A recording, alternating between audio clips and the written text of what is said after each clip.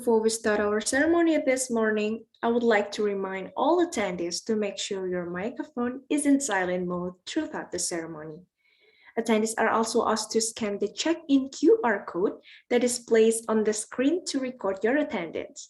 If you have problem in scanning the QR code, registration links have also been provided in the chat box. Thank you.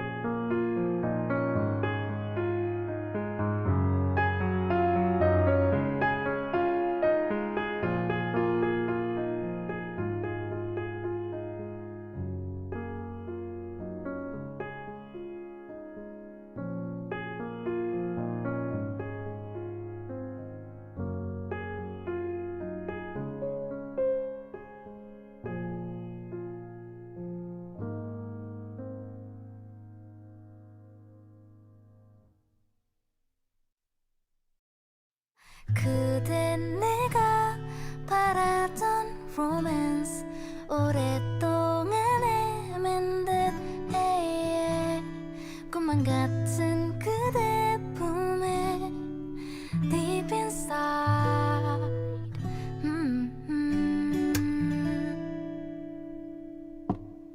이토록 많이 사랑하게 된 이유 저 파도처럼 내게 밀려왔었지 우린 좀 달라도 어딘가 특별해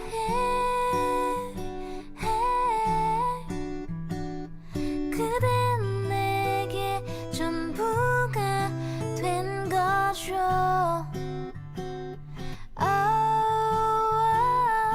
그댄 내가 바라던 로맨스 오랫동안 헤맨 듯해 꿈만 같은 그대 품에 Deep inside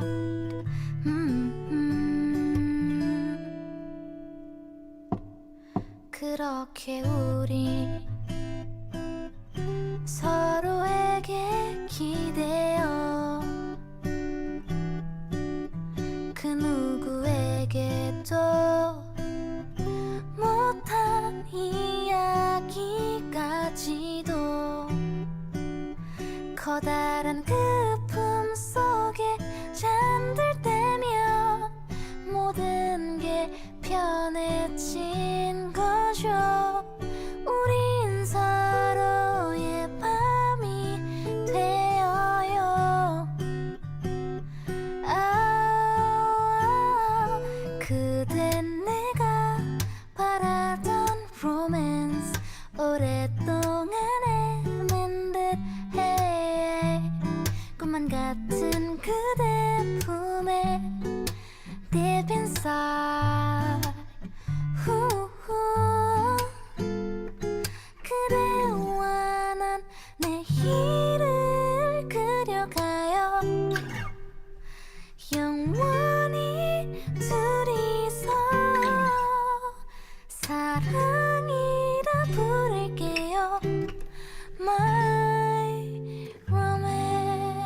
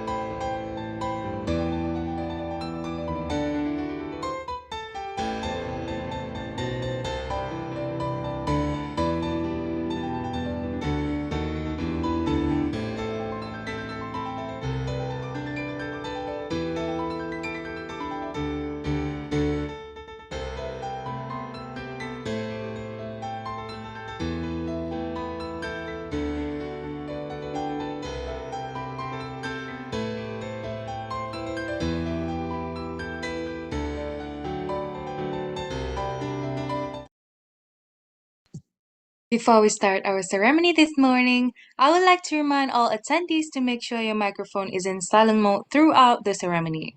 Attendees are also asked to scan the check-in QR code that displays on the screen to record your attendance. If you have problems in scanning the QR code, registration links have also been provided in the chat box. Thank you.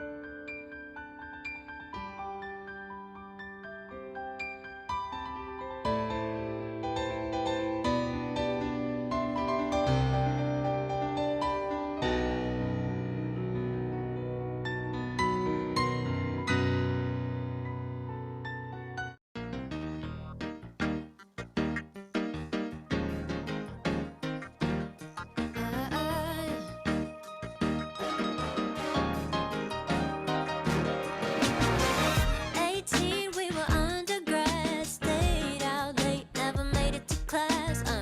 Out of restaurant in a taxi cab, you were sweating bullets on the way to my dad's and all. You said, baby, think we're moving too fast.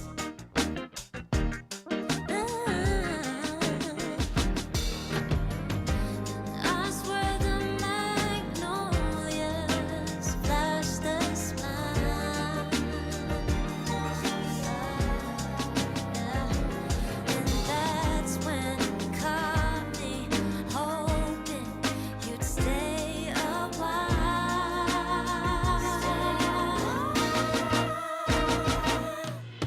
Baby, I'd give up anything to travel inside your mind.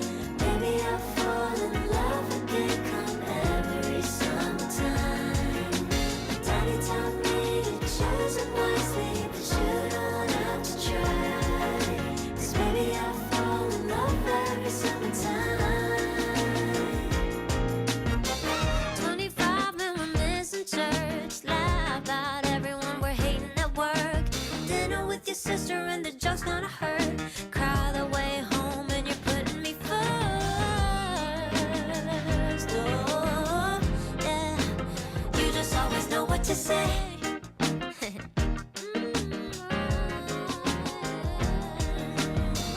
We're strolling down the boulevard and dancing under streetlights.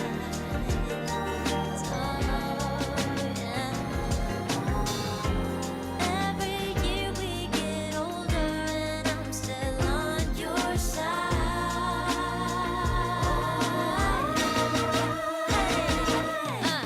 Maybe I'd give up anything to travel inside your mind. Maybe I'll fall in love again come every summertime. Daddy taught me to choose it wisely, but you don't have to try. 'Cause maybe I'll fall in love every summertime. Every day summertime. Every day summertime. Every day summertime with you. Before we start our ceremony this morning, I would like to remind all attendees to make sure your microphone is in silent mode throughout the ceremony. Attendees are also asked to scan the check-in QR code that is placed on the screen to record your attendance. If you have problem in scanning the QR code, registration links have also been provided in the chat box. Thank you. Every day summertime. Every day summertime. Every day summertime with you.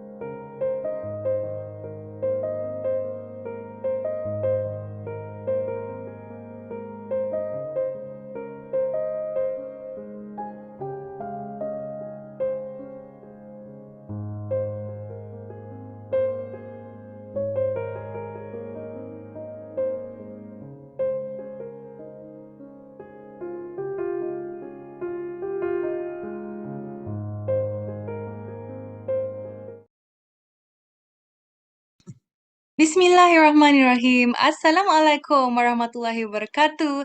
And a very good morning and a warm welcome to Yang Berbahagia Prof. Dr. Nur Fadilah Rajab, Deputy Dean of Research and Innovation, Faculty of Health Sciences, Universiti Kebangsaan Malaysia.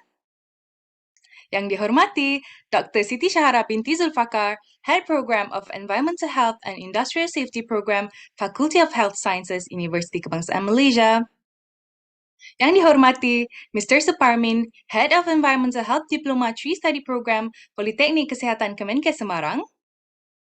Yang dihormati Muhammad Afiq-Ikhwan bin Muhammad Radzi and Riri Rahmat Besari, Director of Reducing the Climate Change, Rebuild the Future of the Next Generation, Malaysian and Indonesian Youth Perspective Webinar Program.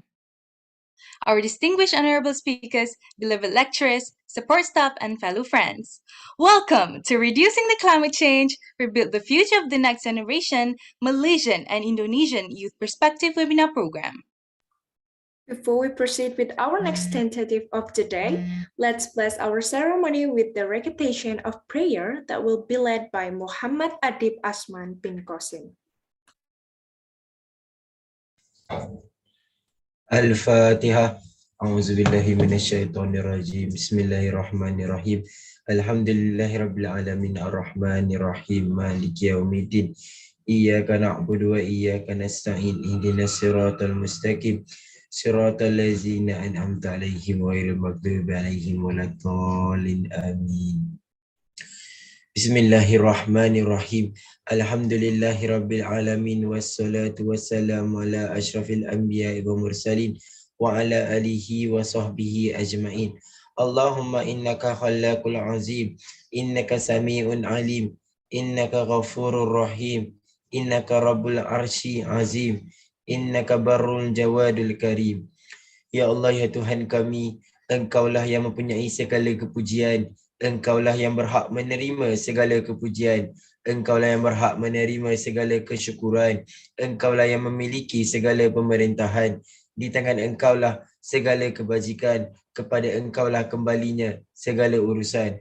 Allahumma ya Karim ya Rahim, cuculi rahmat dan rahimmu ke atas program webinar Reducing the Climate Change, Rebuild the Future of the Next Generation, Malaysian and Indonesian Youth Perspective yang diadakan pada hari ini. Berkatilah ia dari awal hingga akhirnya. Ya fa'alu lima yurid, kami juga memohon perlindungan darimu dari segala perkara yang boleh mencacat celakan majlis kami dan dari segala perkara yang melalaikan kami dari berbuat taat kepadamu. Kepadamu jualah kami serahkan segala urusan kami. Rabbana alaika tawakkal wa ilaika nabna wa ilaikal masir. Rabbana atina fid dunya hasanah wa fil akhirati hasanah wa qina azabannar. Wa sallallahu ala sayyidina Muhammad wa ala alihi wa sahbihi wa sallam.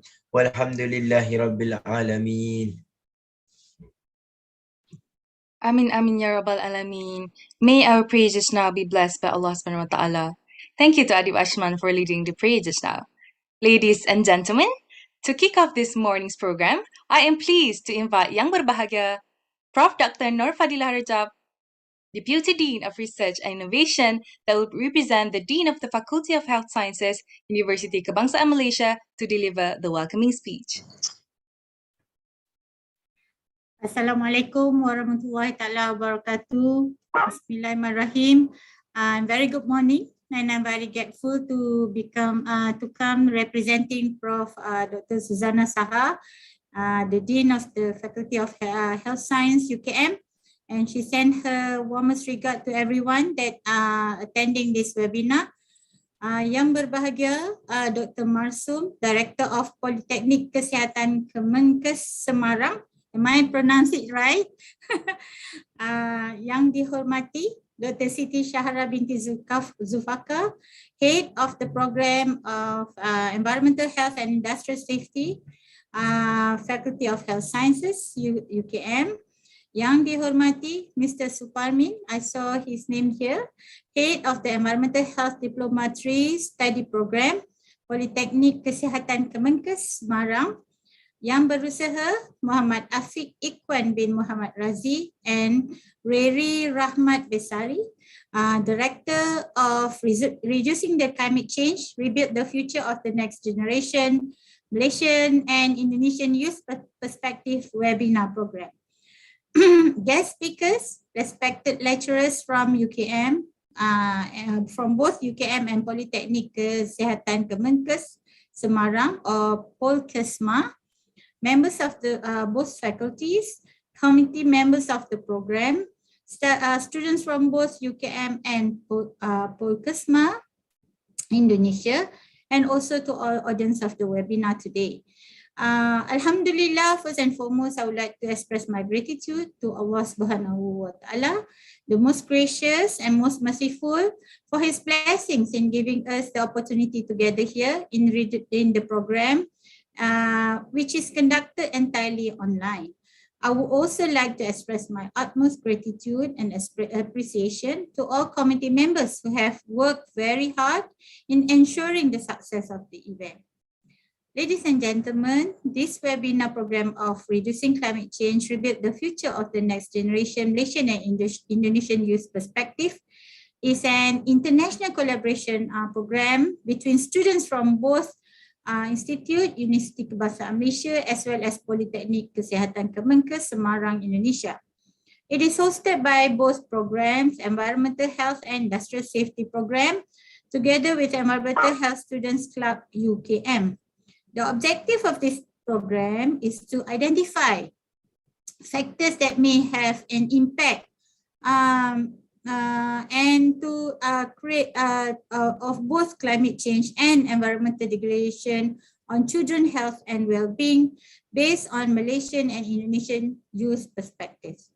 This program also aims to raise awareness to the community, especially the youth, on the impacts of climate change on children's health and well-being. The issue of children exposed to the risk of climate change is believed to be less emphasized, as many parties are unaware of the fact that children are also affected to the climate change. To achieve this, students from year 2, our KPKI program, UKM, and students from Environmental Health program, Polkesma, has together brought out their thoughts and energy to discuss this issue with guidance of their respective mentors. And led by Dr. Siti Shahara Zulfaqar from UKM and Bapak Suparmin from Polkesma. Each group were given the task, I heard, that to discuss on the specific aspect of the impact of climate change on children, and all of their hard work will be presented today in this seminar. Well done, and congratulations to everyone, especially the students, for the cooperation and commitment given during the discussion session, even though the activities are conducted entirely online. And you have done a great job to monopolize the online system in order to gain much more experience from both from the regional, especially from both countries. I wish you all the best for your presentation later today, and I'm very glad to hear that today's webinar will also consist of presentation by our distinguished researchers from our faculty, which is Professor Dr. Mazura Sahani, and also Dr. M. Choiro Anwar from Polkesma for sharing session with experts in this area. We know that especially under my virtue, Prof. Dr. Mazura has gained quite a big grant to understand the impact of climate change towards the children, on the children, and also on what will impact their future later on under UNESCO. Last but not least, allow me to once again congratulate the organizing committee of today's program, and also for earnestly ensuring the success of this event. Not to forget, I would like to thank all the participants who have participated in the webinar today. Indeed, I highly encourage the involvement of students in this program, as it can instill a critical thinking culture among university students, as well as to improve your self-skills towards becoming holistic students. I hope that with this program, it can increase the awareness and concern of the community in leading the importance of safeguarding the welfare of children from the impact of climate change. Thank you. Wabillahi taufiq wa hidayah. Wassalamualaikum warahmatullahi ta'ala wabarakatuh. I wish you all the best. I would like to express our highest appreciation and gratitude to Yang Berbahagia Profesor Dr. Nur Fadila Rajab for the welcoming speech earlier. Ladies and gentlemen, moving on, the ceremony will continue with a video screening of the welcome speech from Yang Berbahagia, Dr. Marsum, Director of Politeknik Kesehatan Kemenkes Semarang.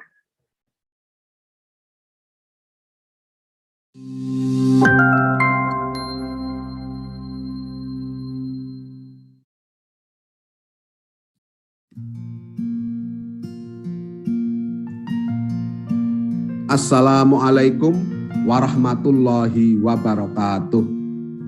Selamat pagi dan salam sejahtera untuk kita semuanya. Good morning, ladies and gentlemen. Best wishes for all of us. The Honorable Professor Dr. Susana Shahara as the Dean Faculty of Health Sciences of University Kebangsaan Malaysia, and as the speaker, all of lecturer, staff of Environmental Health and Social Program of University Kebangsaan Malaysia, Associate Professor Dr. Muhammad Khairul Anwar, SKM MKes, as speaker from Polkesmar, all of the managements, lecturer, academic staff of Environmental Health Department of Polkesmar. The last but not the least, all students, participants that join this event. Ladies and gentlemen, first of all, let's thanks to Allah Subhanahu wa Ta'ala because of the abundance of grace and joy that He give to us. No, we can get here without any obstacle and in good condition. Salawat and salam be upon our Prophet Muhammad sallallahu alaihi wasallam. May we will get syafaat from him later. Amin. This is my honor and my privilege to introduce Poltekkes Kemenkes Semarang in internal event. I am Dr. Marsum as the Director of Poltekkes Kemenkes Semarang. Feel so glad and so proud toward this amazing event entitled Reducing the Climate Change, Rebuild the Future of the Next Generation, Malaysian and Indonesian Youth Perspective that presented by University Kebangsaan Malaysia. This program is good to challenge and level up the knowledge of students about health scope that implement in some impact based on Indonesian and Malaysian cases on perspective such as impact of climate change on children risk factor borne disease, impact of climate change through natural disaster event on children, impact of climate change on children food safety and security, impact of climate change through environmental pollution effect on children, and impact of climate change on children education. That's amazing, really amazing. I would like to say thank you so much. There are 30 students of Kesling Polkesmar who have participated and practiced for a valuable opportunity in this time. And thanks facilitator or lecturer from Kesehatan Lingkungan Polkesmar who has guided students to be able to present their opinion in this discussion event. From deeps my hearts, I hope we can always continue this cooperation between UKM and Polkesmar so that it continues to grow for the better future. Let me open this amazing event by Basmalah together. Bismillahirrahmanirrahim.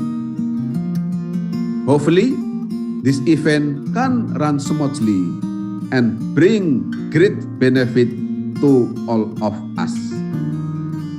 That's all. I apologize for all of my words and behave that unpleasing to your heart. Before I end up my speech, I will read a pantun.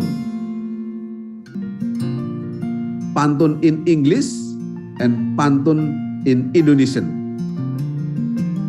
Everybody hope a miracle to rise up from the fall. Even though it will be many obstacles, but still be eager to get your goal. Di Malaysia ada menara kembar. Di Indonesia ada tokoh Semar. Rasa hati semakin tak sabar mengikuti kegiatan UKM and Polkesmar.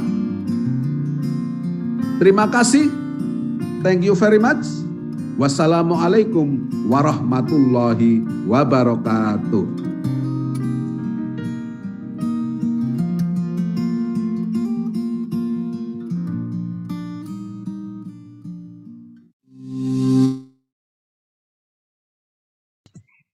I would like to express our highest appreciation and gratitude to Yang Berbahagia Dr. Marsum for the welcome speech earlier.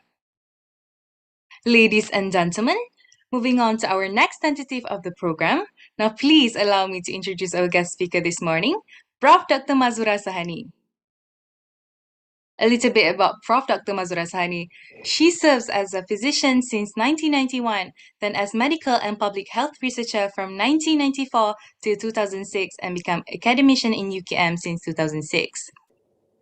Since then, she has been actively involved in academic and research activities in the field of public health, specifically environmental and occupational health sciences. As a pioneering expert in the country, she was a member in the National Outbreak Investigation Teams during the Nipah virus and Epstein-Barr virus outbreaks investigation and the health effects of transboundary haze and urban air pollution. She has conducted various consultancy services for government and non-government agencies in environmental and occupational health. She received many recognition as a panel expert committee in environmental and occupational health locally and internationally. In 2020, she led a pioneer project funded by UNICEF on impact of climate change on children, a Malaysian perspective sector-based evidence analysis and recommendations for policymakers and stakeholders. And she is also a member of EPU Task Force Climate Change Impact and Adaptation for Water Transformation 2040 study.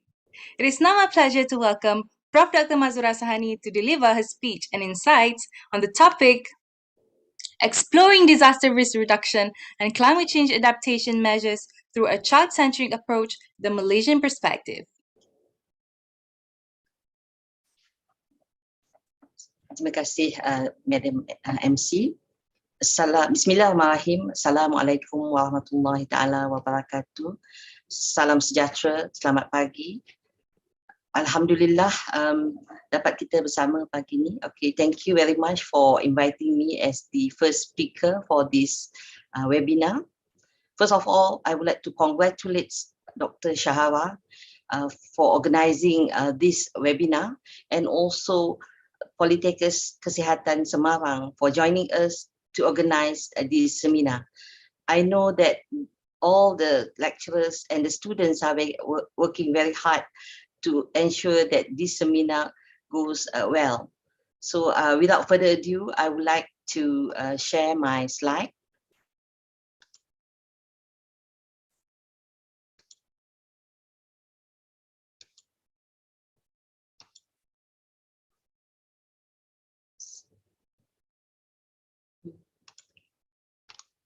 Can you see my slide?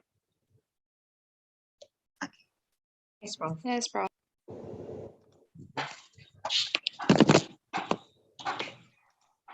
So,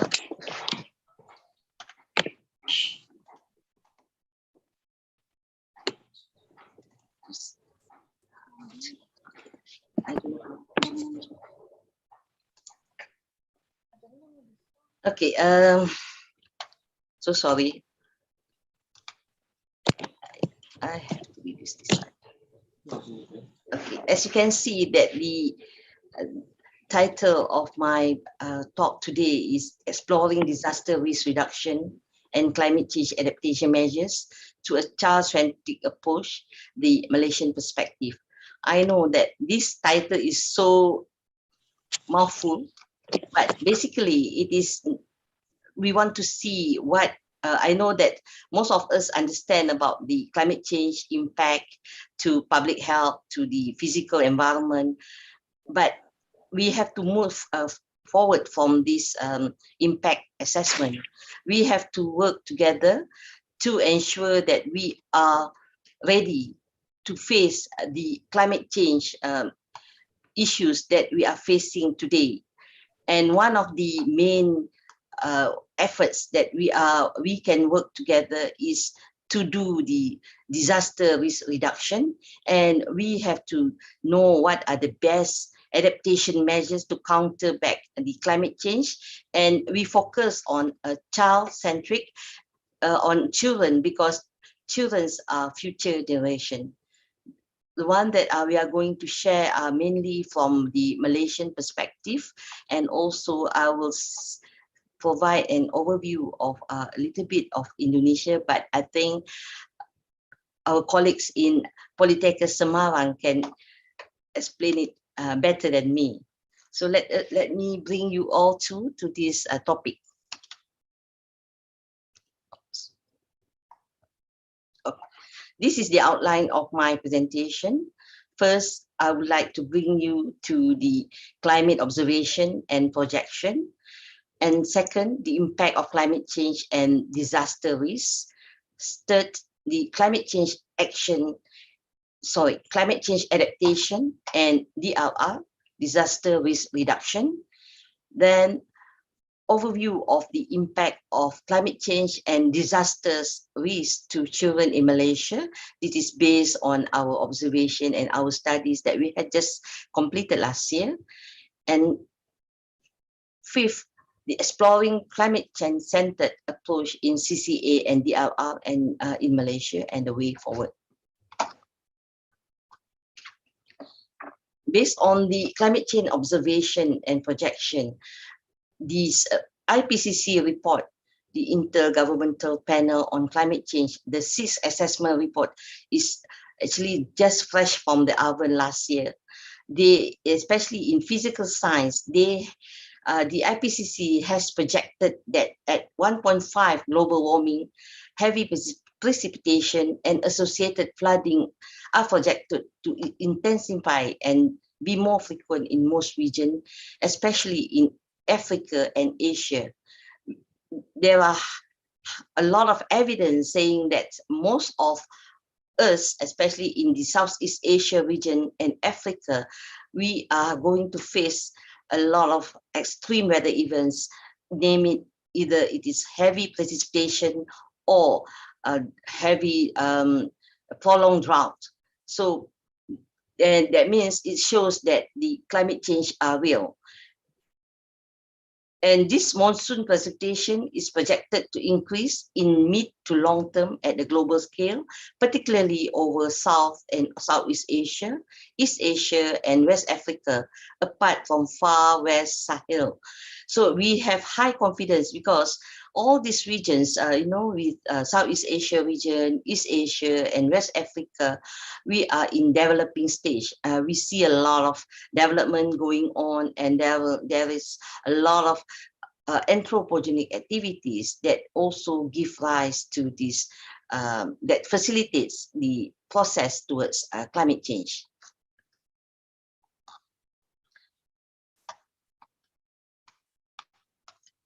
For Malaysia, we have seen the extreme weather events, especially towards the end of the year, since December last year. We have extreme flood events whereby this urban flood, especially in Kuala Lumpur, and also in Klang Valley in Selangor, that is the most urbanized area in Malaysia. In December 2021, we've seen that more than 71,000 people are displaced, and there were 54 deaths over this peninsular region. And we thought that in 2014, that was the worst the worst flood in Malaysia. That was in Kelantan, whereby we have 200,000 victims and 100,000 people were evacuated. But we have that time about 40 people, 40 deaths. So this 2021 extreme weather event in December was the worst flood episode that have give toll to our population, the death especially. And we have also seen other extreme weather events that lead to a lot of issues, such as earthquake, drought, wildfire, landslide, storm, epidemic. And even we have been facing this COVID-19 since 2020. That means we have been having this pandemic of COVID-19 since in Malaysia. It started in February 2020. So for the past 2 years, we are facing this COVID-19, which could be also related to the changing in our climate and also in our lifestyles.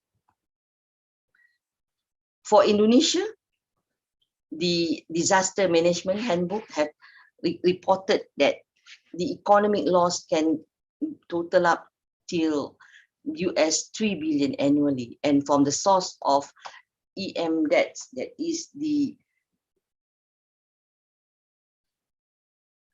Center for Disaster Database, Center of Research on Epidemiology of Disaster under CRED, these figures have shown that for Indonesia, even in 2020 here, you've seen the flood and also landslide, earthquake, and also volcanic activities.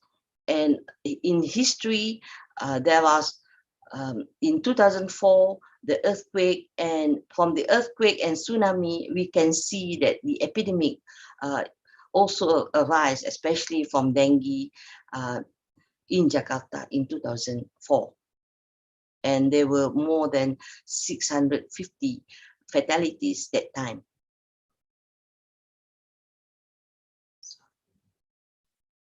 For climate change, for Malaysia, we have a lot of activities or initiatives that we have. We have this National Climate Change Policy 2009 that has been established to really focus all our plan for addressing climate change. And the mitigation for climate change include the CCA, that is the climate change adaptation. And Malaysia is committed to reduce greenhouse gas emission intensity by 45% by 2030 unconditionally through our initiatives, including the focus on low carbon economy. In the 12th Malaysian Plan, that is the plan for 2021 to 2025, Malaysia have at least 4 strategies addressing this climate change. First is strategy towards a low carbon nation. The second, accelerating transition to the circular economy. Third, sharing responsibility in pollution prevention. And fourth, increasing resilience against climate change and disaster. Thus, this webinar is very timely for us to prepare ourselves and our future generations toward creating a resilience population or resilience community, and also having our workforce, professional workforce that are competent to address issues of climate change, and especially to address the impact of climate change on population health in Malaysia, in Indonesia, and in this region. And for Malaysia, we have several agencies and focal point for climate change adaptation. The main ministry for climate change is a Ministry of Environment and Water, or we call it KASA in Malaysia. And we have the Ministry of Science, Technology and Innovation. And these ministries are working together with all the other agencies, addressing the issues to prepare us for the climate change adaptation. For disaster, we have the National Agency for Disaster of Malaysia, or we call it NADMA, or Agency Pengurusan Bencana Negara. So this agency will be activated especially when we anticipate that, or we predict that there will be disaster coming on, and NADMA will be coordinating agencies to coordinate all the activities towards CCA and also response for disaster in Malaysia. And also with these agencies, especially Ministry of Health and other agencies, depending on the issues, is it the extreme weather event, is it too many rains, or is it too low water? This, especially our NAHRIM, the National Institute for Water, will lead us on the evidence what are predicted to be happening during these climate change episodes. For Malaysia, we have a few climate change adaptation and also disaster reduction risk. The climate change adaptation mainly focusing on the general policy. We have the disaster risk reduction mainly focusing on the action. This it always in line with the policy. They come together, means that the actions are oriented based on the CCA policy. For example, the evidence-based and risk-informed action. We have been accounting for climate change impact and disaster risk in policy planning and implementation. And for action-oriented, we have been assessing our vulnerability across flood-prone areas and also the impact on human health and the agriculture sector. And with this planning and policy, we also have been coordinating the cross-sectoral for a coordinated implementation, such as for the DLR, we are doing the monitoring and assessment of natural hazard through multi-hazard data center and risk register platform. And we also has intensified research on climate sensitive diseases, especially vector, water, and airborne diseases. The second policy on climate change adaptation is adopting integrated approach for CCA and DLR. And we have developed a national policy on disaster risk management and multi-level disaster resilience. Everything are in place. And in terms of action for DLR, we would like still to coordinate or to compile more scientific and indigenous knowledge, and to encourage us to develop a lot of disaster preparedness, especially to improve us in terms of mapping disaster preparedness plan and disaster insurance.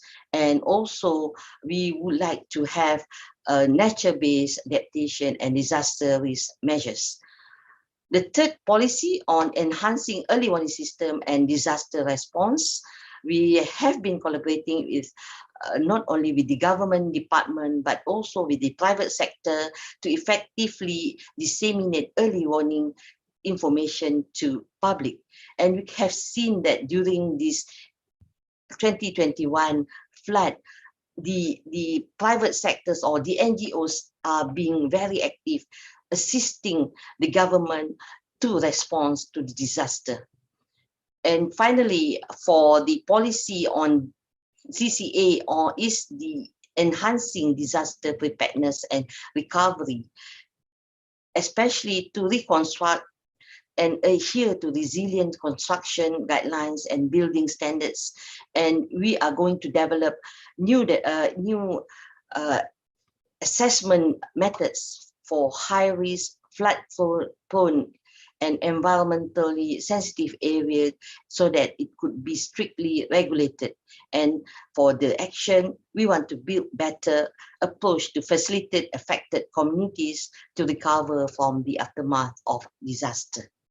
And for Malaysia, we since the December 2021, the post-victim of the flood are still in the recovery phase. And with the COVID-19, actually, we have a double burden of the disaster, means that we are still having the COVID-19 pandemic, and at the same time, we have this flood episode.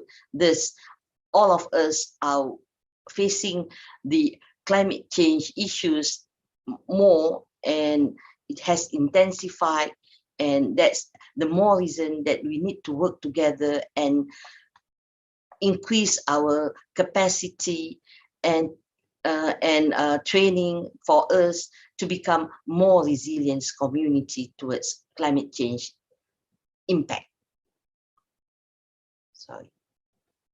For DLR and climate change, we are following the Sendai framework on DLR, and it is based on the DLR framework, and we have the SDG 13 on climate action based on the Paris Agreement. So we have for the climate change mitigation, disaster prevention, mitigation, recovery, disaster preparedness and response. And to support this, we need to work on the CCA.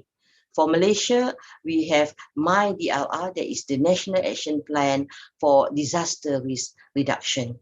And its goal is towards sustainable development and resilience community towards disaster risk reduction. And this MRR also support the National Adaptation Plan, which integrates element of DLR from the Sendai framework and the SDG to guide systematic implementation of no regrets adaptation. With this also, we have ASEAN AdaptNet, that is based in CIPRI, that is our Southeast Asia Disaster Preparedness Institute in UKM, that is in our main campus, whereby this ASEAN Adapt Network is an institution to inform decision makers on scientific advancement in region managed with the ASEAN India Green Fund. But I think here I would like to highlight that we also in CIPRI has an organization, we call it You Inspire, that is mainly to empower Malaysian youth in science, economy, technology and innovation to build disaster resilience at the national, regional and global level by strengthening partnership. I would like to invite all our students in Malaysia, especially be with our Environmental Health Society under our faculty, under our programs, to work together with You Inspire and also with our Indonesia colleague to work together, all the youth, because you are our big asset to make changes in the future. and know that we working together we can build a disaster resilience at national, regional, and global level to address, to have a good climate change adaptation and to prepare DRR for the future. Similarly, in Indonesia, we have a DRR and CCA in Indonesia. It has been formed by BNPB. Here, I think it has been formed by the Indonesia, by the Indonesia National Board for Disaster Management, which is the country central governing body for all disaster-related activities. And also for this DRR, in 2015, the government of Indonesia pledged to reduce emission from 2020 to 2030 by 29% and up to 41% against the 2030 business as usual scenario. So I think both of us in Malaysia and Indonesia, we have all the plans and policy for DRR and climate change and adaptation. I think everything is in place, but what we need to do is more action, more training, and more capacity building for us to realize all this plan and policy, and also to implement this DRR and CCA to create our resilience community. Just to share with you the one that we have done for the UNICEF project. This project that we have conducted since 2020 till middle of 2021. This study was funded by UNICEF, and our team were asked to look at the issues of climate and children in Malaysia. And we found that the climate change and environmental degradation came hand in hand, as we know that climate change has been accelerated by greenhouse gases emission, especially from our anthropogenic activities such as burning of fossil fuel, deforestation, livestock farming, fertilizers, and fluorinated gases. At the same time, the environmental degradation caused by our pollution has intensified the process towards climate change. And climate change is considered as a global emergency and has resulted in increasing occurrences of extreme weather events, such as even it is flood or drought. And climate change mitigation involve reducing the causes of climate change, such as reducing emission of greenhouse gases. And climate change adaptation entails adapting to the effect of climate change. And it's sadly to say that our children are badly affected because the climate change and environmental degradation can adversely affect the healthy growth, development, and well-being of children. And as compared to adults, our children are disproportionately affected because they face additional risk of exposure and have lower tolerance level to climate and environmental risk. And also, children often fare the worst in climate and weather-related disasters such as floods, drought, forest fire, and cyclone. And again, sadly to say that children are consistently overlooked in the design and content of climate policies and processes. And I know with this webinar, our students have been working hard to present their scenarios for climate change impact on children in Malaysia and Indonesia. Let us wait and see, and together we support this webinar and also the effort of our children, our students. And based on our key findings from the studies that we have conducted, we have seen that in terms of the climate change, it has been projected that wet spells are projected to be longer, and dry spell are also projected to be shorter. there will be continual increment in heat wave in terms of occurrence, duration, and magnitude. For air pollution, we have seen that the short-term exposure to ambient air pollution is associated with increase in childhood respiratory mortality and morbidity in Asia, especially in low middle income countries, and increases the risk of hospitalization for respiratory diseases in children in Malaysia. And during the biomass haze, we have seen that the head effects among young children below 5 years old could be more acute, that means more immediate, and when haze occurs for a longer duration and with high intensity.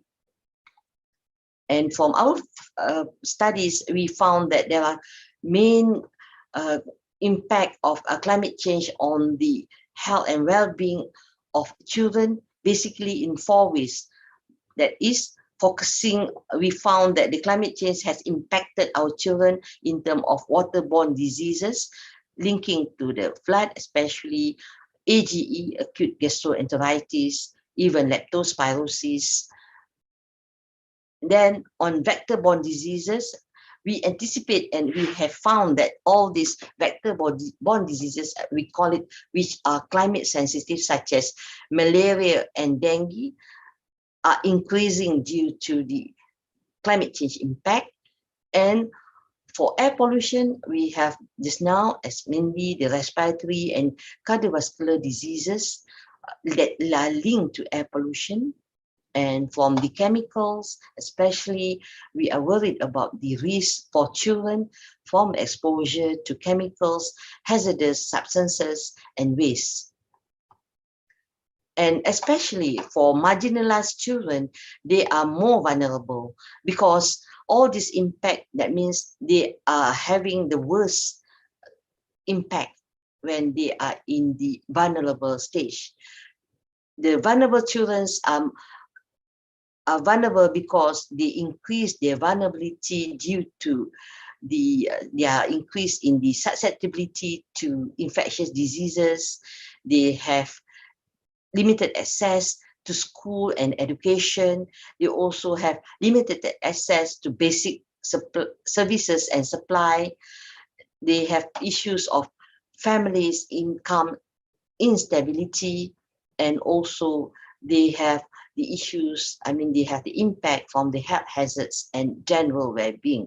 And this extreme weather event has increased both the impact, either physical and also mental hazards. And based on our studies on the climate impact of climate change on the 3 marginalized communities in Malaysia, especially in Pulau Gaya, Sabah, that is in East Malaysia, in North Malaysia, in Post Kuala Mu, that is in the Titiwangsa mountain, and also in urban poor.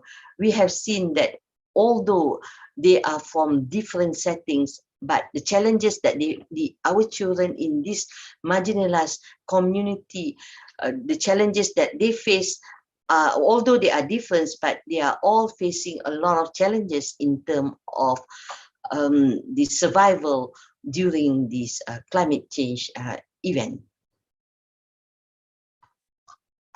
You can know more, if you want to know more about this, the results of this study, you can browse this UNICEF Malaysia website, and the details of our studies have been shared in this. We have published all the results of the studies of our climate change impact on marginalized children in this website. And with this climate change, the impact and the challenges, we see that even at a higher up level for policies, especially governance, there exist the gaps and opportunities. For climate change, we know that the issues of climate change is considered recent, and this government of Malaysia, especially Malaysia, since our independence in 1957, we are more than 60 years old, the government of Malaysia. And with the governance framework, most of the policies and laws came during the establishment of Malaysia. And the issues of climate change came after that. There are a lot of issues of governance in terms of climate change, because it became a global issues, and there was a lot of things that still need to be improved for the governance on climate change, especially focusing on children, because children has not been addressed specifically as our specific target group. Most of the governance issue, we focus on the physical environment and also the general public. The children has not been explicitly well addressed. We need to protect more of our children's issues and protect their unique right in the context of environment and climate risk. We have also lack of Sorry to avenues. interrupt, Prof. Dr. Yes. Mazrasani. Just to remind Prof that we have 5 minutes left. Okay, thank you. So we have lack of avenues of participation of children or their representative in climate change policy making. And also we have issues with coherence between policies, laws, and plans. Based on our studies, we have 6 main findings, as you can see here, that the overall studies reveal that the crucial interconnection between climate change and environmental degradation and children's health and well-being in Malaysia. And we have put up few recommendations for Malaysia to work towards protecting our children against the climate change. First is the child-sensitive governance framework, that is to have law and policy that explicitly address children vulnerability and improve coordination between agencies. Second, climate change smart education, especially to build up the school and resilience infrastructure and also support teachers, especially in terms of training and education. Third, advocacy for children and vulnerable groups. Fourth, improve research and development. And fifth, the public-private partnership. You also can, as I mentioned earlier, to find our publication of our studies in this website. So we also have scientific journal publication, mostly in Q1 journal. And these are our team members. I would like to thank all our team members for UNICEF, that is UKM, UMS, the UNICEF, and all other universities and agencies here. And also, as extension for this UNICEF project, we are also given, we have an Asia-Pacific regional network for early childhood. We have obtained this consultancy work headed by Dr. Yanti on climate change and early childhood. It is a desk review from this project is from November 2021 to February 2022. Basically, it's about the climate change and early childhood development. And we have all this working on this literature review and also the system, the ecology system theory for looking at the child development and also looking at the bigger environment, the climate, the eco-social. And based on this study, we have our methodology that is the more of the policy research with the PESTEL and SWOT and also TAO analysis.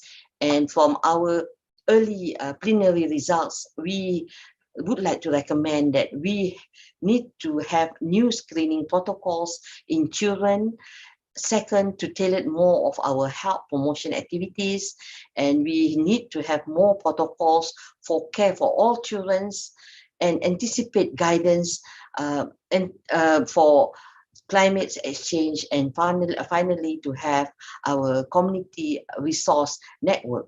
And hopefully by end of February, we could complete this study and we could share with our Indonesia partner the results, and also we can extend this work together.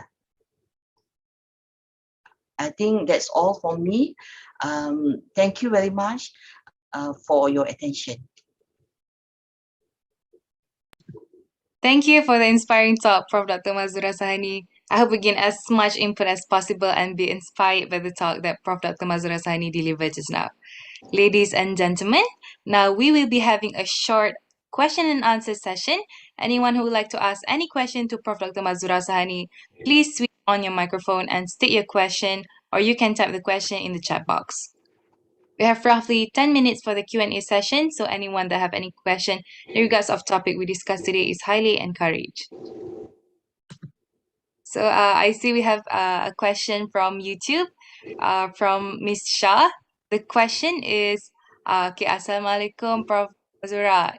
In your opinion, do Malaysia really prepare for the disaster? Because the flood happened at Shah Alam last month, seems like Malaysian government did not fully prepared to face it. Thank you. Yeah, thank you for your questions. Actually, I think we have everything in place. You know, we have the DRR, the agencies, the NATMA coordinating agencies. But this flood end of the year last year was really a challenging, because we were focusing more, the governments are focusing more on the COVID-19, and because we also have the new issues, that is the Omicron and also the Delta variant, you know, and I think they were focusing on the COVID-19, but at the same time came this flood. So there are some issues of coordinating. I think all the policies are in place, but it's just that there are some hiccup in terms of the coordinating all the activities for during the disaster, that is during the flood. And we hope that we could improve. But I think based on our 2014, we can see that all the Malaysians get together very well, and also all the government agencies in 2014, because it is happened, especially the most affected region was in Kelantan, and all the government agencies have been coordinating and assisting very well.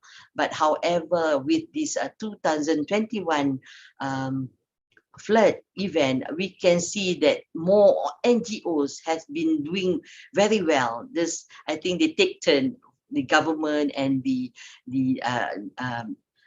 NGOs.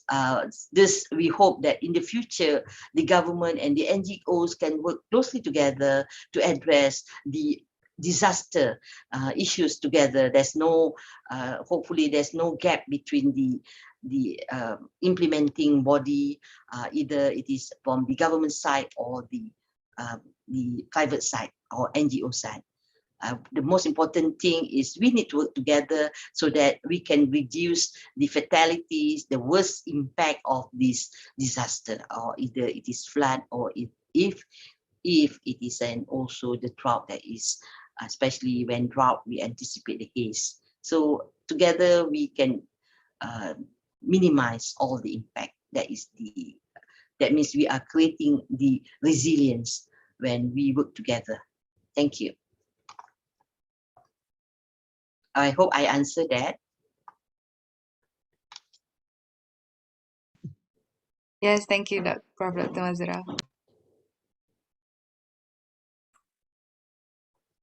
Thank you for all the questions, and thank you, Professor Dr. Mazura Sahani, for entertaining the questions just now. Ladies and gentlemen, next we move on to our next guest speaker, Dr. M. Khairul Anwar, to give his insight about global warming, impact of climate change on children.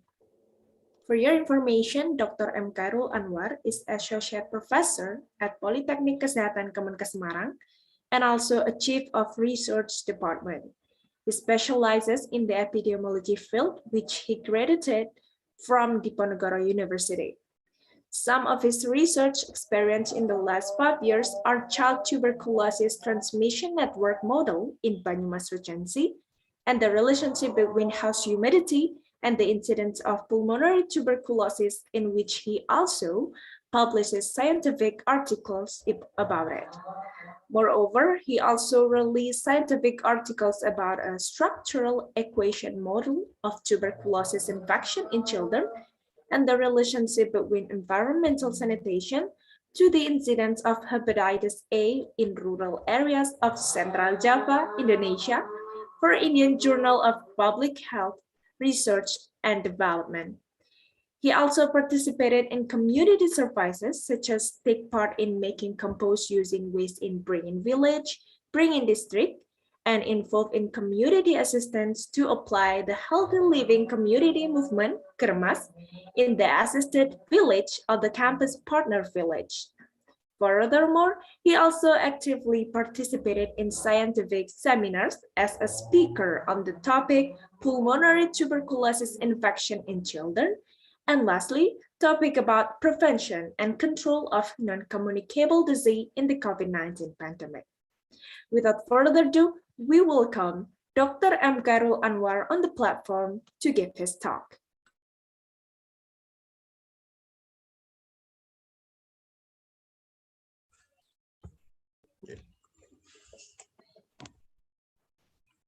Thank you for the time given to me. Assalamualaikum warahmatullahi wabarakatuh. Warahmatullahi wabarakatuh. Good morning, ladies and gentlemen. I would like to say thank you for coming in my presentation. It's great to see you all. My name is Khairul Anwar and usually called Khairul. I hope everyone is in good health. Salam sehat. Sehat Indonesia. Bersyukur. Whom I respect Prof. Dr. Susana Sahar, Dean Faculty of Health Sciences, University Kebangsaan Malaysia. Profesor Dr. Nur Fadilah Rajab, Deputy Dean Research and Innovation, Faculty of Health Sciences, University Kebangsaan Malaysia. Dr. Masyum PE, SPD, MHP, the Director of Poltekkes Kemenkes Semarang. Prof. Dr. Marsula Sahani as infectious speaker. Mr. Asep Tata Gunawan, SKM MKes, Head of Environmental Health Study Program Polkesmar. Dr. Siti Sahara Yufakar, UKM. Mr. Suparmin, SST MKes, Head of Environmental Health Program G3 Polkesmar. UKM Student Representative, Project Director Muhammad Afif. Polkesmar Student Representative, Project Director Reri Rahmat Besari. All lecturer and student of the Faculty of Health Science, University Kebangsaan Malaysia and Environmental Health Study Program Polkesmar, and all the participants that I can mention one by one.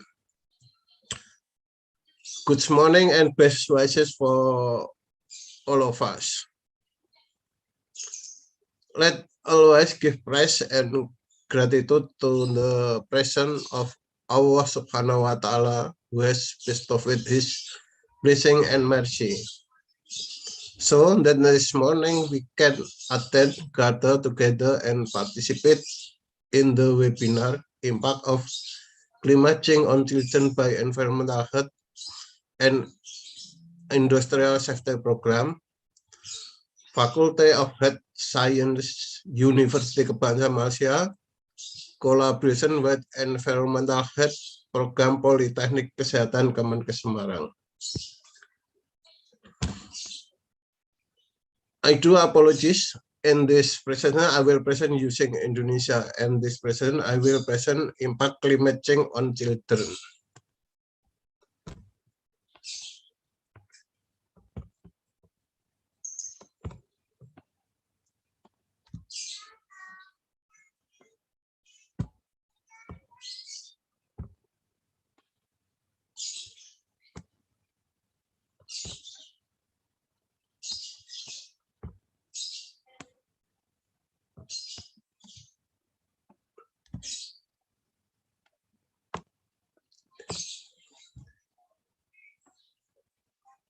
Yeah, global warming, impact of children, change on children. Yeah. Is the world getting warmer? Apakah kita merasa semakin panas pada saat ini? Jadi apakah kita itu merasa semakin panas? In the world getting warmer? Kalau kita sudah terbiasa di kampus kita di Batu Raden, mungkin merasakan bahwa kita sekarang semakin panas. Di mana pada waktu tahun 82-an ketika saya masih jadi mahasiswa, di sana tiap pagi selalu berkabut. Tetapi sekarang kondisinya sudah panas, bahkan kantor pun sekarang sudah pakai AC. Jadi memang dunia semakin panas sekarang. Jadi pertanyaan saya pertama itu, apakah kita merasa semakin panas? Jika demikian, apakah tindakan manusia yang harus disalahkan atas kenaikan suhu bumi ini? Jadi dengan naiknya suhu bumi ini, apakah kita akan menyalahkan tindakan manusia? What can be done about this issue? Jadi apa yang harus dilakukan tentang masalah ini? Ini yang 3 hal yang akan menjadi bahasan dalam presentasi ini. Tadi presentasi yang pertama dari UKM Malaysia, very interesting and scientific, but my presentation is not specific, it's general. Ini adalah kondisi pemanasan global.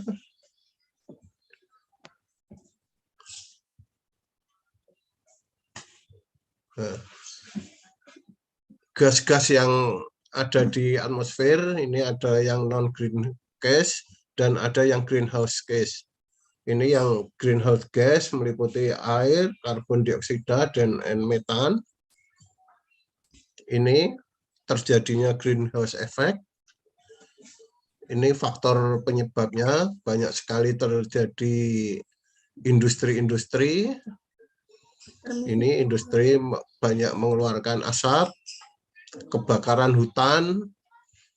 Ini kondisi-kondisi di Indonesia, bahkan asapnya sampai di Malaysia, kebakaran hutan ini. Ini kebakaran hutan. Permisi Pak Khairul. Ya. Untuk slide-nya belum berubah, masih di halaman pertama. Oh, bentar.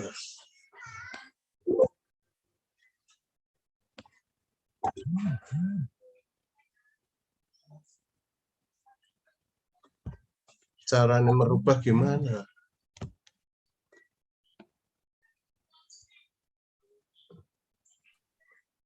Mungkin bisa di slideshow dulu, baru di share screen, gitu Pak. Share screen.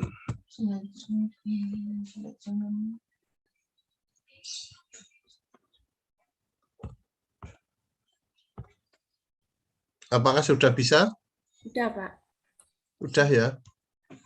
Ya, saya ulangi. Jadi pertanyaan awal pada presentasi ini adalah is the world getting warmer? Jadi apakah dunia ini semakin panas? Jawabnya iya. Jadi jawabnya ya.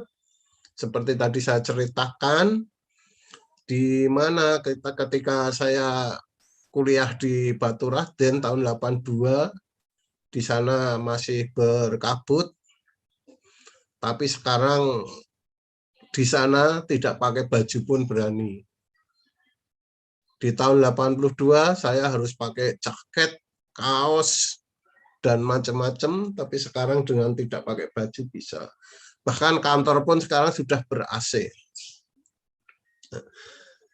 Jika demikian, if so, under the action of mankind for the blame temperature increase, jadi apa tindakan manusia yang harus dilakukan atas kenaikan suhu bumi ini? Jadi apa tindakan kita yang berkaitan dengan masalah kenaikan suhu bumi ini? Kalau kita lihat di sekitar Batu Raden itu, yang jelas di sana sekarang banyak sekali pohon-pohon ditebang, juga banyak sekali perumahan. Hampir di sepanjang jalan ke kampus 7 itu sekarang banyak sekali perumahan-perumahan. Dan apa dampaknya terhadap kesehatan anak, nanti kita bahas. What can so be done about this issue?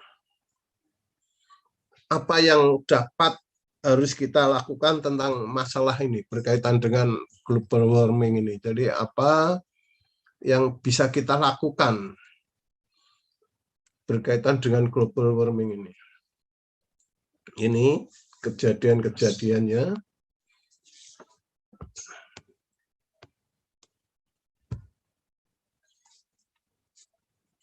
Jadi bagaimana sinar tenaga surya ini ke bumi terus dipantulkan.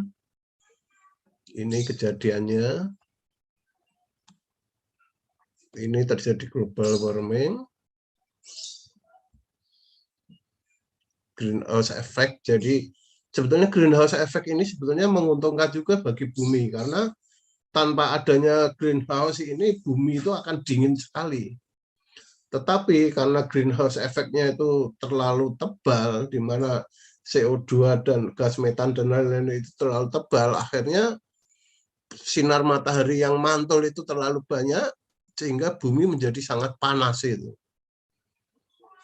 Jadi sebetulnya greenhouse effect ini jadi menguntungkan, karena tanpa greenhouse effect ini kondisi bumi akan semakin panas. Nah, ini adalah gas-gas yang di atmosfer, dan yang menyebabkan greenhouse effect adalah ini air, CO2 dan metan. Ini kejadiannya.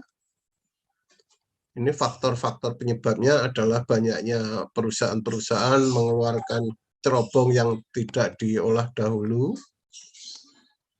Adanya kebakaran hutan, di mana ini kebakaran hutan ini juga sampai di negara tetangga Malaysia.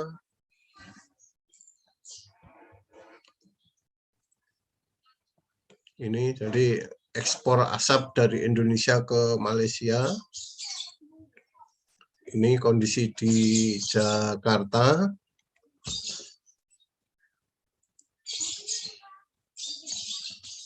Nah, jadi itulah kondisinya.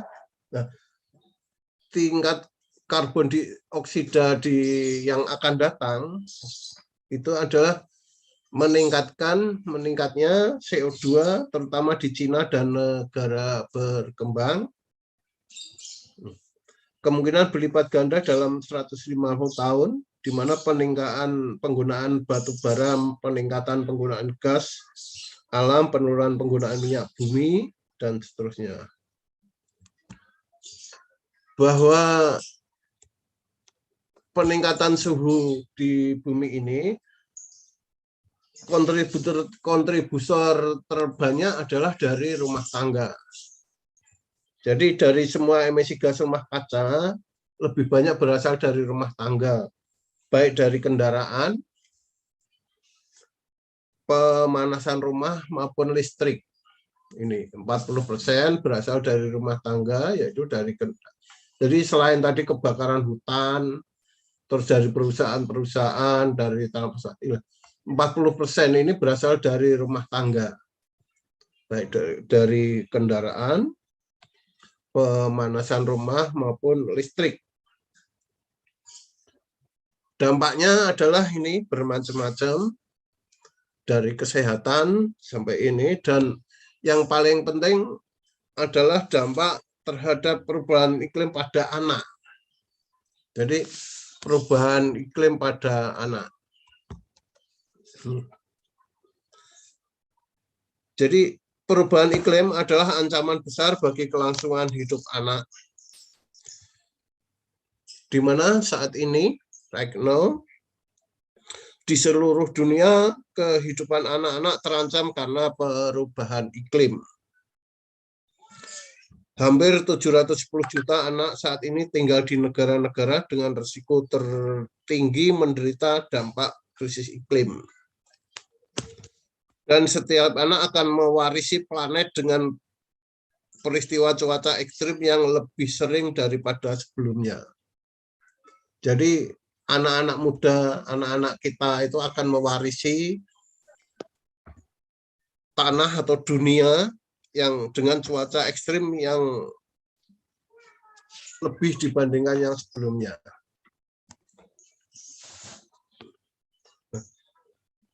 Peristiwa ekstrim termasuk kebakaran hutan, banjir, dan angin topan telah menjadi kenormalan baru yang menakutkan. Jadi peristiwa-peristiwa ekstrim termasuk kebakaran hutan, banjir, dan angin topan telah menjadi kenormalan baru yang menakutkan. Jadi hampir tiap hari kita menerima berita tentang kondisi-kondisi kebakaran hutan, banjir, angin topan. Jadi merupakan sesuatu yang biasa.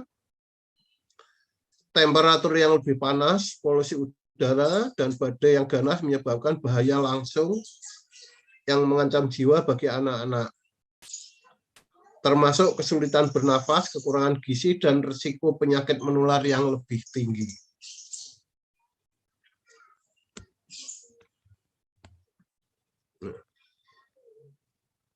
Suhu ekstrim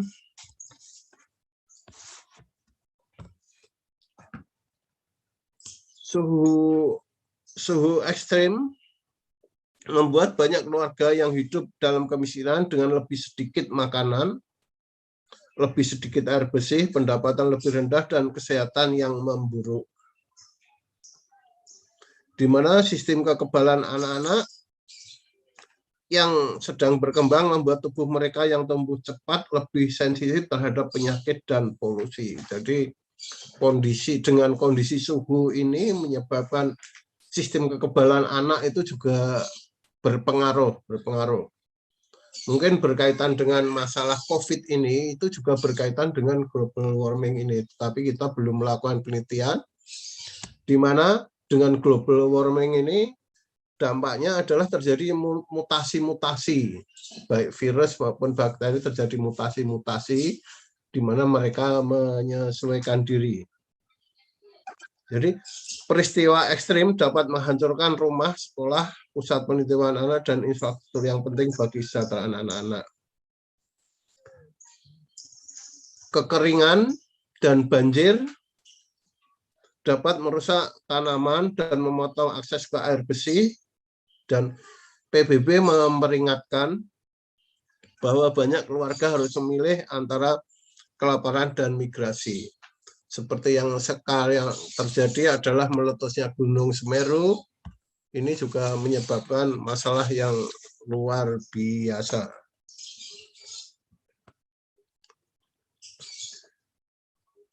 Krisis iklim memperbesar ketidaksetaraan, kemiskinan, pengungsian, dan dapat meningkatkan kemungkinan konflik, di mana 90% penyakit akibat krisis iklim kemungkinan akan menyerang anak-anak di bawah usia 5 tahun. Jadi 90% dari ini akan menyerang anak-anak 5 tahun 2050, 20 juta anak lagi diproyeksikan akan kekurangan gizi sebagai akibat dari krisis iklim. Jadi krisis iklim ini akan berpengaruh terhadap pangan, dan pangan akhirnya akan Oh, kok hilang?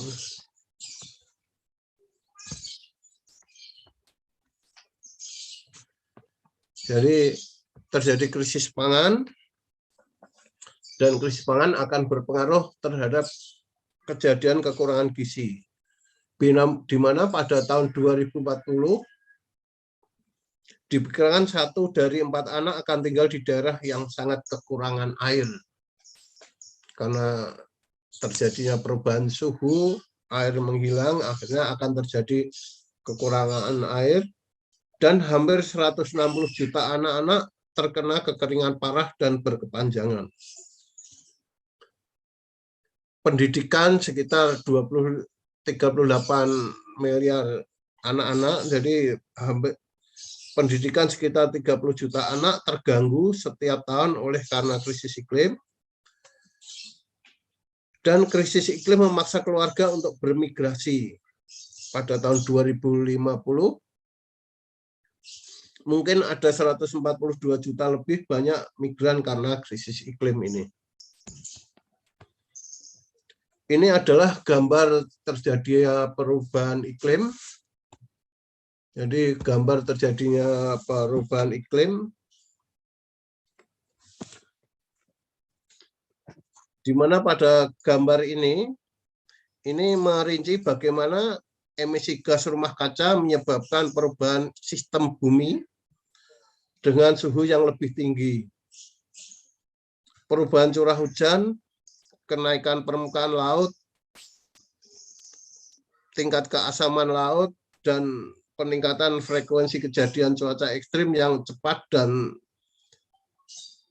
efek langsung dari perubahan iklim ini termasuk perubahan suhu, ini efek langsungnya.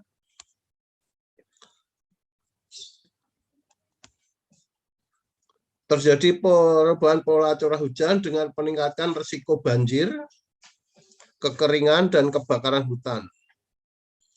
Sedangkan efek tidak langsung lainnya termasuk gangguan ekosistem, perubahan pola vektor, polusi udara, dan aeroalergen. Risiko kesehatan anak akibat efek tersebut dapat dikategorikan sebagai penyebab kerugian langsung pada anak dan peningkatan konsep mitigasi.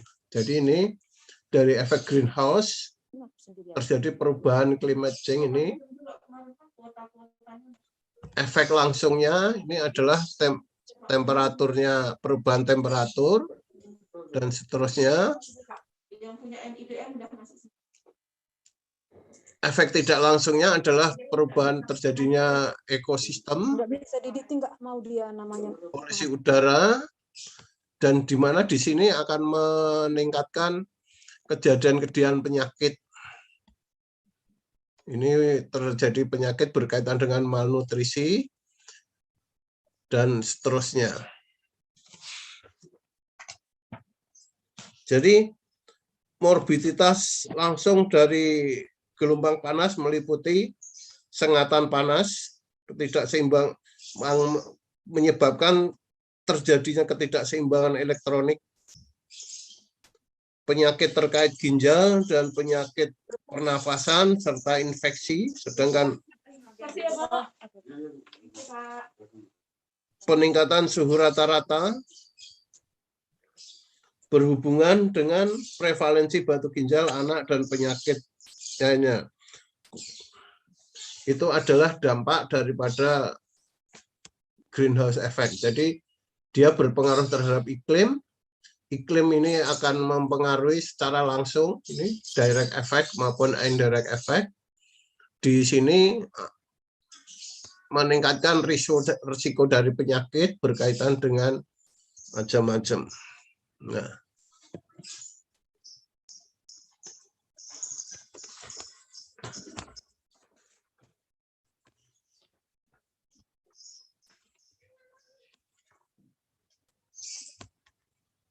berkaitan dengan masalah-masalah di atas, bagaimana kita dapat memperlambat pemanasan global ini? Jadi, bagaimanakah kita dapat memperlambat pemanasan global?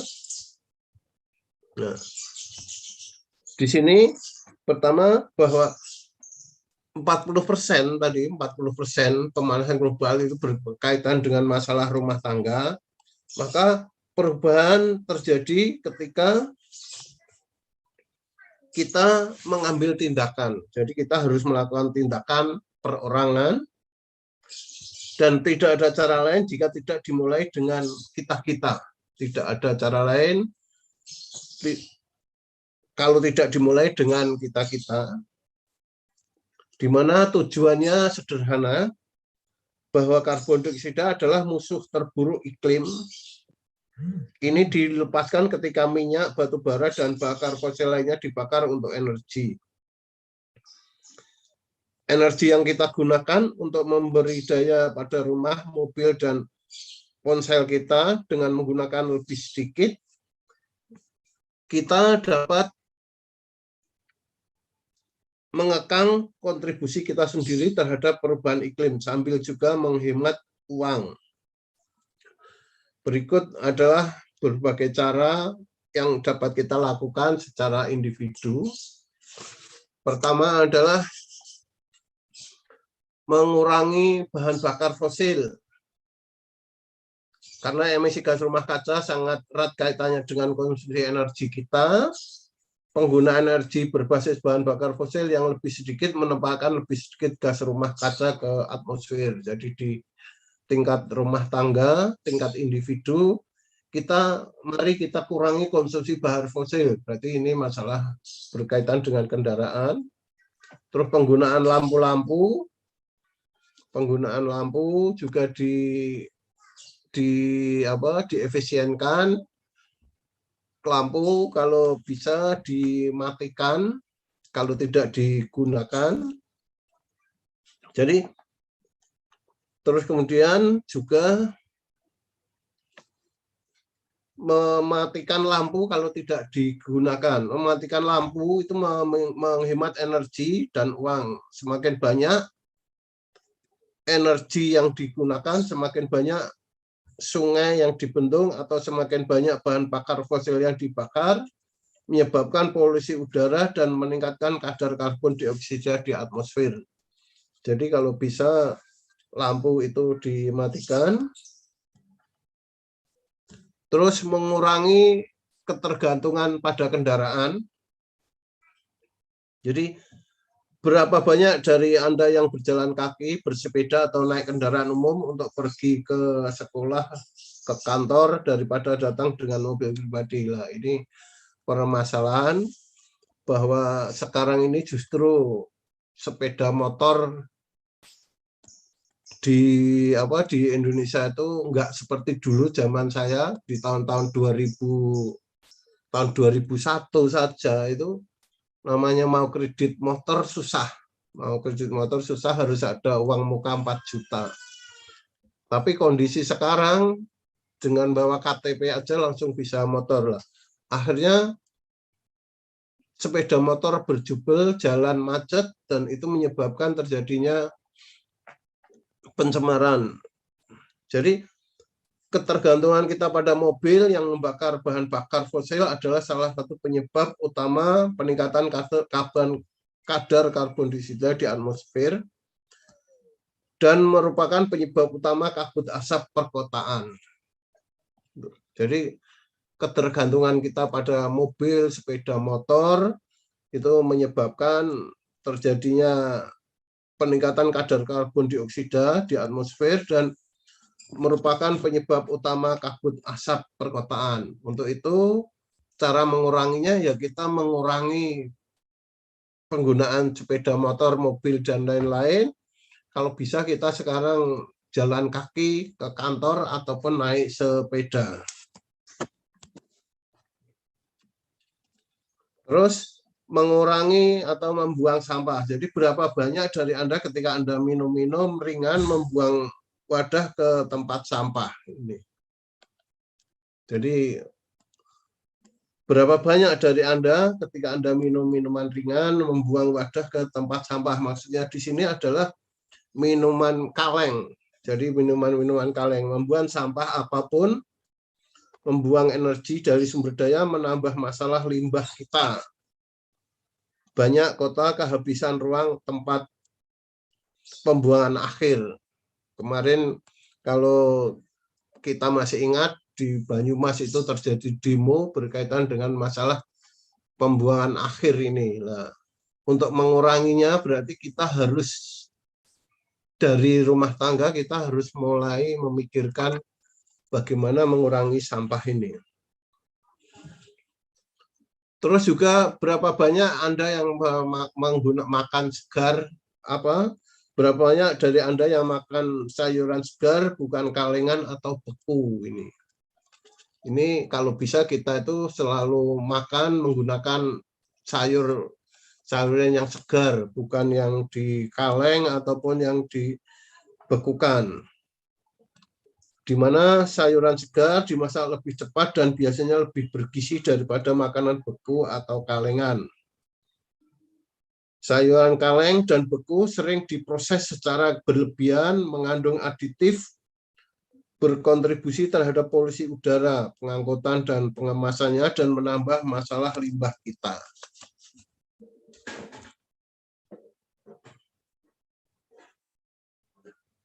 Terus kita juga sering menggunakan pengering rambut ini. Berapa banyak dari Anda menggunakan pengering rambut atau peralatan lain yang menghabiskan energi terutama di pagi hari? Ini masalah penggunaan listrik.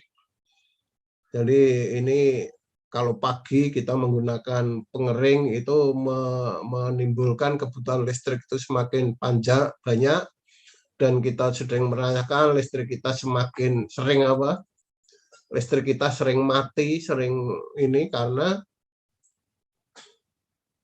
penggunaan listrik itu sekarang luar biasa. Hampir semua peralatan rumah tangga sekarang menggunakan listrik. Sorry to interrupt Dr. M. Khairul Anwar. Oke. Doctor Yes, has 5 minutes left, okay? Oke, thank you.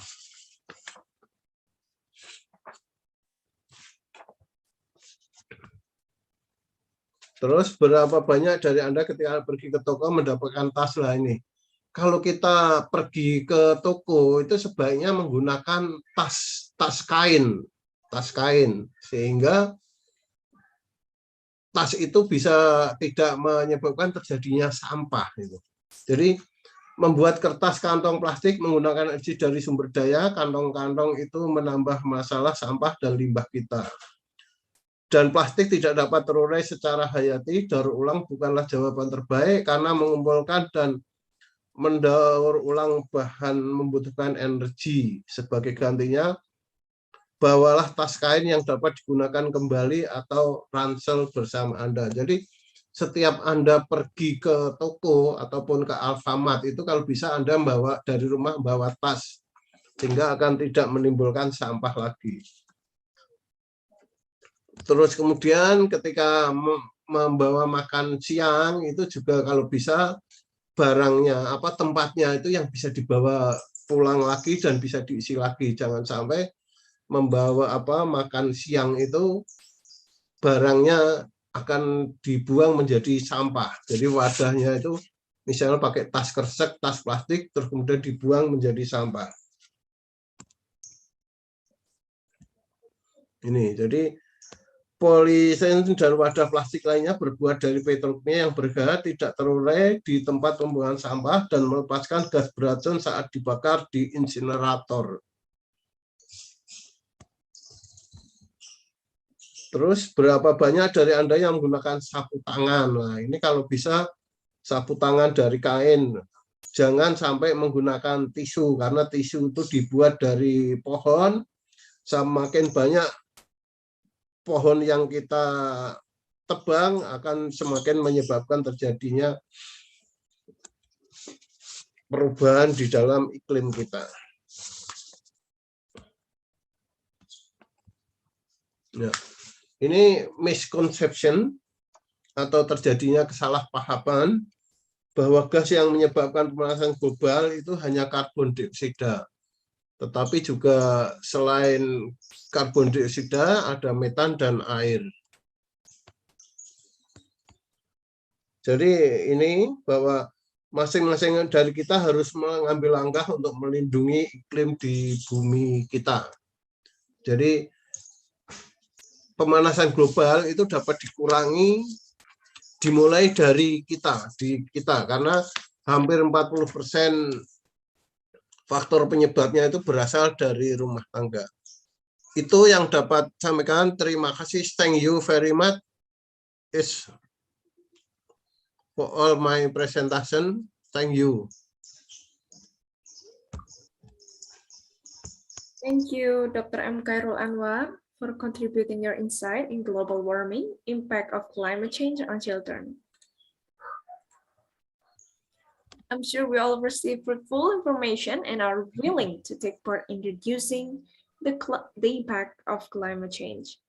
At this juncture, we will go ahead and take some time for a question and answer session now. Just a reminder, you can switch on your microphone or type your questions in the chat box to state your question. Assalamualaikum, Dr. Khairul. I have one question.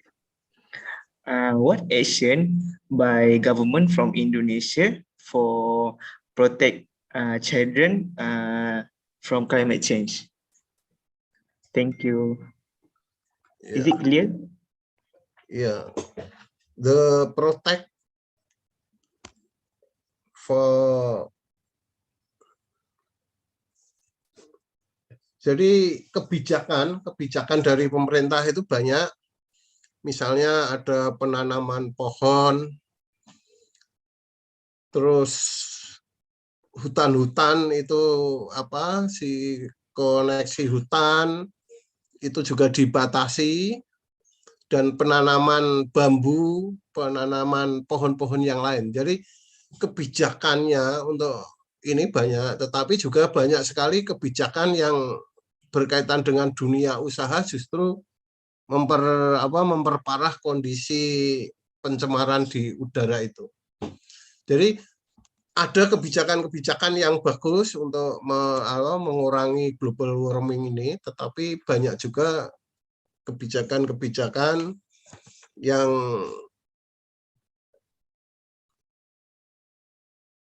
justru menyebabkan terjadinya global warming. Seperti tadi yang saya jelaskan, misalnya kendaraan bermotor, ini berkaitan dengan usaha. Sekarang begitu mudah orang mendapatkan sepeda motor. Kalau dahulu untuk mendapatkan sepeda motor kita harus pakai uang muka, tapi sekarang dengan menunjukkan KTP saja kita sudah dapat kredit sepeda motor. Berkaitan dengan kemudahan-kemudahan itu, akhirnya jalan menjadi padat, penuh, dan akhirnya pencemaran di kota akan tinggi. Kebijakan secara global banyak, jadi pemerintah sudah mencoba mengatasi dengan reboisasi, terus untuk memberikan kekebalan anak dilakukan imunisasi, seperti yang sekarang ini berkaitan dengan COVID, ini pemerintah melakukan imunisasi 2 tahap, imunisasi 1 dan 2, bahkan sekarang sudah dimulai imunisasi booster. Jadi kebijakan untuk melindungi anak itu sudah dilakukan, tetapi kebijakan-kebijakan yang merugikan juga masih banyak. Mungkin itu.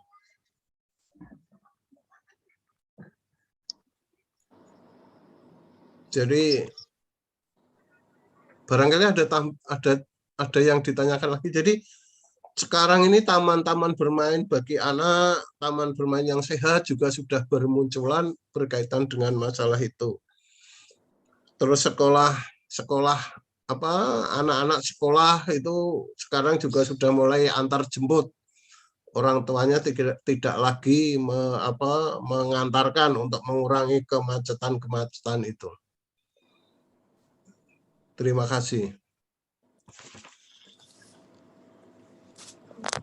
Thank you, Dr. M. Khairul Anwar, for entertaining the question just now. Ladies and gentlemen, next we would like to invite Dr. Siti Syara binti Zulfakar on the platform to give some introduction about the environmental health program offered in University Kebangsaan Malaysia. Right. Thank you, Madam Chairperson. Assalamualaikum warahmatullahi wabarakatuh, and a very good day to our honorable guests, academicians, beloved students, and to all fellow attendees. I would love to take this opportunity to introduce our program to all of you. Firstly, let's watch the video on our undergraduate program, the Bachelor of Environmental and Occupational Health degree with honors. However, I do need to mention that some of the pictures and clips shown in the video were taken before the pandemic COVID-19. Yeah. Orang messaging saya privately minta buka semula the QR code. Most of the time saya ignore. Tapi ignore dengan jawapan macam just letak dulu.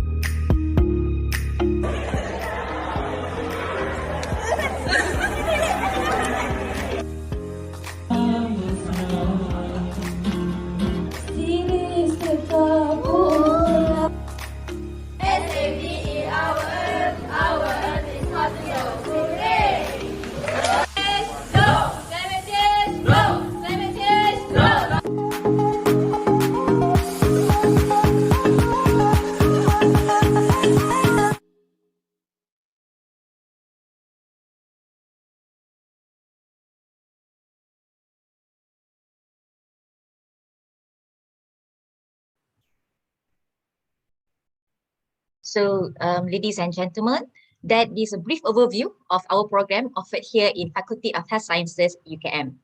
For your information, we also have Students Mobility Exchange Program conducted here in UKM, whereby international students are more than welcome to apply. Please do visit our UKM Global website as shown on the slide to get more information on this program. Currently, there are 2 intakes in March and also October, and the courses offered by our program for this exchange program is as shown. Please do note that since our program is currently in transition to our newly revised curriculum, hence therefore, there will be some changes on the courses offered for the student exchange program from time to time. At the moment, due to the pandemic COVID-19, the mobility program is conducted via online. I strongly suggest for any interested applicants to frequently visit this website for any new information. However, if there are any institution who would like to collaborate with us in any other type of students exchange program or any type of students activities, please do not hesitate to contact us for further discussions.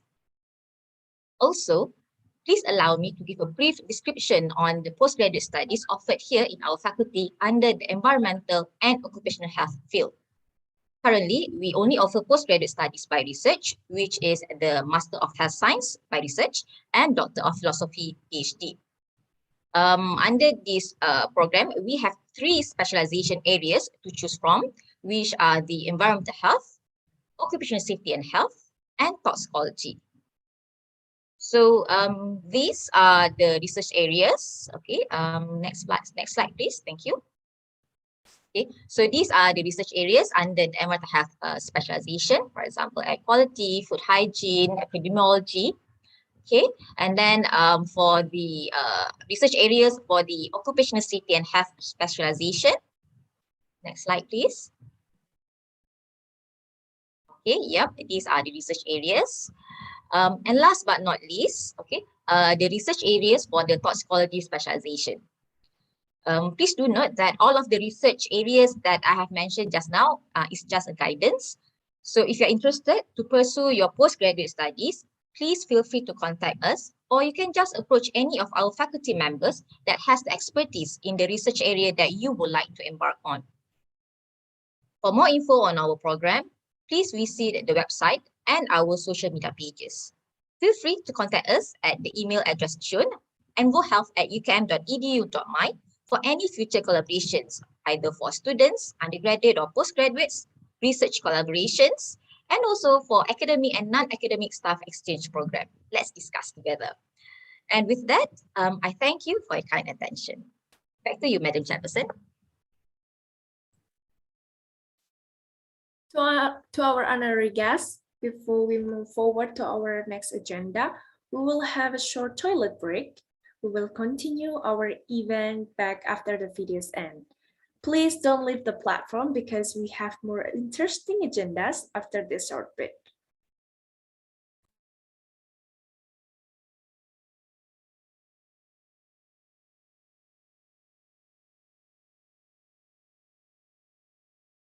Climate change affects everyone, but did you know children, especially those living in marginalized communities, are particularly vulnerable?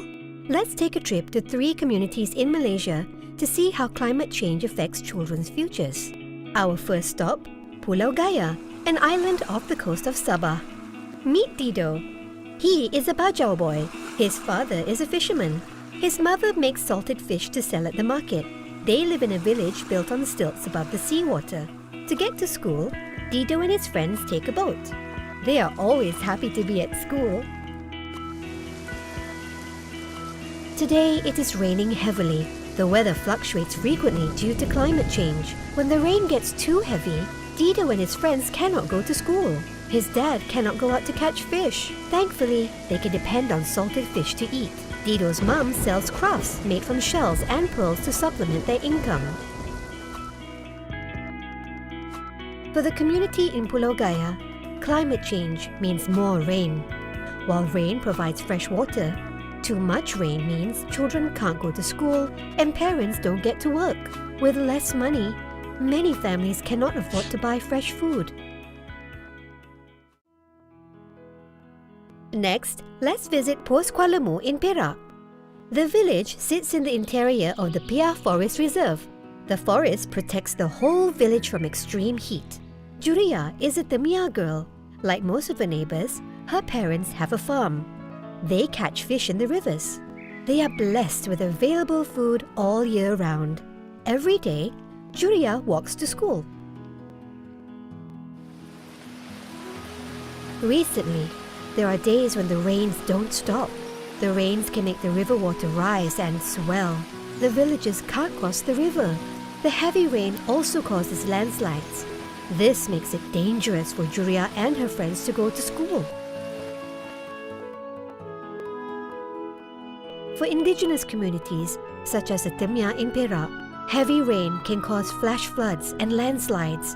This puts the villagers, especially the children, at risk.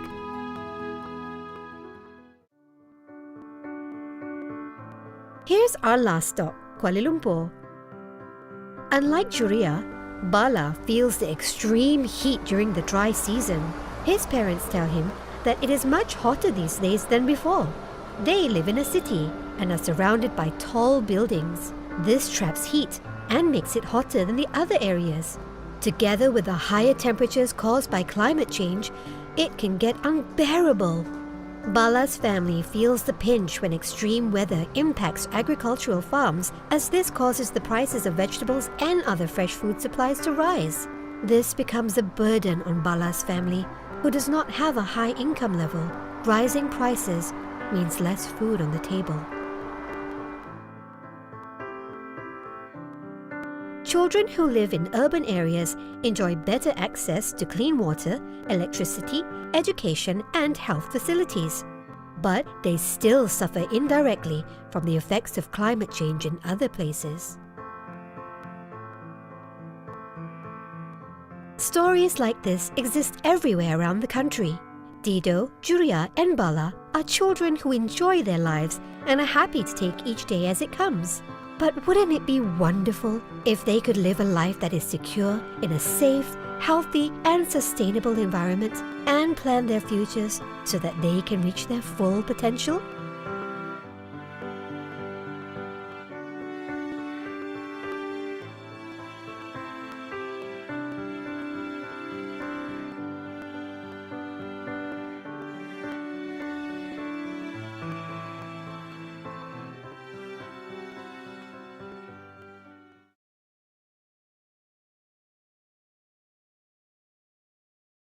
Ladies and gentlemen, the time has come for our main agenda today.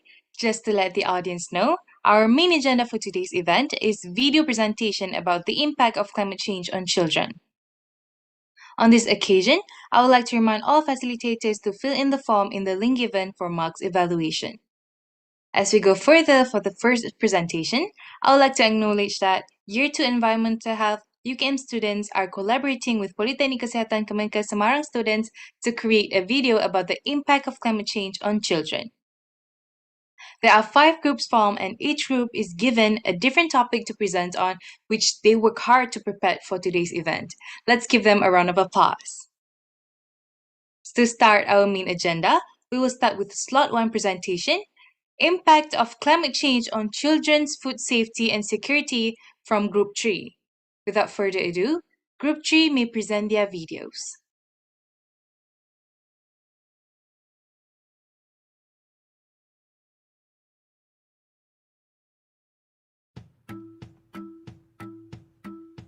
Apa yang kamu ketahui tentang climate change? Menurut saya, perubahan iklim adalah perubahan signifikan yang terjadi pada suhu, curah hujan, dan angin.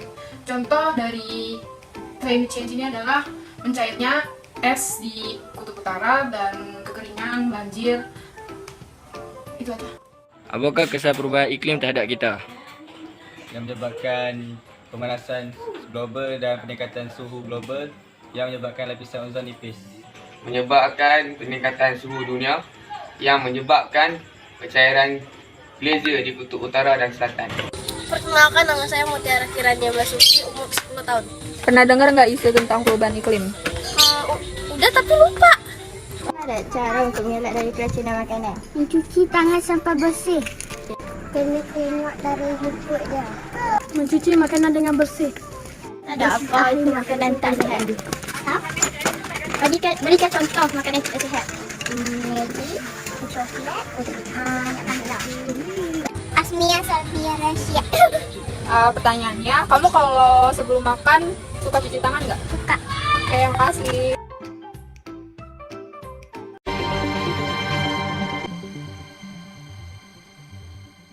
The latest news on climate change impact on food safety and food security. With me, Adila Putri Novitasari. Climate change is currently a major and contentious issue throughout the world.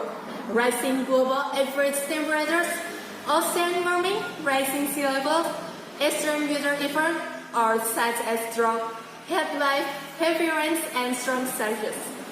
And soil and ocean acidification are all major effects of climate change. It is also affecting the human and animal health, pest behavior, agriculture, and food production environment, as well as social and environmental health determinants. The World Health Organization 5 Ks of food safety include keeping it clean, separating brown and poop, cooking thoroughly, keeping food at the safe temperature, and using safe water and raw materials. While the 4 pillars of food security are the accessibility of a diverse food supply, individual access to adequate resources, nutrition food intake, and food is secure all the time, even in a crisis. Climate change has an impact on the quality and productivity of crops and livestock, causing crop production, farm animals, and poultry to be destroyed. Climate change-induced flood events, for example, could result in shortages and cut-off of food supply. With combination of poor flood management, this could lead to acute food insecurity to the flood victims, and the vulnerable children will be severely affected. Reduced access to food sources and options will also lead to children resorting to eat more processed food rather than a healthy diet. Recurrence of such events to the same communities may result in a long-term impact on the children's nutritional status. Lack of access to safe water, sanitation facilities, and food hygienic practices during climate-related disaster events, as well as routine daily life, will increase the risk of getting water and foodborne diseases, particularly to children. The increasing ambient temperature due to climate change will promote microbial growth, especially in food. Ready-to-eat food donations to the climate disaster victims, as well as foods sold by food premises that are handled poorly and did not take special attention to the temperature control of the food, will further increase the risk of foodborne diseases. Everyone are affected by these events. However, the degree of misery are different between families. Low-income families are more susceptible to climate change. This event threatens financial stability, especially for fishermen and farmers. Food prices rise as a result of insufficient food supplies during floods, as the distribution process is disrupted. People are starving and must wait for the situation to improve before they can obtain food. Furthermore, property destruction, whether cars or houses, require large sum of money to repair or replace, causing people to cut back on food purchases. They prefer to eat processed or canned food because it is less expensive, even if it is unhealthy. If this event lasts too long, children are at high risk of malnutrition. According to the National Nutrition Surveys, stunting among children under the age of 5 increased from 17.2% in 2006 to 2.7% in 2016, while underweight children increased to 13.7% in 2016. 8.4% of Malaysian children aged 6 months to 12 years old are stunted. Furthermore, according to the Southeast Asian Nutrition Survey, SINA, 9.8% are overweight and 11.8% are obese. In 2016, Kelantan had the highest rate of stunting at 34% of children aged 5 and under, followed by Terengganu 26.1% and Pahang 25.7%, while Perlis has the highest rate of underweight 18.4%, followed by Sarawak and Pulau Pinang. When compared to urban children, most rural children are stunted and underweight. Diarrhea is a disease that often occurs in Indonesia. Pathogens that cause diarrhea generally are Salmonella, Enterosia, and E. coli. High rainfall can cause flooding, and it will have an impact on cases of diarrhea. According to Rascases 2018, toward 6.8% of diarrhea disease in Indonesia for all age groups. The highest cases of diarrhea occurred in children in the age range of 1 to 4 years, reaching 11.5%. Meanwhile, the lowest prevalence of diarrhea, that reached 9%, occurred in the age range of less than 1 year. The province with the highest prevalence of diarrhea among children under 5 years old were North Sumatra and Papua, with 14.2% and 13.9%. On the other hand, Rio Island had the low prevalence rate of 5.1%. During the floods, it can be difficult to get access to nutrition and hygienic food. Moreover, the lack of access to clean water, good sanitation, and unclean life behavior are also the factor that can cause diarrhea in children. Food security. In Indonesia, cases of malnutrition in children are still quite high. In 2018, cases of malnutrition in children under 5 years include stunting 30.8%, losing 10.2%, and overweight 8%. Based on that, we know that stunting still becomes a serious health problem in Indonesia. In 2018, the prevalence of stunting in East Nusa Tenggara and Aceh reached 42.6%. This figure was the highest of all provinces in Indonesia. In 2019, the prevalence of stunting decreased to 27.7% compared to the previous year, even though the prevalence is still relatively high when compared to the maximum set by the WHO, which is 20%. The case of high stunting in Indonesia is due to nutritional factors that are still lacking, and there are still many mothers who don't provide the good nutrition during pregnancy. Furthermore, cases in rural areas are higher than in urban areas. This is because in rural areas, most of the people have low middle income and lack of education. Malnutrition causes cognitive impairment, which causes children to have difficulty remembering, concentrating, learning slowly, and making decisions that affect their daily lives. Cognitive impairment can be mild or severe, and immunological deficiency causes children to become easily ill and fatigued. To Ministry of Health 2021, in Malaysia, the incident rate and mortality rate of per 100,000 population of food poisoning are 26.93% and 0.02% respectively, while incident rate of cholera 0.35% and typhoid and paratyphi 0.2%. Sabah has the highest cholera incident rate 2.89%, followed by Wilayah Persekutuan Labuan 1.01% and Wilayah Persekutuan Kuala Lumpur 0.06%. Perlis has the highest incident rate of food poisoning 123.03%, followed by Negeri Sembilan 113.33% and Kedah 48.11%.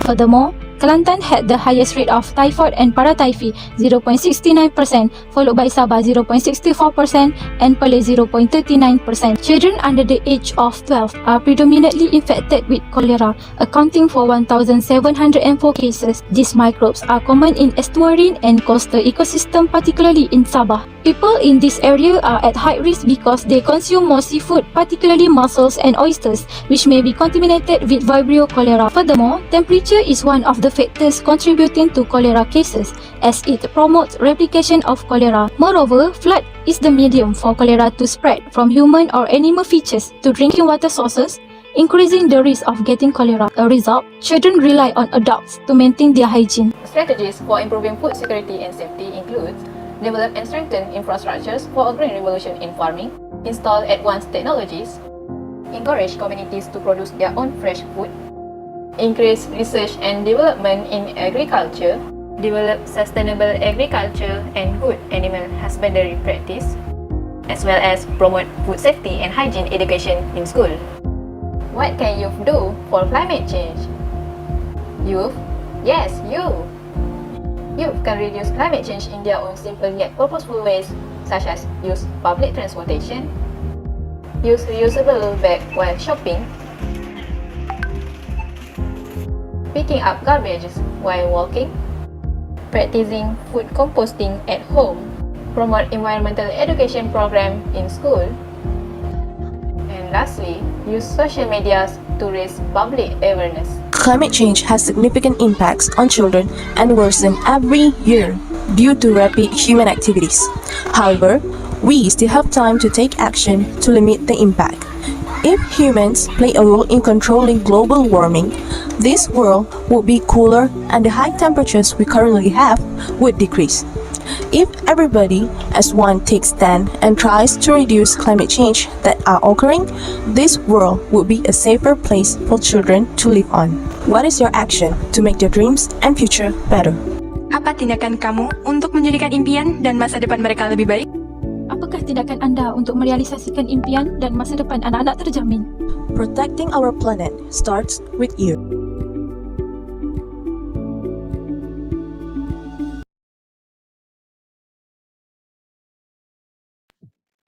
What a great presentation, Group 3. I'm sure I received a lot of information in regards to food safety and security. Next, we will proceed to Q&A session. Anyone who would like to ask question in regards to the topic they present today can switch on the microphone and ask, or just type the question in the chat box.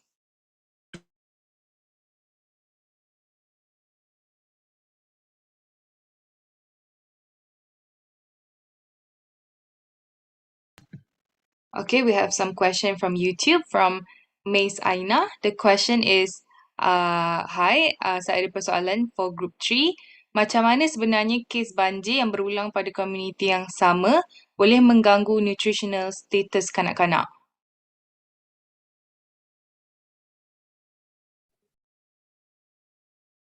Saya boleh jawab soalan tu.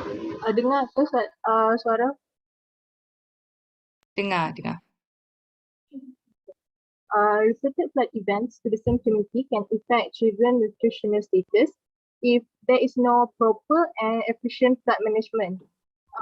Taking example from the recent flood event in Malaysia, the victims trapped on roof for 24 hours and some was trapped for about 3 days. So during this time, they don't have any food and clean water sources. And then after they been saved, the victims also provided instant food like instant noodle and biscuits that is not nutritional for children. So if this problem rise each time during flood season, children will not get enough nutrition, and the long-term effect for children is children's nutritional status can be affected, and the risk of children getting malnutrition also high. Thank you. Thank you. So we have second question from Zoom from the name Faisha. The question is, I want to ask, what can Indonesian government do to reduce stunting in children?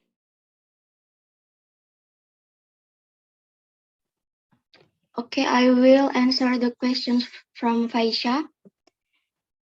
The government can do various interventions that support improving the nutritional quality and health of children and pregnant women, such as access to clean water, good sanitation, access to nutrition, food, more clean and healthy living behavior. That's it. Okay, thank you. Okay, next question from Nana Hisham from YouTube. The question is, hi, I have a question. What is a proper way to disinfect our utensil after flood event?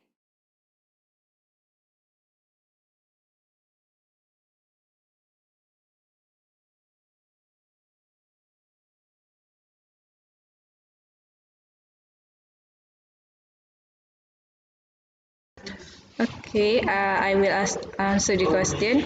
First, we have to thoroughly wash the utensil with soap and warm water, and then we rinse it clean with potable water. And then the next step is we sanitize it by immersing it in 2 minutes inside a solution of bleach, which is made with 3 cups of water and hot water of 77 degrees Celsius or hotter. And then we also can use approved sanitizer. After that, we dry it thoroughly. That's how to disinfect our utensils. Okay, thank you. So next question is from Maulida from Zoom. Good morning, everyone. My name is Maulida Prasditya Fikrinisa from Fulkesma. I want to ask for Group 3 and the question is, what are the programs that have been done by Indonesia government to solve food insecurity? Thank you. Okay, I want to answer about this question. In Indonesia, we have program like Desa Pangan Aman, Pasar Pangan Aman berbasis komunitas, pangan jajanan anak sekolah aman, penguatan keamanan dan mutu pangan segar, penguatan cadangan pangan masyarakat, pemetaan ketahanan dan kerentanan pangan. Thank you.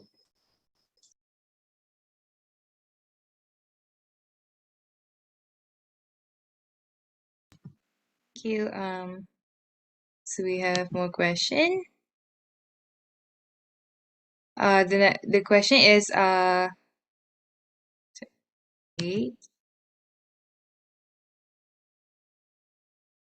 from Zoom is, I want to ask, why do children in rural areas tend to suffer malnutrition? From Isma Pulkesma. Why do children in rural areas tend to suffer malnutrition? It is because in rural areas, parents are lack of awareness and hardly to exposed to balanced diet and the importance of nutrition food toward children's growth and development. On the other hand, parents with low income can only afford preserved food that are much cheaper, such as processed food, to be given to children.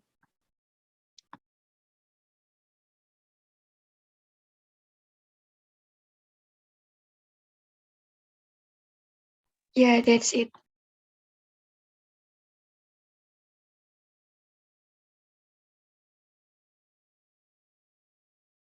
If there are any questions more?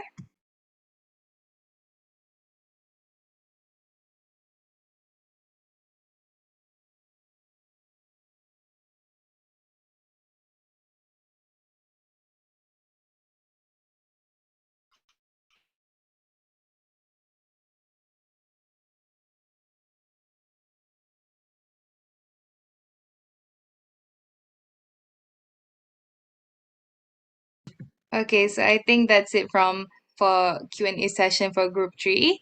So we're moving on to next group.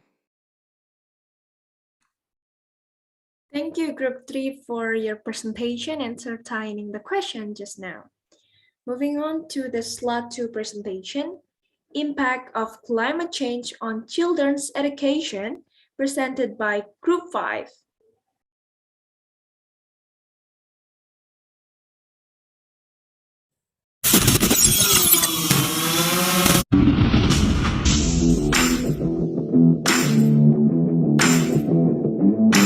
Assalamualaikum and hi to everyone. So today we will present the impact of climate change in children's education from Malaysian and Indonesian youth perspective. Climate change is defined as a long-term change in the average weather patterns that have to come to characterize of local, regional, and global climates. It has two types of climate change, which are natural processes and human activities. Next, children are defined as any person under the age 18 in Child Act 2001 in the United Nations Convention on the Rights of the Child CRC or UNCRC, and children have the right to the best health care possible, clean water to drink, healthy food, and a clean and safe environment to live in. Climate change is happening and disasters related to it are becoming more common around the world, including in Malaysia. The impact of climate change in Malaysia can currently be seen in a variety of extreme weather conditions. Children's growth and development can be affected by climate change from infancy to adolescence, making them more exposed to environmental risks, especially children from marginalized groups. Climate change impact on children's health and well-being of all those affected require more public awareness and education. Education is important to children for improving their learning and skills to overcome the climate crisis in the future. Policymakers, scientists, environmentalists, and others will be restricted if we do not become more aware of climate change in the future. Therefore, adaptation into a climate-smart education ecosystem and continuous mitigation efforts are required. Protests around the world headline about extreme weather-driven scientists and public figures calling for action, and the governments uniting in the search for solutions. Climate change is a global issue. Nowadays, climate change is the biggest problem of human being. It is already here and represents one of the greatest environmental, social, and economic threats facing the planet. In this connection and related to geographical location, Indonesia is very vulnerable to accept the impact of global warming and climate change. As a tropical country surrounded by the sea and has an important role of foresting the lands of the world, the responsibility for protecting the environment from the impact of climate change is increasing. The impact of climate change puts almost every child at risk. Climate and environmental hazards are having a devastating impact on the well-being and future of children. Education is an essential factor in the ever more urgent global fight against climate change. Knowledge regarding this phenomenon helps young people to understand and tackle the consequences of global warming, encourages them to change their behavior, and helps them to adapt to what is global warming a ready emergency. Extreme weather or climate events include unexpected, unusual, severe or unseasonal weather, whether at the extreme of the historical distribution, the range that has been seen in the past. Next, the extreme weather occurs in Malaysia is heavy rainfall, hotter temperature, erratic weather patterns. All of these extreme weather events will give a big impact on us as it will cause flash flood, landslides, and give impact to agricultural too. Recently, heavy rainfall occurred in Malaysia which caused a flood. It affected 8 states and sacrificed 48 lives. Hence, give impacts on children's education because education facility and school needs such as books were damaged. Also, the school need to be closed in order to provide flood placement center. Indonesian climate change in 2021 will be hotter due to the influence of El Nino. Based on data from several regions in East Java to Flora Central Java and Kupang NTT experience extreme drought at the peak of the dry season from August to September 2021 with temperature between 29 degrees Celsius to 36 degrees Celsius. Due to the scarcity of water, disease began to appear. Young skin disease occurred in NTT, North Maluku, and Papua. In addition, intestinal worms cause symptoms of diarrhea. The high-house malaria cases in Indonesia in 2021 will occur in eastern Indonesia, and children under 5 years are the most vulnerable age group to cause death. At December 4th, there was an eruption of Mount Semeru in Malang, East Java, resulting in climate change that affected high rainfall around the top of the mountain. The eruption of Mount had a negative impact on respiratory health, especially for children. Not only that, was recorded that 38 educational facilities buildings were damaged due to the Semeru eruption. Drought due to climate change has disrupted teaching and learning activities in Indonesia. The scarcity of clean water and the increase in dust particles conjure various health problems. Diseases that attack become one of the problems for students and teachers unable to attend school. Students and teachers are willing to queue to get clean water to be brought to school because school lack clean water. The increased temperature of classroom also makes students uncomfortable and not optimal in processing learning. Lack of supply water and also the temperature that getting hotter, it creates another problem such as decreased personal hygiene and rise of malaria case. Parents and the communities have a key role in ensuring that children feel supported in their education. Since the climate change came, especially those who live outside big cities, who mostly work as farmers, are experiencing the economic pressure due to the drought. Climate change has had numerous negative consequences, particularly for students, teachers, and parents. Flash floods caused by climate change have spread waterborne disease as shown in Malaysia. As a result, affected children are unable to attend learning sessions in school. Hotter temperature also causing impact learning among children due to discomfort on the classroom.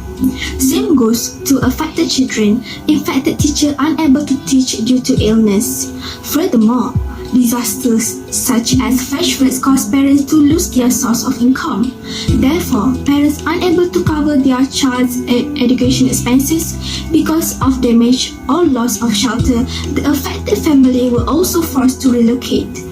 All of this has given difficulties to the children in accessing education. Climate change is impacted on the schools and built environment. For example, flash floods and landslides can cause damage or destruction of schools and key infrastructure like roads and bridges connecting remote villages to school.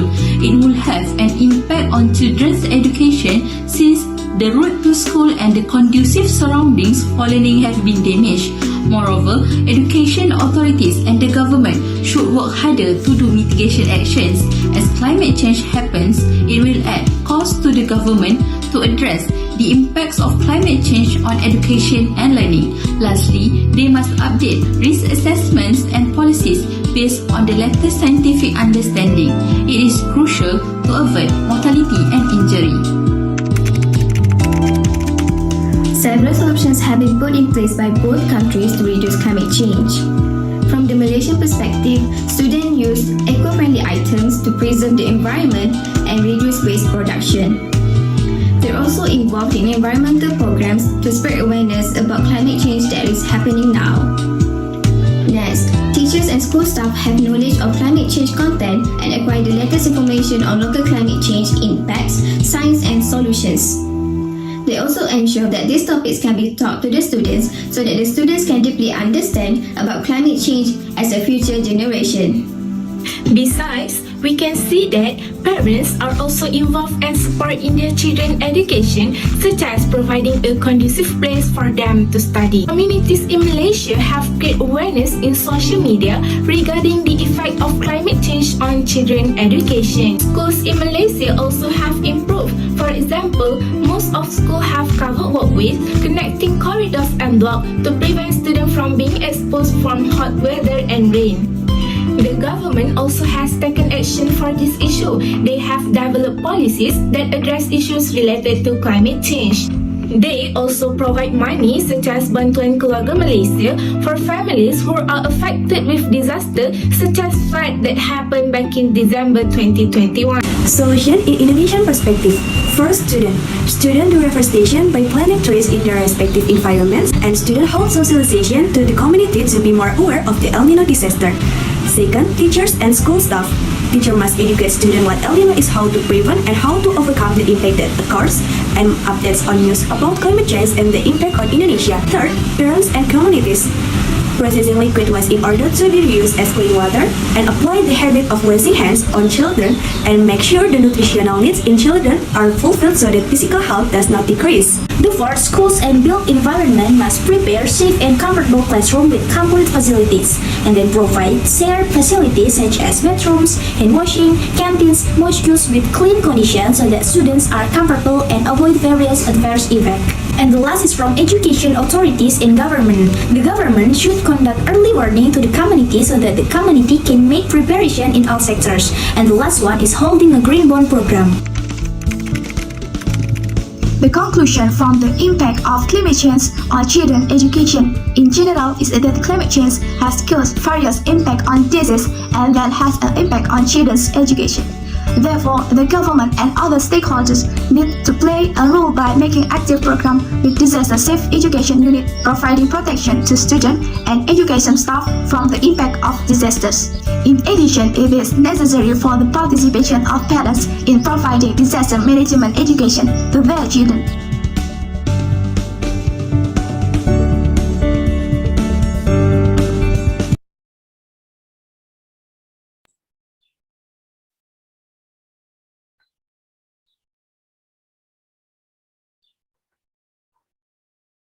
Okay, thank you Group 5 for such a great and fruitful presentation. As usually, there will be a Q&A session. Anyone who would like to ask question in regards to the topic they presented today can switch on the microphone and ask, or just type the question in the chat box.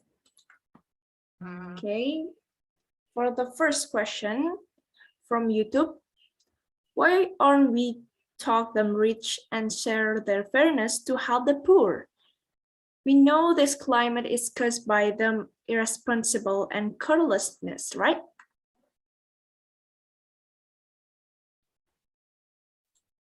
Okay.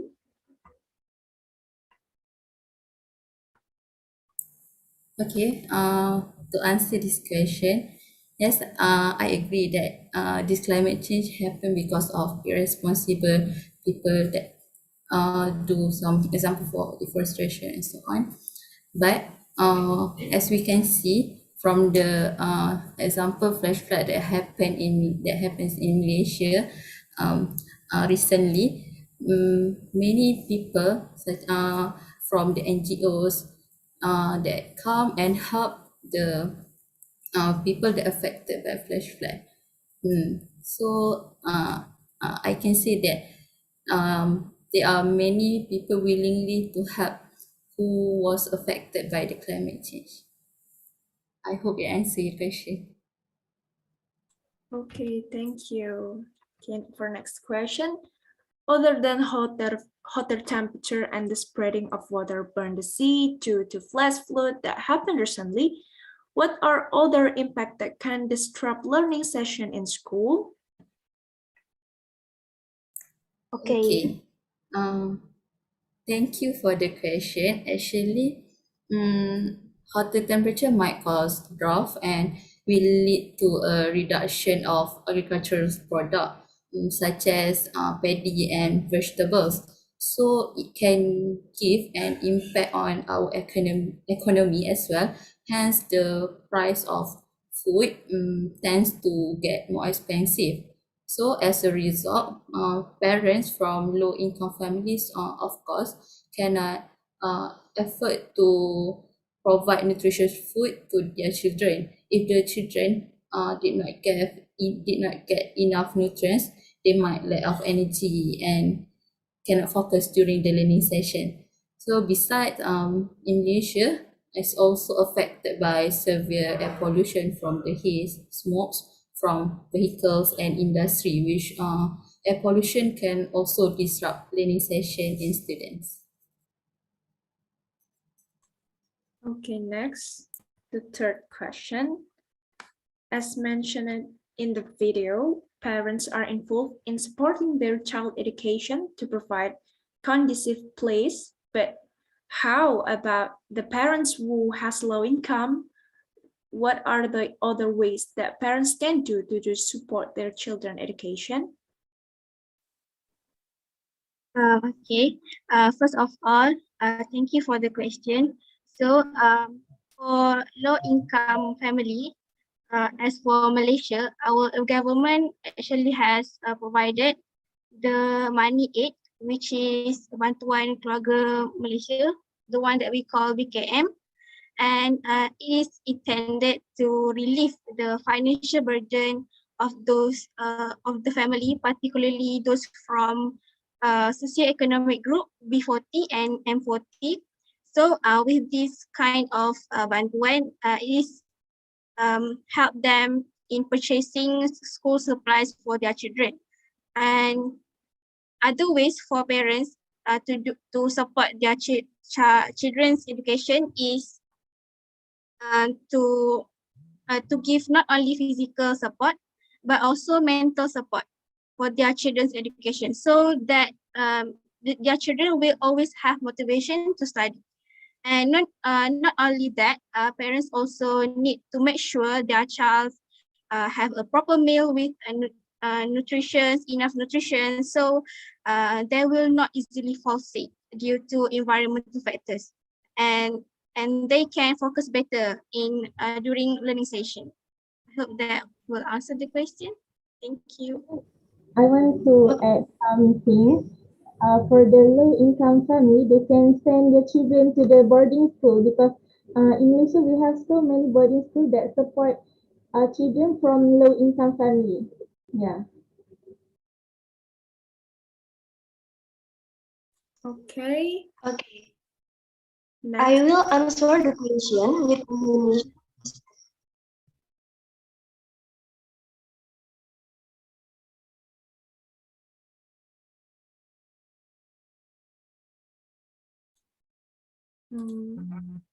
Okay, next. Okay, I will.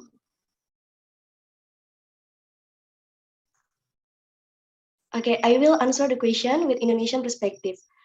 Parents are the primary educator for their children. Parents must have desires and goals for the future of their children. So what about low-income parents? Parents with low incomes can support that and educate their children by doing good things in front of their children.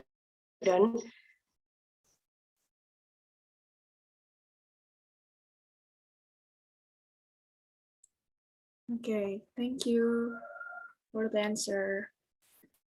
Next question from Zoom. Good morning, everyone. My name is Isna Belia from Polkasmart. Hello, Isna. I want to ask group 5.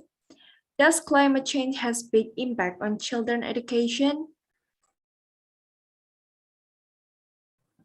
Okay, let me answer that question. So for this question, yes, climate change has a very big impact on children education.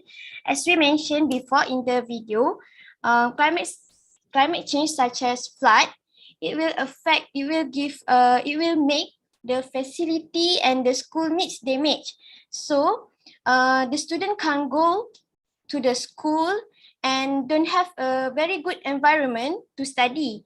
Hence, also it will give impact to the student achievement in study too. So it will give a very big impact to the children education respectively. All right, that's my answer. Thank you. Okay, this is from perspective in Indonesia.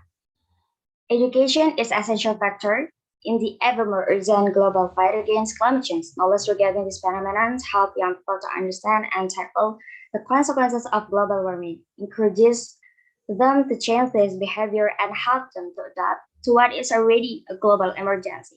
Benjamin Franklin once wrote, an investment in knowledge pays the best interest in environmental matters and more particularly in anything related to climate change. UNESCO endorsed this point of view. For UNESCO, education, especially when focused on children and young people, is a key factor in helping to curb climate change. Especially, it says that education encourages change in young people's attitude and behavior and help them to adapt to climate change and related trends. Thank you. Okay, thank you, Nita. Okay, last question for group 5 from Dr. Sahara. What do you think about introducing the climate change topic to the young children? Is it too complex for them? How do you think we can start exposing them about these issues to these young children? Okay, in my opinion, yes, this topic is quite complex for the kindergarten student, but I think we can start by exposing them the effect of climate change, since they can observe and they can feel the effect of climate change, such as hot temperature, flash flood, and I believe they will understand because they also affected by it. And yeah, we can start to expose them by the effect, and then when they grow older, we can teach them how to do the mitigation action. Yeah, I hope it answers the question. Can I add some more? I think it is essential for us to teach the students about the climate change. Maybe we can teach them in a fun subject, like the basic subject. We can include about climate change. This is important because the children are our future leader, our future generation that will lead us. So yeah, it's important for us to teach them about climate change. Thank you. Can I add a little bit? All right. For me, this we can start at home, which is the parents can expose their to their children. At the same time, the social media also can like also can do their job by give the poster for the children to look at it, and with the picture and all, so that the children will understand it more. That's all. Thank you. Thank you, Group 5, for entertaining the question just now. We continue with slot 3 presentation with their topic, Impact of Climate Change on Children's Risk of Vector-Borne Disease from Group 1.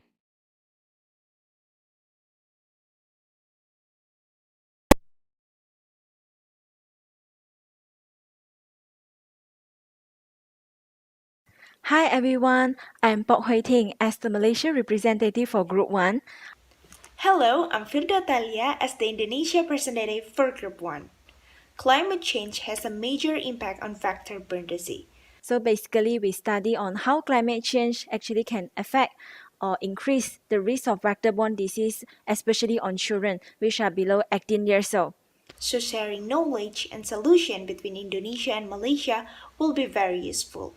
So it is a continuous virtual or online community project which we create and we share health educational content on our own platform. We have IG, Instagram, TikTok, and also Facebook. And we are so glad to have this opportunity to work together with our Indonesian friend, representative from Pokesma Indonesia. We always meet, discuss, and we work as a team for around 1 month and make our project a success. And we have come up with a project with the name We Care, We Learn, We Change.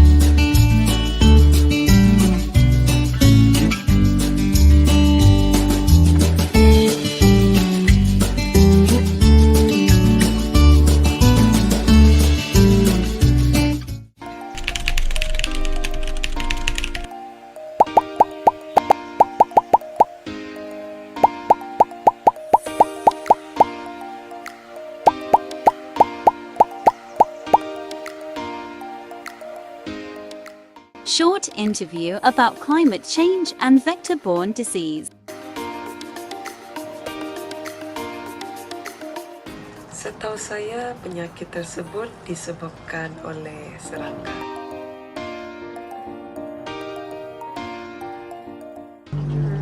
Penyakit disebabkan bawaan, denggi, malaria.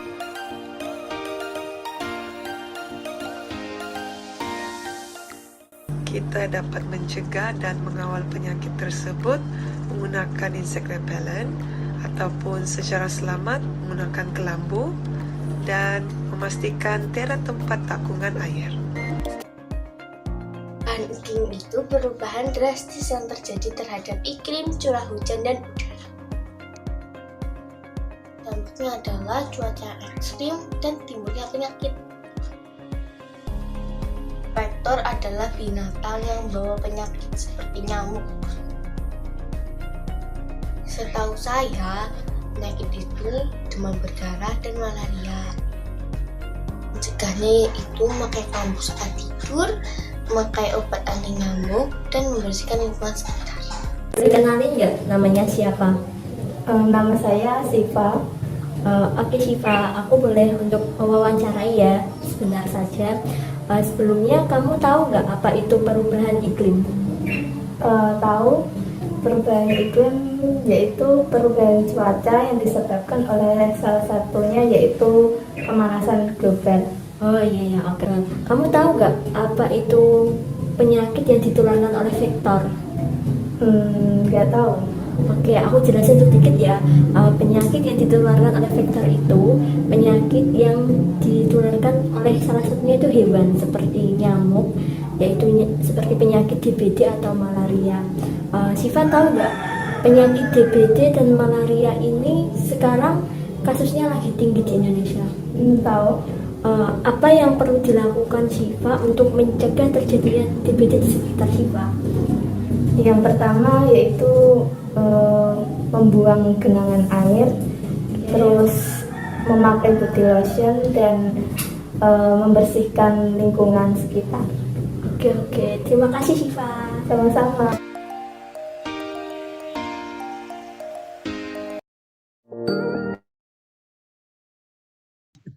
Thank you, Group 1, for the enthusiastic presentation. Next, we will proceed with Q&A session.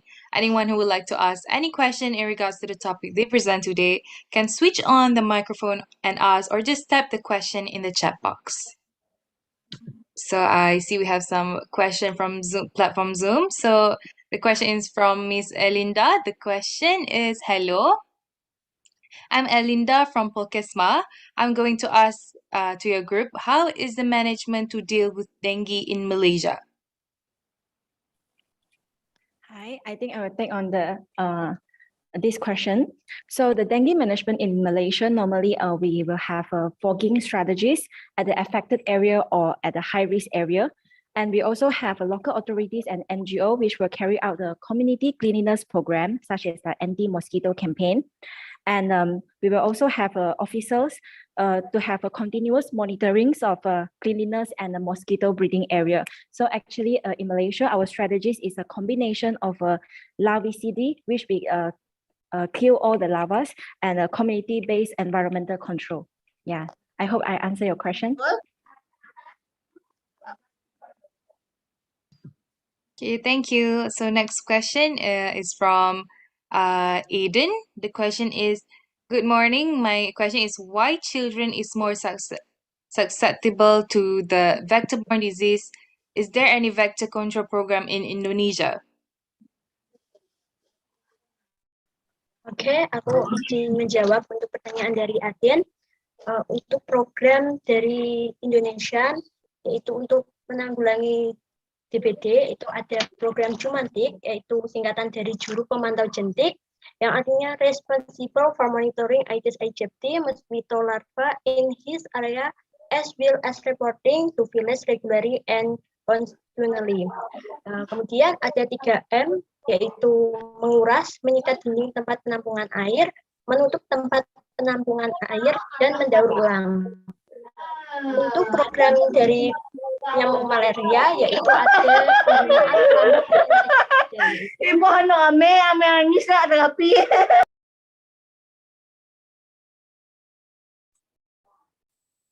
Oke, saya akan menambahkan. Oke, untuk di Indonesia, kenapa anak-anak ini lebih diserang? Karena memang daya tahan tubuh dari anak-anak itu sangat mudah terserang. Apalagi apabila sekolah sudah offline, bukan online lagi, kondisi sekolah yang gelap biasanya cenderung banyak nyamuk di bawah meja mereka. So, itu yang bikin mereka lebih diserang saat sekolah, dan juga kadang anak-anak kalau di rumah kan lebih bangun tidurnya itu nggak pada pagi hari, tapi pada sore hari, siang hari. Itu yang membuat nyamuk demam berdarah dengue fever ini terjadi di anak-anak gitu. Dan untuk pencegahan di Indonesia, setiap puskesmas sudah melakukan promosi kesehatan di setiap daerah yang dinaungi puskesmas tersebut, dan juga memiliki program kerja itu Jumantik yang tadi disebutkan oleh teman saya Luna. Dan ini juga Jumantik bukan dilakukan oleh fasilitas kesehatan saja, tapi juga setiap pemilik rumah itu harus melakukan Jumantik itu tersendiri. Terima kasih. Terima kasih.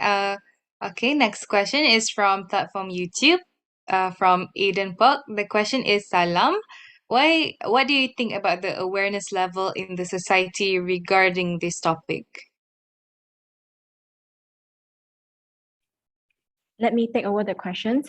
I think the awareness level is quite high in the society nowadays because the educational level among the communities, whether in Malaysia or Indonesia, has been increasing because the opportunity of education now is given to all. So, and people will watch news, they will scroll Instagram, their social media like Twitters, and they will read the newspapers. So actually they are aware on these issues. But if they just see the statistic, because they are layman person, so if they see only the statistic, you're like, oh, it's increasing, oh, it's decreasing, that's all. But if we show them how exactly they can help or contribute, like to reduce the cases, so like we show them some in-home management tip, we let them know how exactly the government have been taken the action by the government to reduce the cases. So maybe they can practice this action in their home. So the practice will become a habit. So they can if it becomes a habit, they will encourage and motivate the people surrounding them to follow as well. Yeah, I think that's from me. Thank you. Thank you. Okay, for our next question is from Miss Yulia. The question is, good morning all. I'm Yulia from Pokesma. May I ask, what do you think about climate change caused by human activities changing the composition of the global atmosphere? Then the bad impact is also felt by humans, such as an increase in the transmission of dengue, hemorrhagic fever, and malaria.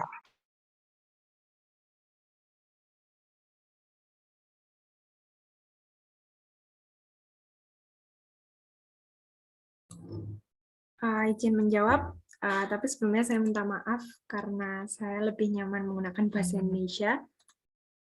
Baik, untuk climate change itu mengubah atmosfer dan pengaruhi faktor, utamanya lebih ke pemanasan global, yang mana tadi sudah dijelaskan, bisa dari pemakaian AC, yang menyebabkan adanya pemanasan global, suhu yang meningkat, dan itu menyebabkan suhu curah hujan yang tinggi, di mana nyamuk ini memiliki tempat untuk berkembang biak dengan genangan air yang banyak, dengan suhu yang menyesuaikan, cocok dengan perkembangan mereka, suhunya tinggi.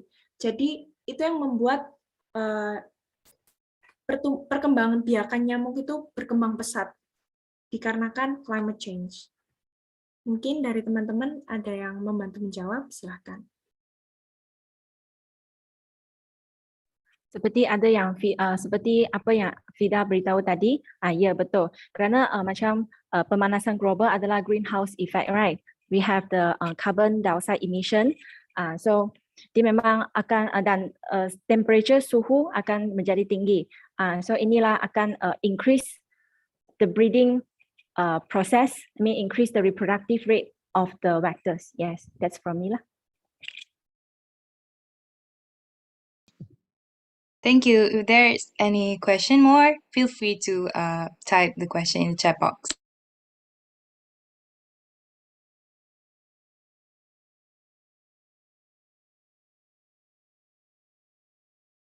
If there are no more questions, let's proceed to the next tentative. Okay, thank you to Group 1 for entertaining the questions just now. Dear audience, we will take a 1-hour break for lunch and to perform Zuhur prayer before we proceed with the next lab presentation. Attendees are advised to not leave this platform as we have 2 more presentations after this. We will meet again after a 1-hour break.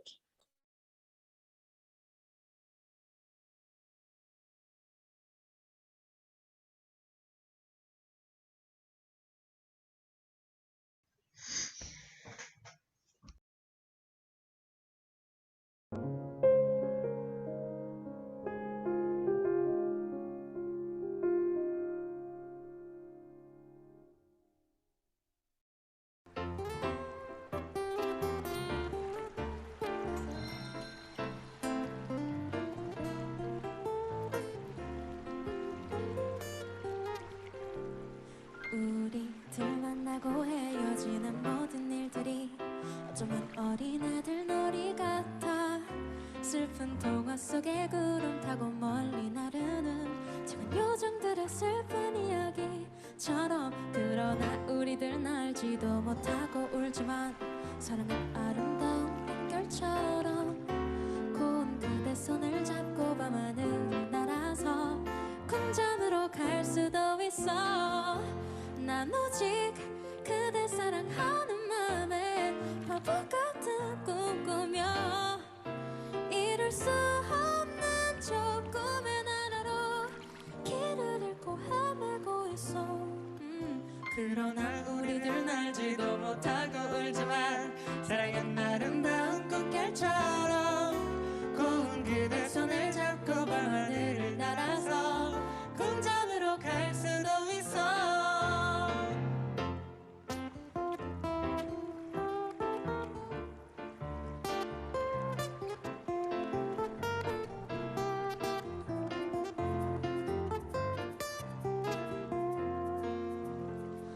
난 오직 그대 사랑하는 마음에 밤하늘을 날아서 그대 잠든 모습 바라보다가 입 맞추고 날아가고파. 둘, 셋. 그러나 우리들 알지도 못하고 울지만 사랑은 아름다운 꽃결처럼. 고운 그대 손을 잡고 밤하늘을 날아서 궁전으로 갈 수도 있어. 궁전으로 갈 수도 있어. 궁전으로 갈 수도 있어. 감사합니다.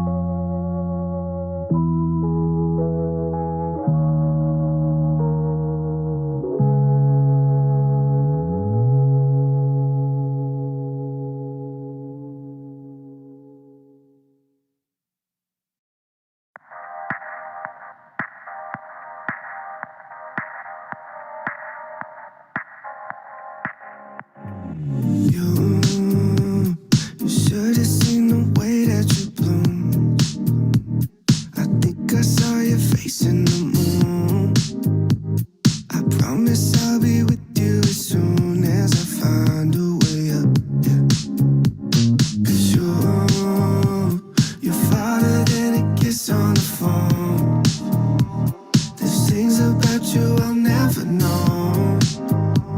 I hope that one day we'll be in love when you're not far away. You really make me wanna fly. Cross my heart and hope to die. Lonely, you're the reason why I can feel those butterflies when I go to sleep at night.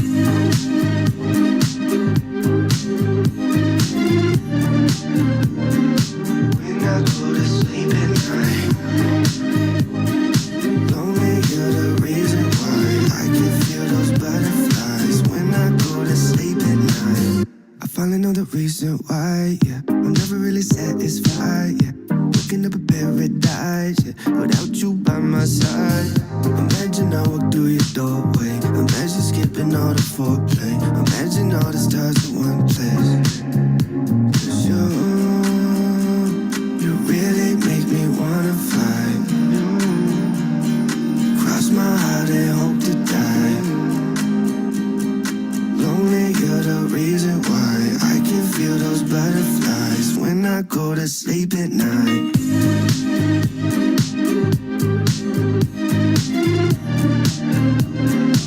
When I go to sleep at night. Lonely, you're the reason why I can feel those butterflies when I go to sleep at night. You really make me wanna fly. Cross my heart and hope to die. Lonely, you're the reason why I can feel those butterflies when I go to sleep at night. You really make me wanna fly. Cross my heart and hope to die. Lonely, you're the reason why I can feel those butterflies when I go to sleep at night.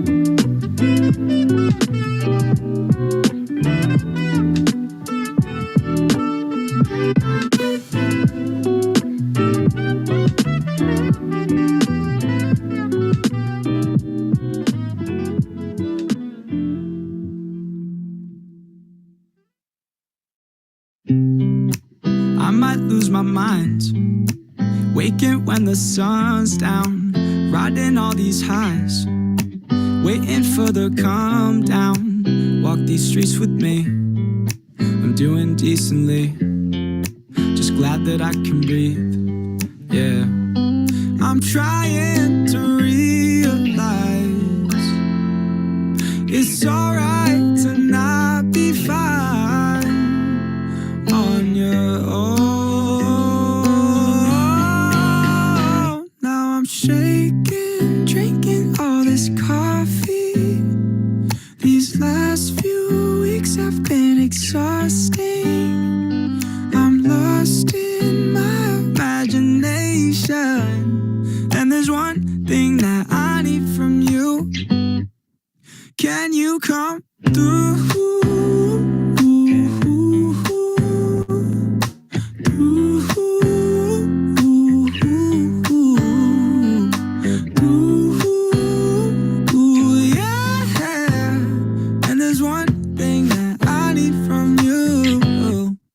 Can you come through? Ain't got much to do. Too old for my hometown. Went to bed at noon. Couldn't put my phone down. Scrolling patiently. It's all the same to me. Just faces on a screen. Yeah. I'm trying to realize it's alright to not be fine on your own. Now I'm shaking, drinking all this coffee. These last few weeks have been exhausting. I'm lost in my imagination, and there's one thing that I need from you. Can you come through?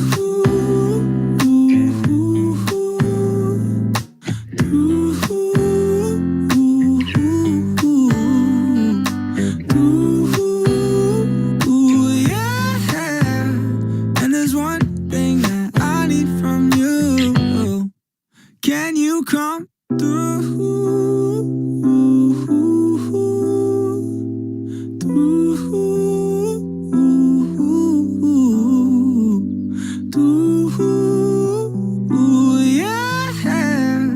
And there's one thing that I need from you. Can you come through? Yes, baby. Let's do it, baby. Where you going, dude?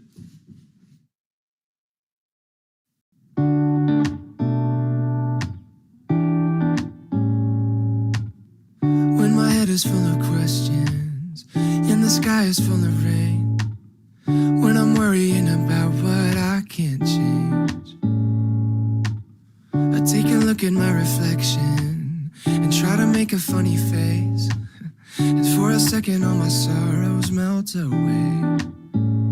As if we just smile, we can forget all of our troubles for a while. We can just live inside this moment. You and I get through the darkness, knowing we'll find the light. If we just smile, if we just smile, yeah, if we just smile. Maybe we focus on the future. No use in living in the past. Try to remember that the bad times never last. And every day one step at a time, we gonna make it alright. If we stick together, we'll be fine.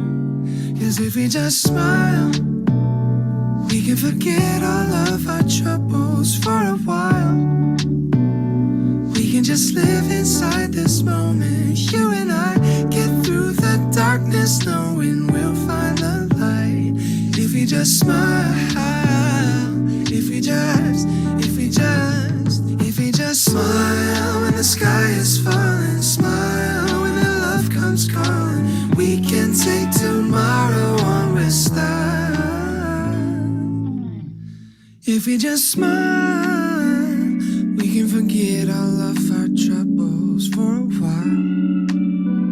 Yeah, we can just live inside this moment. You and I get through the darkness, knowing we'll find the light. If we just smile, just smile, yeah, if he just smile, if he just smile, yeah, if he just smile,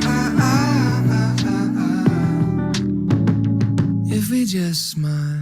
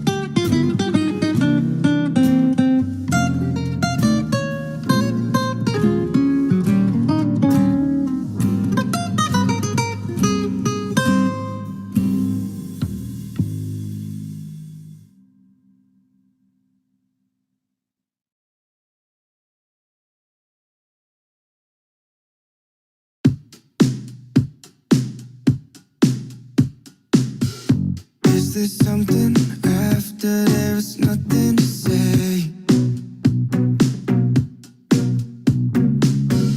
We're just moving in circles, but we're losing our shape. Oh, where did all the good things go? Oh, falling out of love too soon.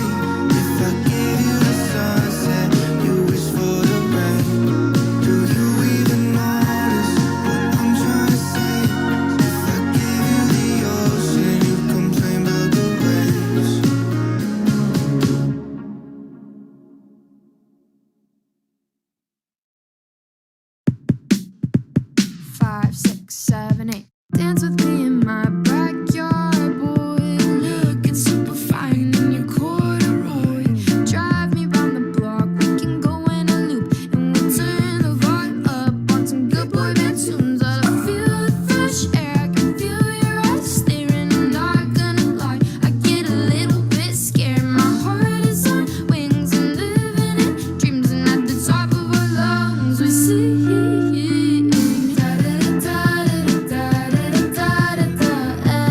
Everything is perfect. All our words were worth it. Dancing around like a clown at the circus. Backyard boy, you make me nervous. Dance with me in my backyard, boy. Looking super fine in your corduroy. Roll the windows down, let the bass drop low. Everybody's talking, but I don't wanna know. Feel the fresh air, I can feel your eyes staring. I'm not gonna lie, I get a little bit scared. My heart is on wings and living in dreams, and at the top of our lungs we sing.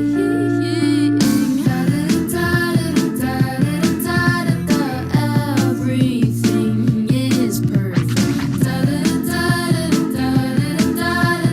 All our words were worth it. Dancing around like a clown at the circus.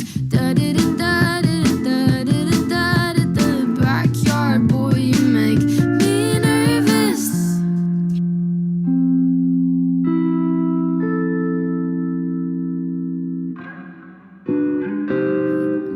Right now?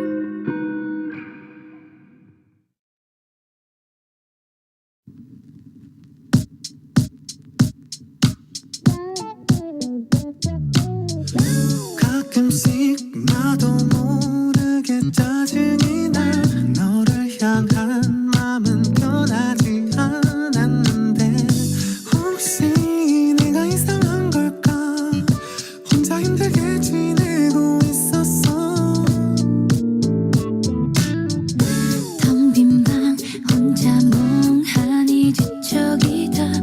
TV에는 어제 본 것 같은 드라마. 잠이 들 때까지 한 번 더 울리지 않는 핸드폰을 들고. 요즘 따라 내 거인데 내 거 아닌 내 거 같은 나. 네 거인데 네 거 아닌 네 거 같은 나. 이게 무슨 사이인 건지 사실 헷갈려. 무뚝뚝하게 굴지만 연인인 듯 연인 아닌 연인 같은 나. 나만 볼 듯 애매하게 날 대하는 너. 때론 친구 같다는 말이 괜히 요즘 난 듣기 싫어졌어. 매일 아침 너의 문자에 눈을 뜨고 하루 끝엔 네 목소리에 잠들고파. 주말엔 많은 사람 속에서 보란듯이 널 끌어안고 싶어. 요즘 따라 내 거인데 내 거 아닌 내 거 같은 나. 네 거인데 네 거 아닌 네 거 같은 나. 때론 친구 같다는 말이 괜히 요즘 난 듣기 싫어졌어. 요즘 너 별로야 너 별로야. 근데 난 너뿐이야 너뿐이야. 분명하게 내게 선을 꺼줘. 자꾸 뒤로 빼지 말고 날 사랑한다고 그래. 여전히 친구인 척 또 연인인 척 행동하는 모습을 전부 다 돌이켜 생각할수록 너의 진심이 더 궁금해지는 girl. You're so ambiguous 난 못해 뭣도 아니 어쩌면 기적을 바라지 로또. 확실한 표현을 원하지만 너의 미소 띈 표정이 잊어버리지 날. 내 거인데 내 거 아닌 내 거 같은 나.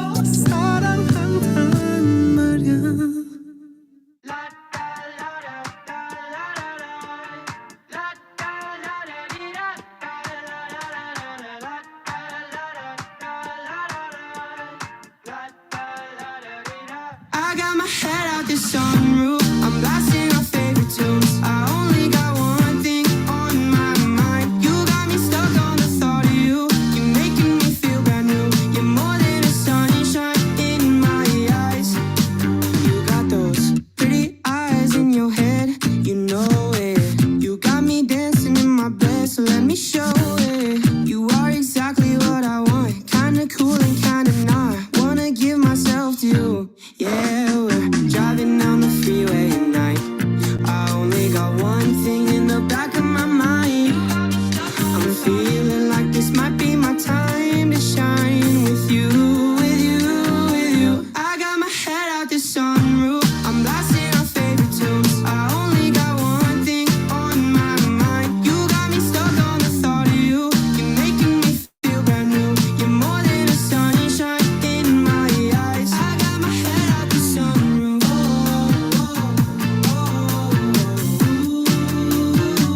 You got me stuck on the thought of you.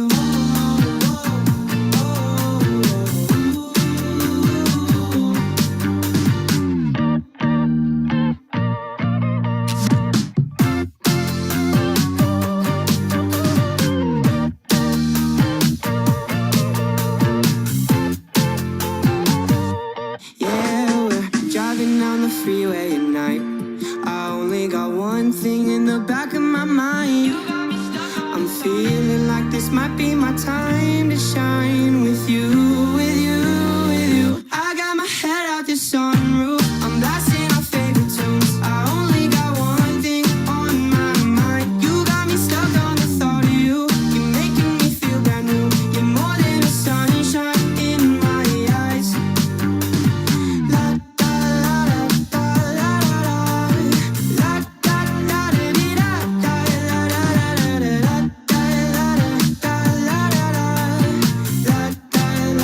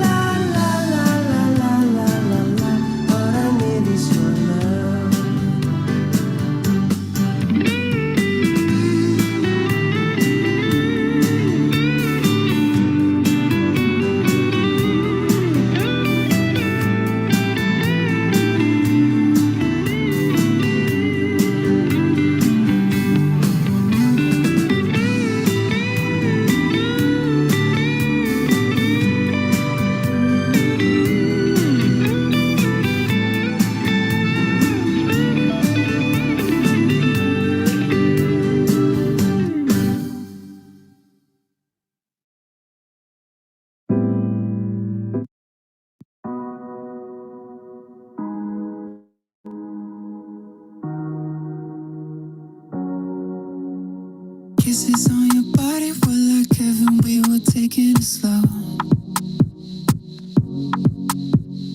Tangled in the sheets until the evening, there was nowhere to go. Yeah.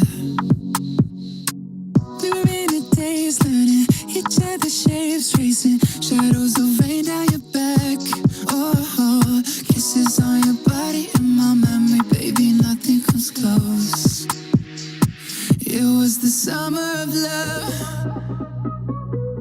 a delicate daydream. And for a couple of months, it felt like we were 18. Yeah, it was the summer of la la la la la. Yeah, it was the summer of la la la la. Meditation and tequila, calling you my señorita. Didn't know how much I need ya. Hate it when I have to leave ya. I've been taking mental pictures for when I miss you in the winter. Staying up until the sunrise, praying it don't be the last time. It was the summer of love, a delicate daydream. And for a couple of months, it felt like we were 18. Yeah, it was the summer of la la la.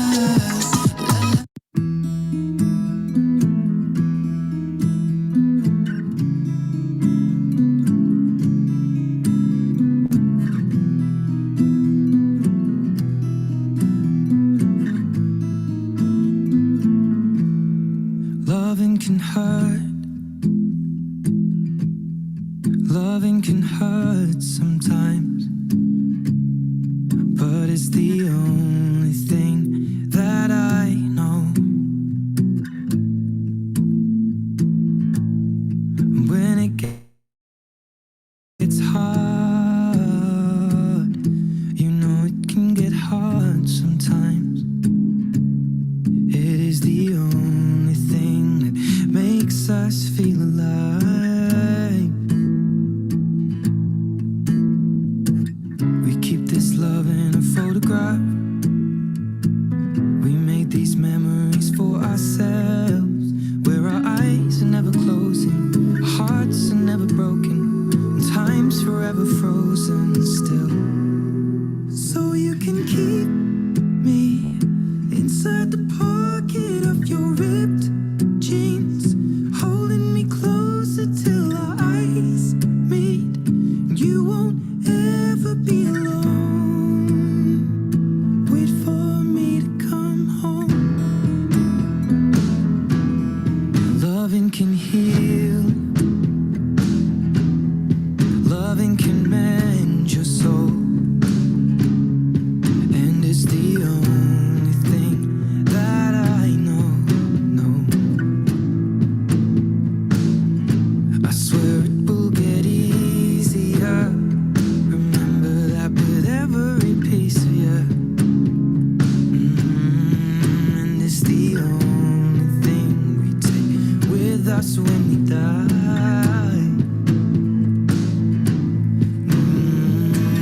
We keep this love in its photograph.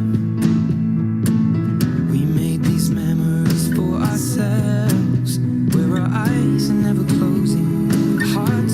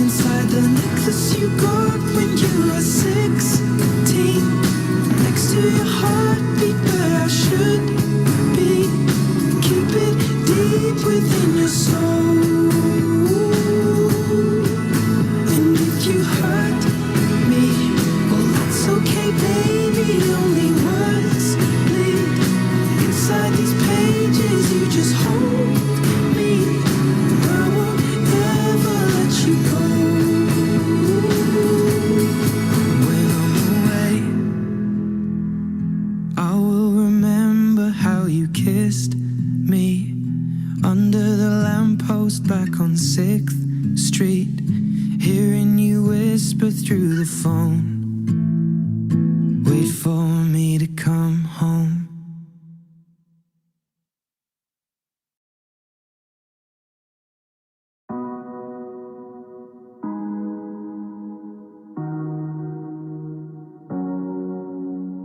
Kisses on your body were like heaven, we were taking it slow.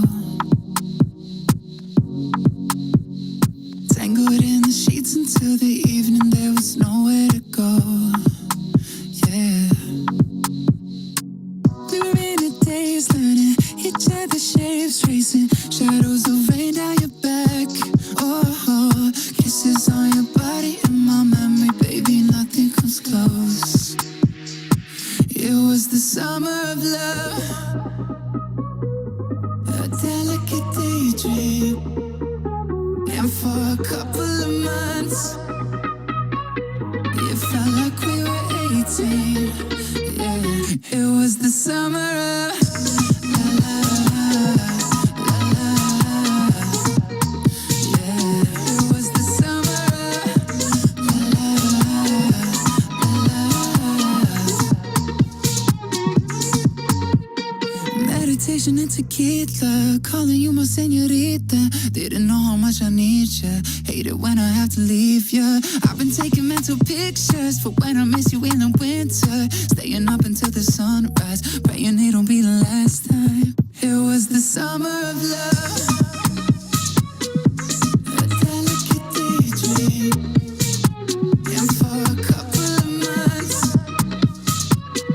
it felt like we were 18. Yeah, it was the summer of la la la la. Yeah, it was the summer of la la la. Kisses on your body were like heaven, we were taking it slow. Yeah. Entangled in the sheets until the evening, there was nowhere to go. No, it was the summer of love. You were my summer of love, a delicate daydream. And for a couple of months, it felt like we were 18. Yeah, it was the summer of la la la la. Yeah, it was the summer of la la la la. It was the summer of la la la la. Yeah, it was the summer of la la la la. It was the summer of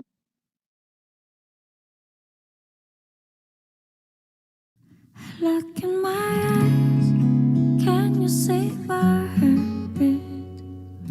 Swelling everywhere I go. Look in my eyes, I will be next to you. You let me be on the line. Step, step, where do we go now? It feels like lost in a romance. Step, step, here we are halfway home.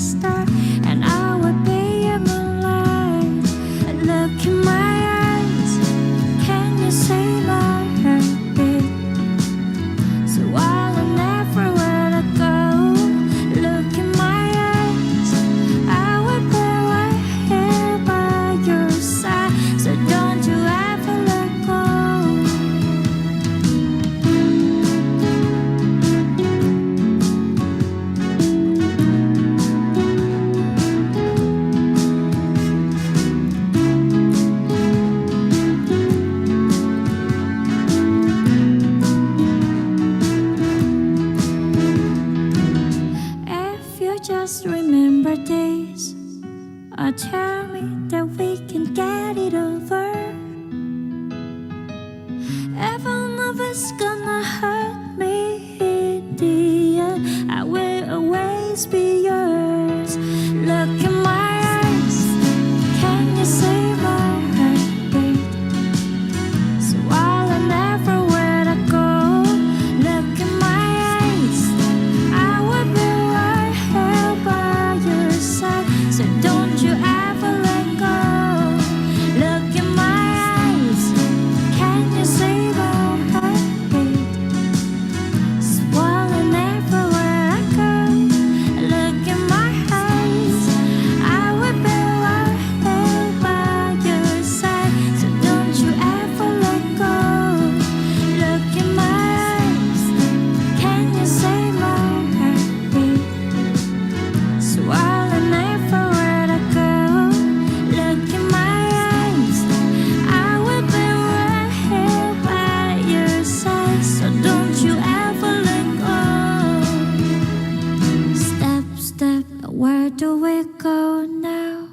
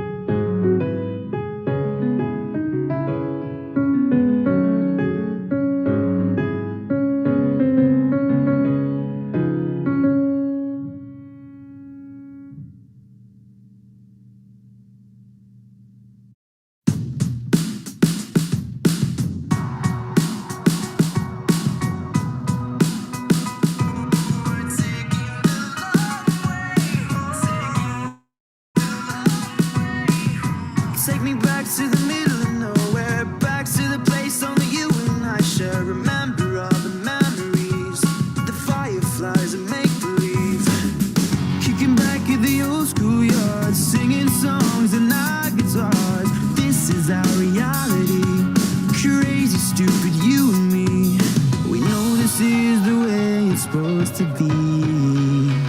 So we're taking the long way home, 'cause I don't wanna be wasting my time alone. I wanna get lost and drive forever with you, talking about nothing, yeah, whatever, baby. So we're taking the long way home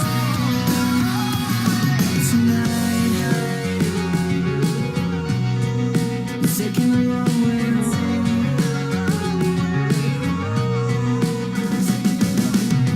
Now we're stuck in the middle of nowhere. Yeah, you know we took our time to get there. We're hiding out in a dream, catching fire like kerosene. And you know I'd never let you down. Till the sun comes up, we can own this town. Something like make-believe, living in a movie scene. No, this is the way it's supposed to be. So we're taking the long way home, 'cause I don't wanna be wasting my time alone. I wanna get lost and drive forever with you, talking about nothing, yeah, whatever, baby. So we're taking the long way home. Hitting every red light, kissing at the stop signs, darling. Green Day's on the radio, and everything is alright. Now we're turning up the headlights, darling. We're just taking it slow. So we're taking the long way home, 'cause I don't wanna be wasting my time alone. I wanna get lost and drive forever with you, talking about nothing, yeah, whatever, baby. So we're taking the long way home. Hitting every red light, kissing at the stop signs, darling. Green Day's on the radio, and everything is alright. Now we're turning up the headlights, darling. We're just taking it slow. We're taking the long way home. We're taking the long way home. We're taking the long way home.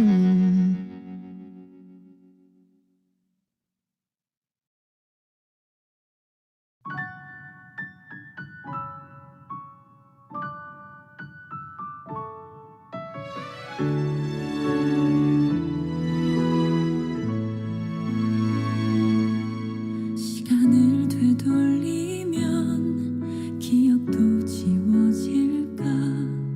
해볼 수도 없는 말들을 내뱉는 걸 알아. 덜 힘들게 했고 눈물로 살게 했던 미안한 마음에 그런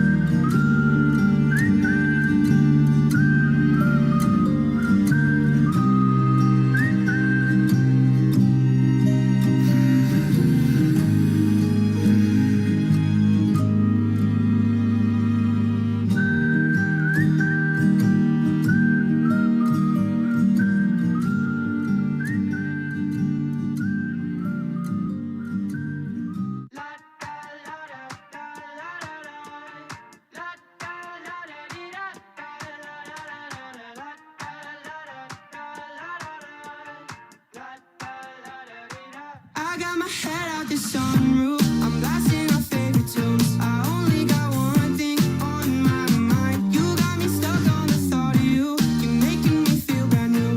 You're more than a sunshine in my eyes. You got those pretty eyes in your head. You know it. You got me dancing in my bed, so let me show it. You are exactly what I want. Kinda cool and kinda not. Wanna give myself to you. Yeah, we're driving down the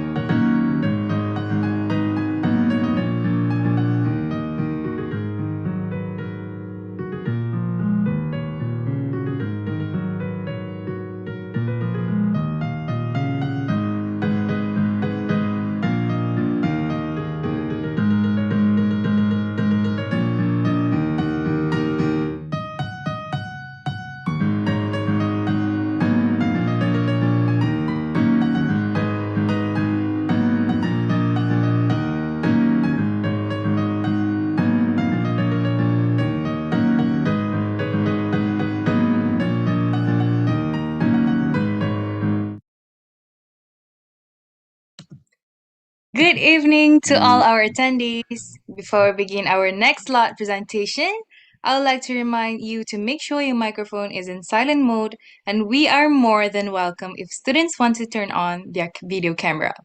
On this occasion, I would like to remind all facilitators to fill in the form in the link given for marks evaluation. Ladies and gentlemen, without further ado, we invite Group 2 to present their video about impact of climate change through natural disasters events on children.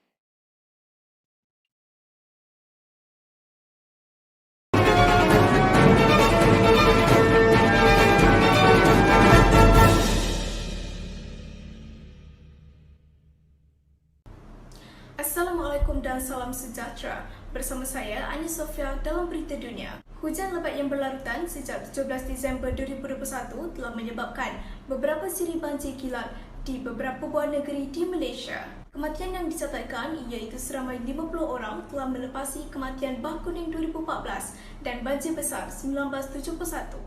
Ribuan keluarga juga turut terkesan dengan kehilangan tempat tinggal serta harta benda termasuk kenderaan. Banjir yang berpunca daripada hujan lebat yang berterusan di Malaysia mendedahkan realiti corak cuaca ekstrim yang disebabkan oleh perubahan iklim. Menurut Ketua Setiausaha Kementerian Alam Sekitar dan Air, hujan lebat yang berlarutan lebih 24 jam sejak lewat 17 Disember 2021 adalah bersamaan dengan purata hujan selama sebulan, iaitu kejadian cuaca 1 dalam 100 tahun.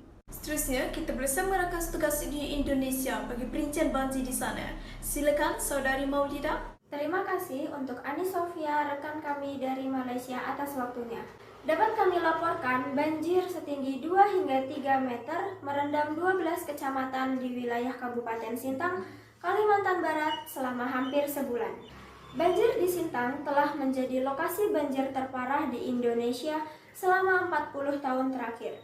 Berdasarkan dari data yang diperoleh, banyak orang yang meninggal dunia akibat tenggelam, termasuk anak-anak, dan sekitar 24.522 kepala keluarga atau 87.496 masyarakat mengungsi akibat dampak banjir. Berdasarkan Kepala Pusat Informasi Kehutanan dan Badan Nasional Penanggulangan Bencana atau BNPB, banjir ini terjadi karena deforestasi atau penggundulan hutan di daerah hulu dan daerah tangkap air, disertai meningkatnya curah hujan 5 kali lipat hingga 100 mm di hari-hari sebelum banjir.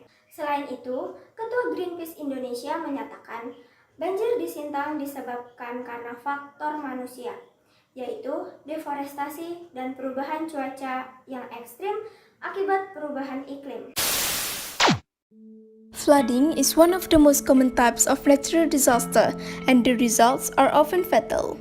The climate crisis means that we are making flooding less natural and more disastrous. In Malaysia, a related issue to climate change, but let's talk about is rapid urbanization. Urbanization produces an urban heat island effect phenomenon, creating scorching temperatures, especially during summer seasons, particularly in Kuala Lumpur. In Indonesia, one of the leading causes of climate change is deforestation. When forests and trees are degraded, the stored carbon is released back into the atmosphere as carbon dioxide, contributing to global warming. From 2001 until 2019, Kalimantan has lost 4 million hectares from 28.9 million hectares of forest.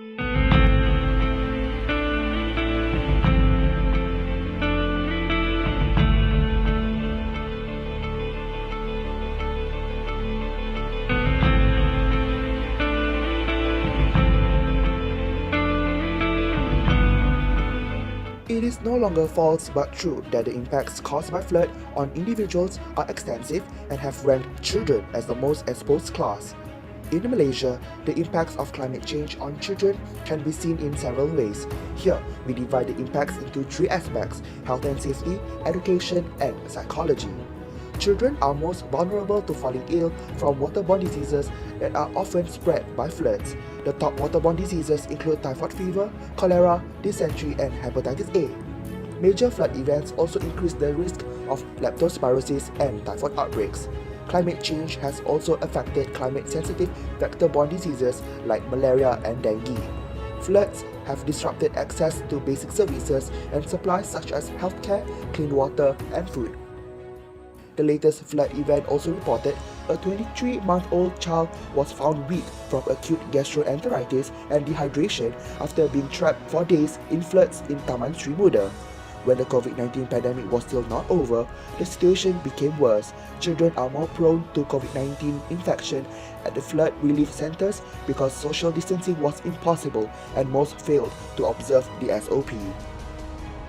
Impact of flood on children health and safety. After the flood, there were many health issues such as dengue fever, diarrhea that happened because of inadequate clean water, and skin disease that were found in many people living on the riverbanks.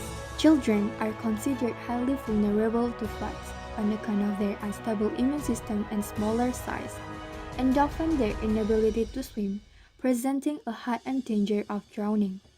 When floods occur, it does not only damage roads but schools as well.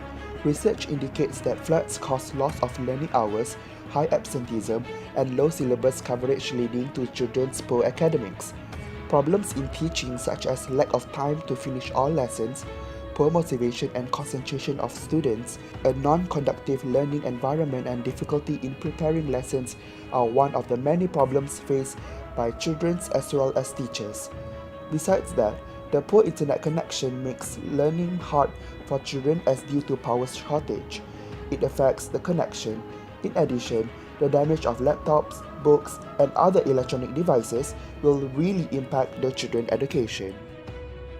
Impact of flood on children education. Based on the Sintang flood, 139 schools were submerged. Flood submerged schools and damaged property such as books and school furniture. Partly schools that were not submerged are made for the evacuation of refugees, which means children can't go to school. With no internet network, children also can't get online classes. Children's psychology and mental health are at stretch, primarily at the post-traumatic events like flood that happened in their lives. For example, children exposed to traumatic events are more vulnerable than adults because of their immature emotional status and weak cognitive abilities. Approximately 10% of children exposed to traumatic events will develop post-traumatic stress disorders, PTSD. Besides that, in experiencing a traumatic event, children may suffer distress from losing or witnessing the death of their loved ones, being suddenly removed from similar surroundings, and fear of experiencing similar events again. Stressful situations like floods can cause anxiety and stress on children as they are living with the uncertainty of flood risk. They will feel unsafe and lose their sense of security. Impact of flood on children's psychology. After a flood event, children may potentially experience trauma, during which they suddenly relive the emotions, fears, thoughts, and perception they had at the time of the flood. How was your feelings as parents when you saw your kids being involved in the flood? Of course, it was very difficult to see them and it was very scary for all of us. Tentunya sangat sedih dong, karena dengan banjir ini anak-anak pastinya tidak dapat bermain di luar, tidak dapat bersekolah, dan tidak dapat melakukan aktivitas. Can you share with us some tips on how do you feel we can protect our children when the flood happens again? When flood comes, we prepare some meals for them. Keeping them dry and keeping them clean is another priority. Selamatan anak-anaknya dulu, perabotan elektro, anak-anak diungsikan dulu, ya. Terus baru anaknya ditaruh di pengungsian, baru kita lari lagi yang rawan-rawan, baru kita aman-amankan dulu.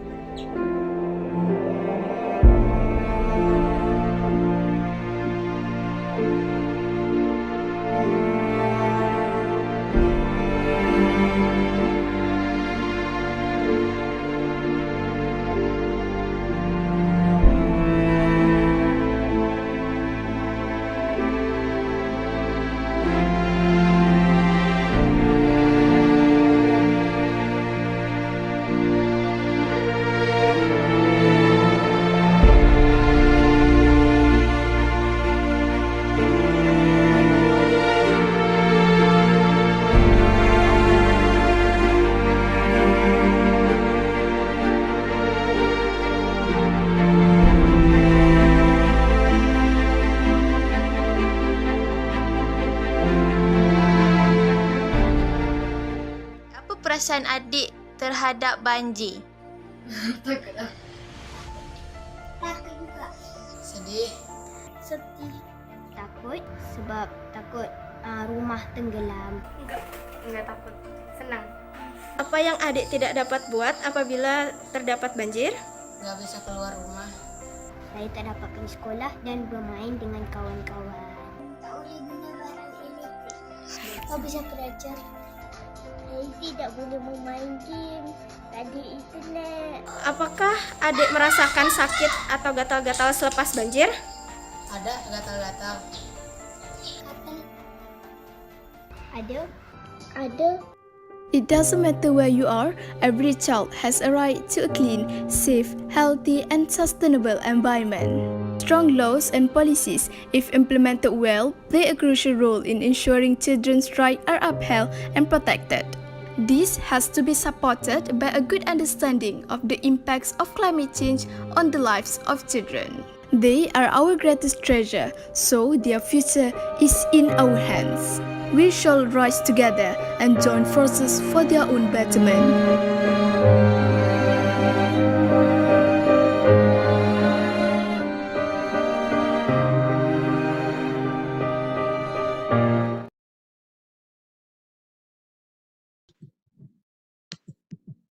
Thank you, Group 2, for the wonderful presentation. As usual, we will proceed to Q&A session. Anyone who would like to ask question in regards to the topic they present today can switch on the microphone and ask, or just type the question in the chat box. Hello, Assalamualaikum. My name is Ayuni. So I have one question to ask. As you mentioned in the video earlier, you said that urban heat island is due to urbanization. So can you please tell a bit more about urban heat island effect? So that's my question. Thank you.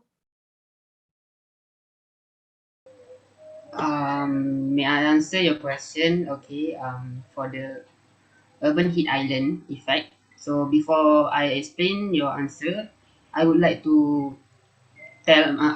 explain about urban heat island, because some people might wondering what is the urban heat island.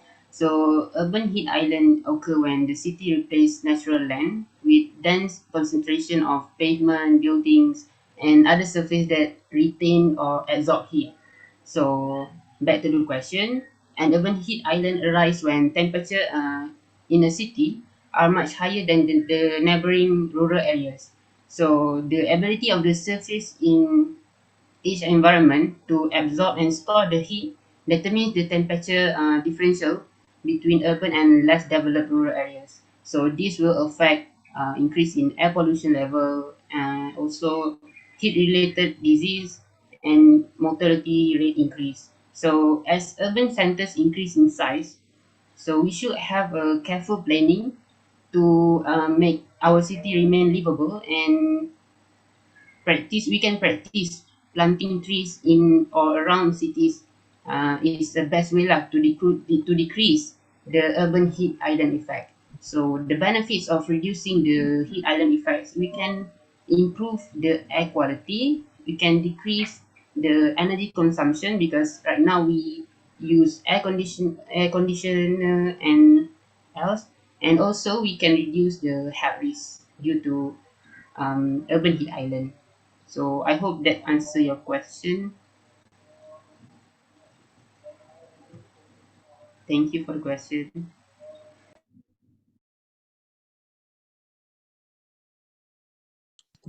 Is there any more question? Assalamualaikum. I want to ask, in your opinion, how can we improve the flood that has been occurred? What can be done? Oh, okay, I would like to answer that. All right, thank you so much for the question, Zalida. In my opinion, I personally believe that there are two major criteria that should be considered first in order to improve the flood situation that has occurred. Okay, the situations that can be improved is to implement and maintain a proper drainage system and piping system. Because to me, I believe that drainage system ensures that the soil is properly aerated. And second of all, towards the developers out there, before constructing any housing development or any construction, they should be more aware of the type of the land that they were about to build or to construct before they start any projects lah. Because for example, you can see in Taman Sri Muda in Shah Alam, where it was actually supposed to be water catchment area. So when they really study and research about the geography and the topology matter first, then there won't be anybody who will fall victim to this natural disaster. Hope that answer your question. Thank you. I want to ask, can we have additional? Okay, can you hear me? Yes. Okay, I want to ask, can we have additional tips besides the ones stated by the parents? Thank you. I will answer the question. Okay. First of all, for additional tips, we can help community programs such as helping the floods victim to face the problems.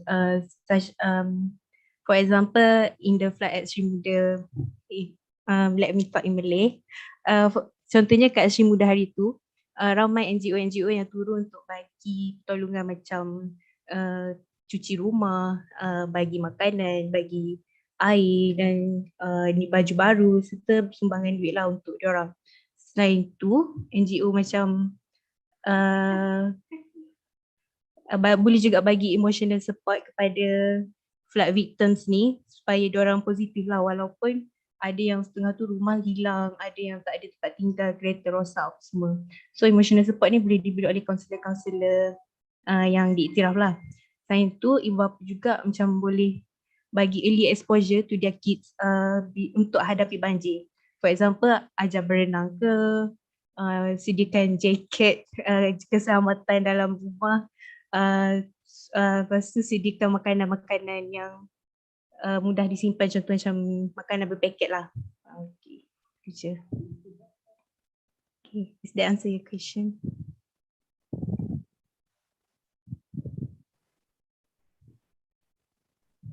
Assalamualaikum. Hi, is there some time for me to ask a question to this group? Yes, doctor. Okay, just a simple question, because just now, based on your presentation, we can see that how does the natural disasters impact the children, and then there are a lot of support system and also activities that has been done to help the children post disaster. Okay, but my question would be, how do we prepare these children? Because there are some places whereby they live in a natural disaster prone area. Okay, and then of course we do know that there are a lot of works or effort that has been done in regards to, like in terms of like technology and everything. But how do we prepare these young children, okay, to become more resilient to face this natural disaster in terms of their physical or mental, psychological?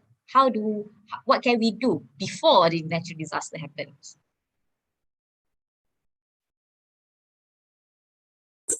Hi, Doctor. I'd like to try to answer this. So, in my opinion, I feel that since kids are very vulnerable to fall to all this flood, and that they can actually be quite ill. So what can be done is we can actually maybe the government can help in giving all these children who are in rural areas, who are memang living in the situation of flood, maybe they can give them talks and awareness on what should be done when a flood is about to happen. Yeah, maybe, and second thing is giving them free medical checkups every now and then to constantly monitor their health status. Can I add to the point given by Rohan? Yeah, I totally agree with Rohan. But another point for me, I believe that let's bring closer to home. Let's start with parents first, because since children are more closer to parents, so maybe parents could teach, give exposure towards the children and giving, like, for example, survival tips, so that the children will be like much more prepared in terms of mentally and physically. And when they know that parents also practice the same practice, so the children could follow the footsteps by the parents. So by anyhow, the children would feel secure and safe in the guidance of the parents. So I think that's all.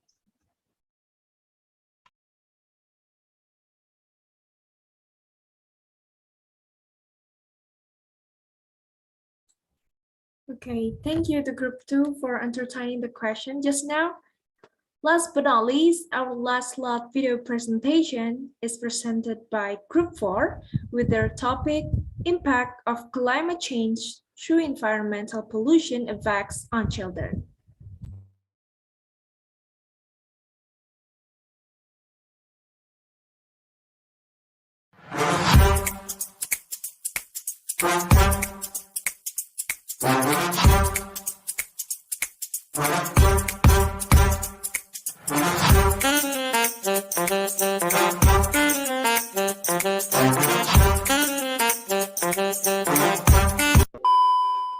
What is climate change?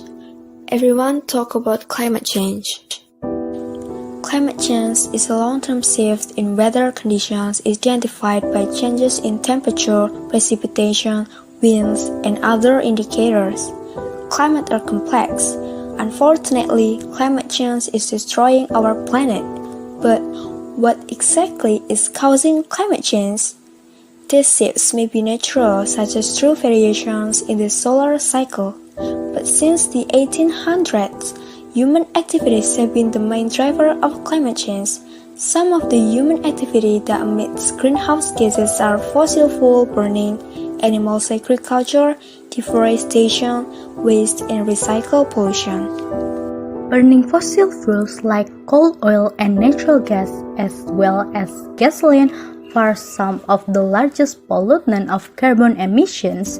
Not only that, but when fossil fuels are burned and their gases mix with heat, they create smoke, a thick air pollutant that is highly toxic, that acts like a blanket wrap around the earth, trapping the sun's heat and raising temperatures.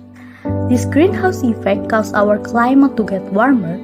Our ice and snow are melting faster and our weather is becoming more extreme.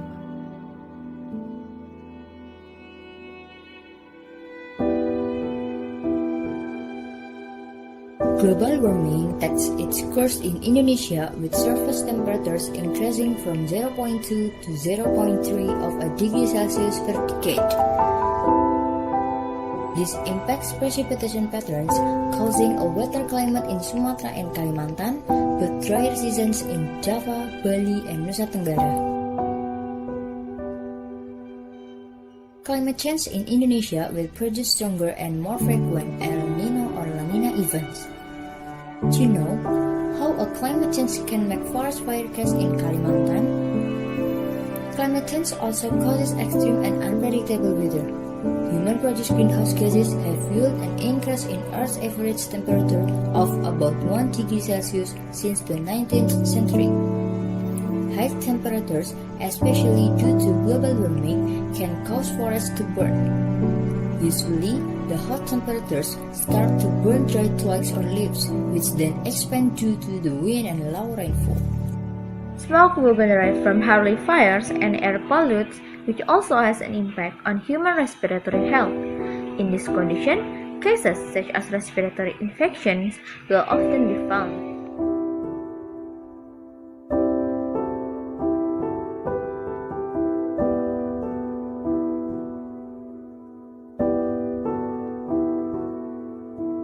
According to the United Nations Children's Protection Organization, namely UNICEF, on Tuesday, 24 September 2019, the risk of health problems to 10 million children under the age of 18 was due to inhaling smoke from land and forest fires. Scientists say fires that burn forests have released a number of greenhouse gases. Young children are especially vulnerable because their immune system are underdeveloped. So, what can we do to prevent the same case in repeating? Well, air pollution has many consequences for our planet. Reducing air pollution not only contributes to a cleaner environment and better human health, but can also slow the rate of global warming. So, here, what you can do to help by beginning this small change? To end reforestation action. The second, always use public transportation to reduce the emission of air pollution. The third, turn off unused light to save energy. The fourth, control your use of plastic because it adds to the pollution burden. All of these small changes is helping all of us. Change our life and ultimately everything will be kind with the action that you and I take starting today. Remember, climate change is very real and drastically affecting planet Earth, our home. And although we are the problem, we can also be the solution. Do you guys think our air in Malaysia clean or not? Assalamualaikum and hi everyone. Next, we're gonna talk about air pollution in Malaysia. Did you know in 2019 Malaysia has experienced to be listed in the top position with the highest pollution in the world? Based on the observation of Air Pollution Index (IPU) by World Quality Index WAQI, Malaysia recorded the reading of IPU is 409. It is the highest reading in the world, followed by Indonesia. Besides, Malaysia has also experienced the worst haze problem in history in 2015. At that time, schools were closed, flights and some international outdoor events were cancelled. For your information, greenhouse gases like carbon dioxide and water vapor is the most prevalent heat-trapping greenhouse gases. Because the increased release of carbon dioxide, the atmosphere gets warmer, which then creates more water vapor that could traps heat and warms the atmosphere even more. The increase comes from burning fossil fuels such as coal and gas. This extra trapped heat could affect human health. Higher temperature lead to an increase in allergen and harmful air pollutants that could diminish human health, especially kids. Hence, we need to safeguard our children by protecting their health, well-being and quality of life from climate change impact.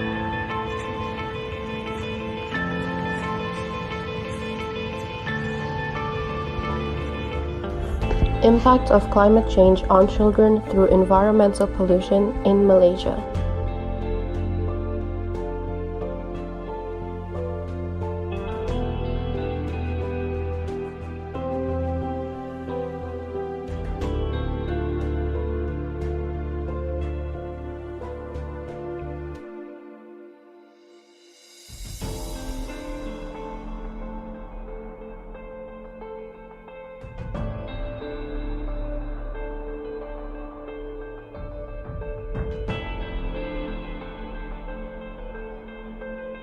Now let's take a look at what are the main causes of air pollution in Malaysia. The first major source of air pollution in Malaysia is vehicular emission. In Malaysia, private cars, motorcycles, light and heavy vehicles are major contributors to deterioration in air quality, especially in urban areas. Inside the motor engine, incomplete combustion takes place, which release carbon monoxide, sulfur dioxide, particulate matter, oxides of nitrogen, and non-methane volatile organic compounds.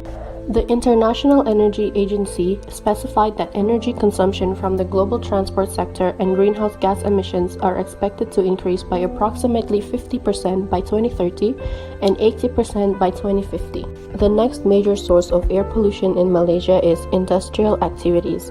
Industrial activities uses fossil fuel combustion in their process and thus releasing tons of greenhouse gases into the air. Next, we have construction sites. Construction sites release high amounts of finely ground dirt into the air. Sometimes it contains heavy metals and other tiny particles with detrimental health effects. The dust and fine particles of a poorly maintained construction site often combine with materials like black carbon, which is a major contributor to climate change. And it is also a major health risk both to the environment and to humans. And last but not least, open burning sources is also a major source of air pollution in Malaysia. The air pollutants released from open burning are carbon monoxide, black carbon, polycyclic aromatic hydrocarbons, oxides of nitrogen, ground level ozone, VOCs, and PM10 and PM2.5. So how does air pollution impact us widely? Air pollution affects rainfall patterns, storm intensities, and regional weather patterns such as monsoons. Besides that, air pollution also reduces global crop yields for wheat and soy up to 15% and 5% for maize. Some air pollutants affect climate change and accelerate Arctic warming and glacial melt. Due to the melting of ice sheets, it's also causing the rapid rise in sea levels. So how does air pollution affect children? Air pollution is one of the leading threats to child health, accounting for almost 1 in 10 deaths in children under the age of 5. Increases of temperature and poor air quality due to climate change can cause respiratory problems and allergies, especially in children with asthma. Air pollution is damaging children's lung function even at lower levels of exposures. Thousands of children under the age of 5 die prematurely each year from respiratory infection caused by air pollution from burning fossil fuels. In fact, they are also at risk of mental health problems and stunted developmental processes.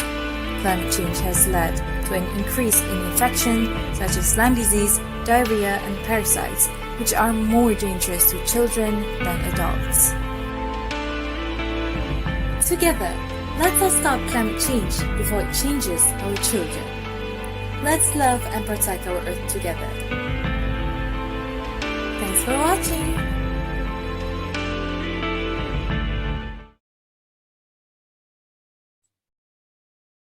Thank you, Group 4, for the extraordinary presentation.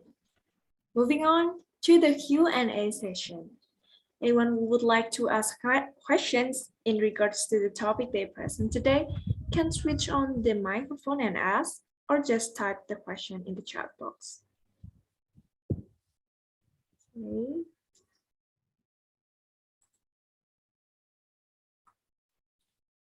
Okay, first question. Hello, my name is Teresa, and I have a question to Group 4.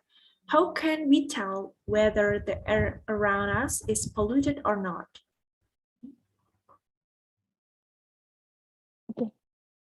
Hi, I am gonna answer that question. My name is Khadija.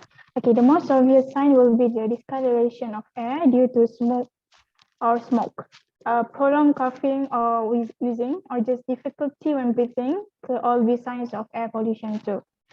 If you suffer from asthma, hay fever, or other respiratory problems, the symptoms may become more pronounced. And last but not least, sore head, nausea, or a general feeling of sickness and could be due to air pollution. Thank you. Okay, thank you. Next question. Good afternoon. My question is, what is the government doing to deal with forest and land fires in Indonesia? Okay, thank you for the question. Maybe I will answer this question. What is the government doing? I think it's like first hotspot point monitoring like that, and then blackout And then there are law enforcement and community outreach. I think that's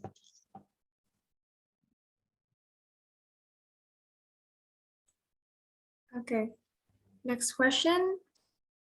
Good afternoon, everyone. I'm Aulia Hanif Rabani from Polkesmar. I want to ask this group, what does the government effort to deal with ARI cases in Indonesia?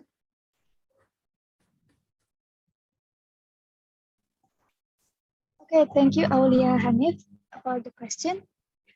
The Minister of Health asked the Health Office to be prepared to deal with these environment problems. And the Minister of Health also asked the Head of Health Service to be open and public about efforts in the health sector in dealing with forest and land fires.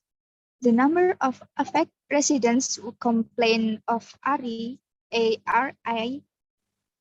and was handled by Health Works in Riau province was 16,3072 people, I think like that. And the Ministry of Health was provide air purifier assistant of Riau Province Health Office. The regional government has provided a shelter house or refuge post for the lower hand of the Health Office of Indragiri Hulu Regency, and the health service from residents in the work area of Pelalawan Health Office and the distribution of masks by the Pekanbaru Health Office. Like that. Okay, thank you for the answer. Next question from Anissa. I want to ask, how can peatlands affect forest fires? All right, thank you, Anissa, for the question. How can peatlands affect forest fires?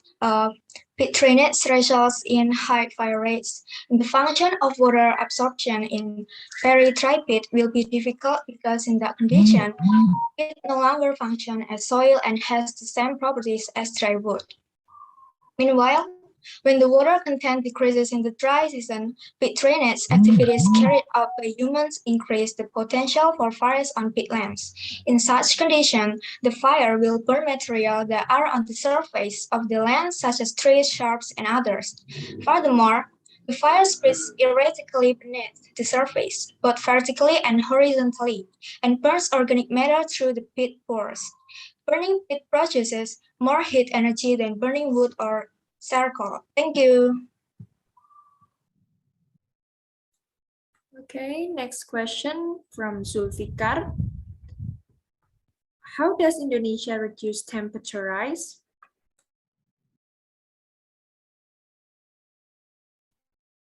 Okay, thank you, Zulfikar. Reducing all, it's kind of like all activities that can use an insecure of increase in carbon or CO gas. Maybe it's like use public transportation or doing reforestation and adding trees in several points of downtown. And then we can reduce excessive use of air conditioner because air conditioner produce CFC gas, and this CFC gas is a material can cause damage to the ozone layer molecule. I think it's my answer. Okay, thank you. Next question. Why do you think that the children are most affected by the air pollution?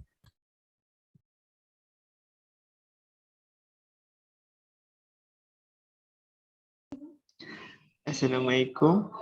I will answer that question.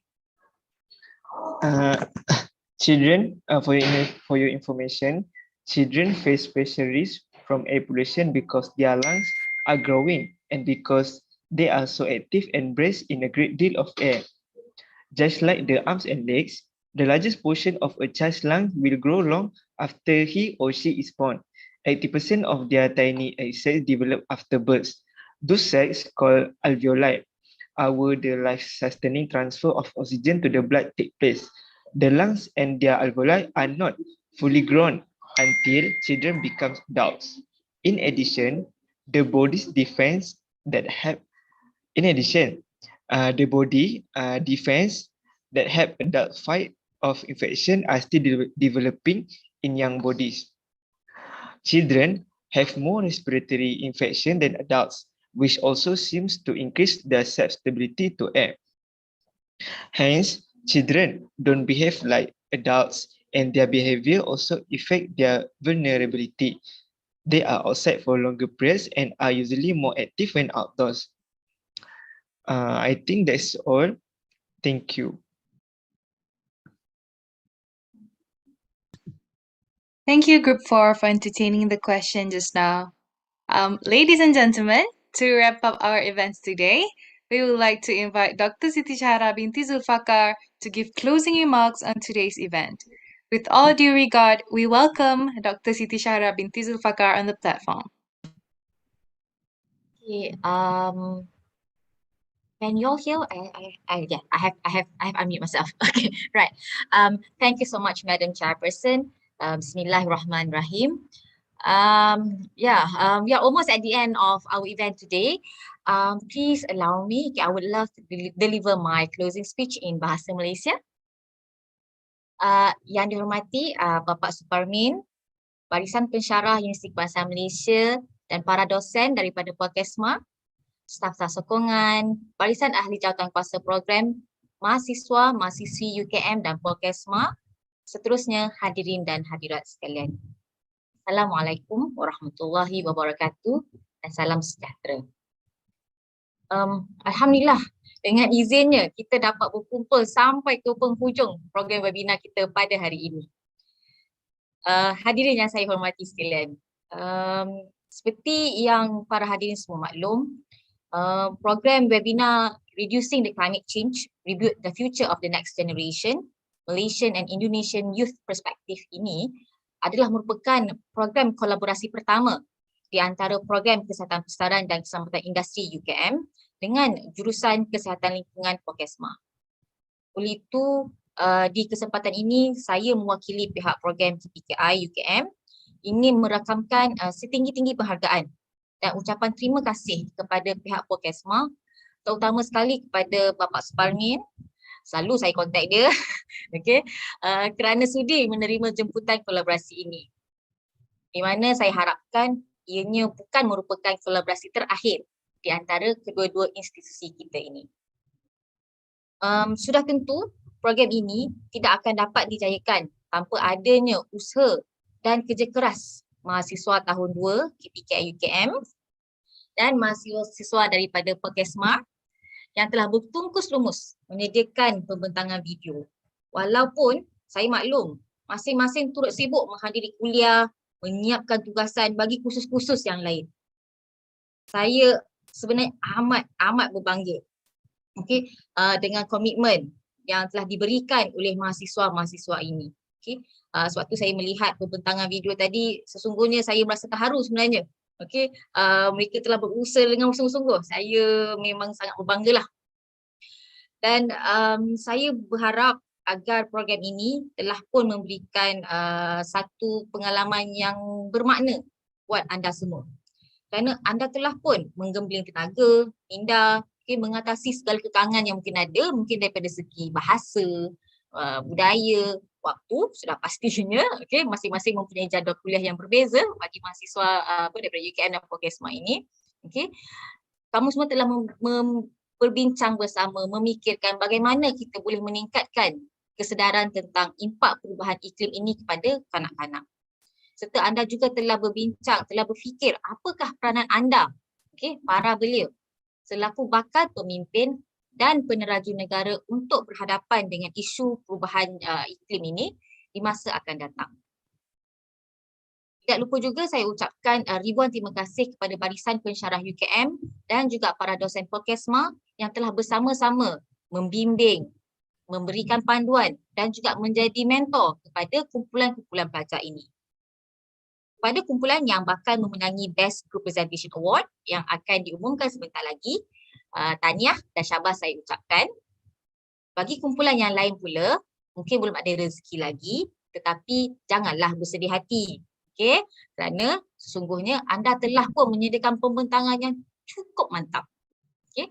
Sesungguhnya ilmu dan pengalaman yang telah pun anda peroleh sepanjang aktiviti ini adalah ganjaran yang terbaik program webinar ini dapat berikan kepada anda semua. Akhir kata, saya juga ingin mengucapkan ribuan terima kasih dan sekalung penghargaan kepada semua yang terlibat, sama ada secara langsung ataupun tidak, untuk merealisasikan program ini, khususnya kepada peneraju Kelab Kesihatan Persekitaran UKM serta semua ahli jawatankuasa program webinar ini. Saya tahu semua telah berkumpul rumus di balik tabir, memastikan tiada gangguan teknikal dan sebagainya. Okay, saya tahu saya pasti segala usaha yang telah diberikan itu sebenarnya lah yang menjadi punca kepada kelancaran program kita pada hari ini. Semoga kita semua yang telah hadir di sepanjang webinar ini akan mula mengorak langkah walau sekecil mana pun bagi membantu dalam mengurangkan impak perubahan iklim untuk menjamin masa depan generasi akan datang, insya-Allah. Jadi dengan itu, sekian sahaja daripada saya. Wabillahi taufiq wal hidayah.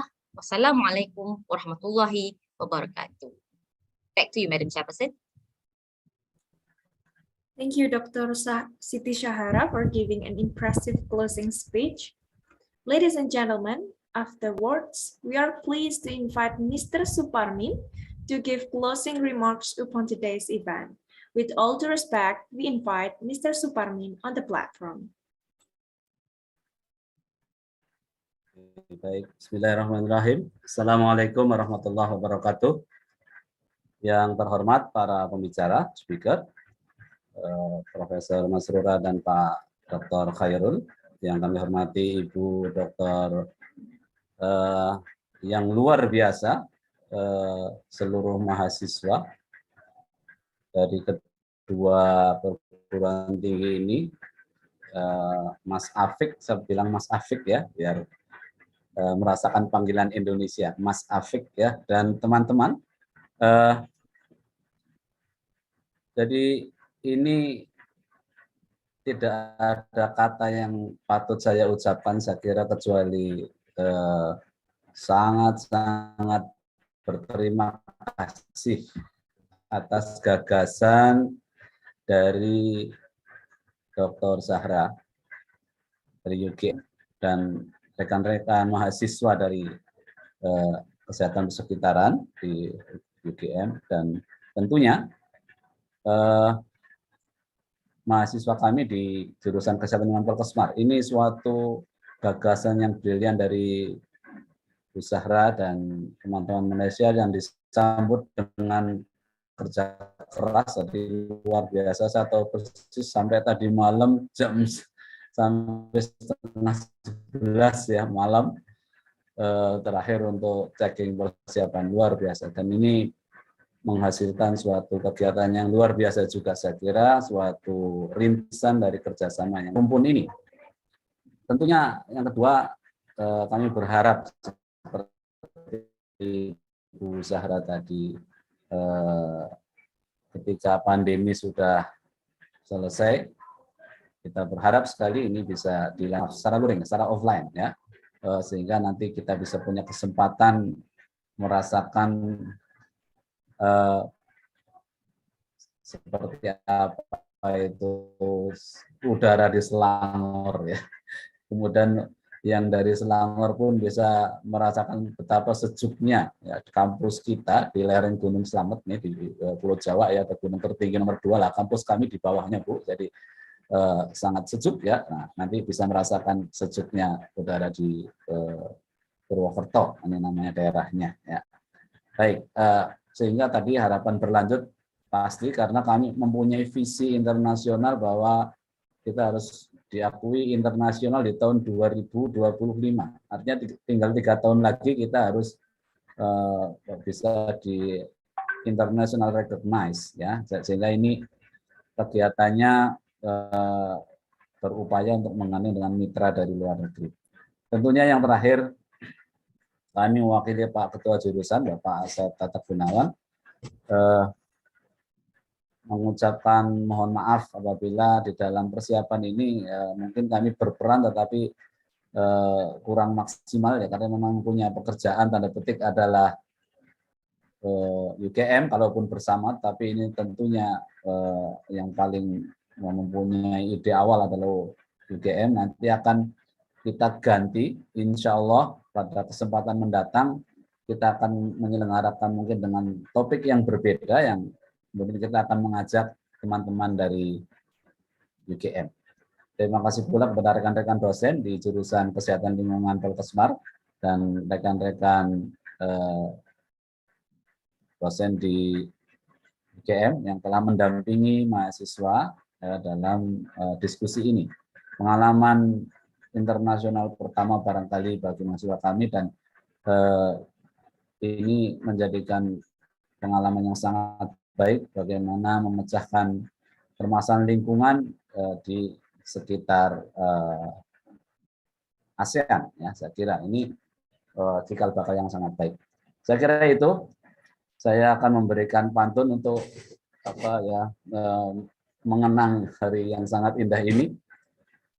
Naik pesawat pergi ke Malaysia. Pemandangannya indah, banyak kebun. Sore ini sungguh penuh rasa bahagia, bisa bersua saudara serumpun. Ini saya jadi ingat, di Malaysia ada nasi lemak. Waktu ke Malaysia dulu. Nasi lemak enak rasanya. Dimakan dengan daging sapi. Kami sangat berharap rasanya dapat bersua di lain kali. Terima kasih. Assalamualaikum warahmatullahi wabarakatuh. Thank you, Mr. Suparmin. We are grateful for having the chance to collaborate with Politeknik Kesehatan Kemenkes Semarang students. Ladies and gentlemen, the ceremony will continue with closing speech from the Director of Reducing the Climate Change, Rebuild the Future of the Next Generation, Malaysian and Indonesian Youth Perspective Webinar Program. With all due respect, we welcome Muhammad Afiq Ikhwan bin Muhammad Razi as representative of all community members involved to deliver a closing speech. Without further ado, we welcome our Director Program on the platform. Thank you to our MC. With all due respect, allow me to give my speech in Malay language. Bismillahirrahmanirrahim. Assalamualaikum warahmatullahi wabarakatuh dan salam sejahtera. Bersyukur kita kehadrat Ilahi kerana dengan limpah rahmatnya dapat kita berkumpul untuk menyempurnakan webinar Reducing the Climate Change, Rebuild the Future of the Next Generation, Malaysian and Indonesian Youth Perspective ini. Saya selaku pengarah program ingin merakamkan ucapan jutaan terima kasih atas kesudian.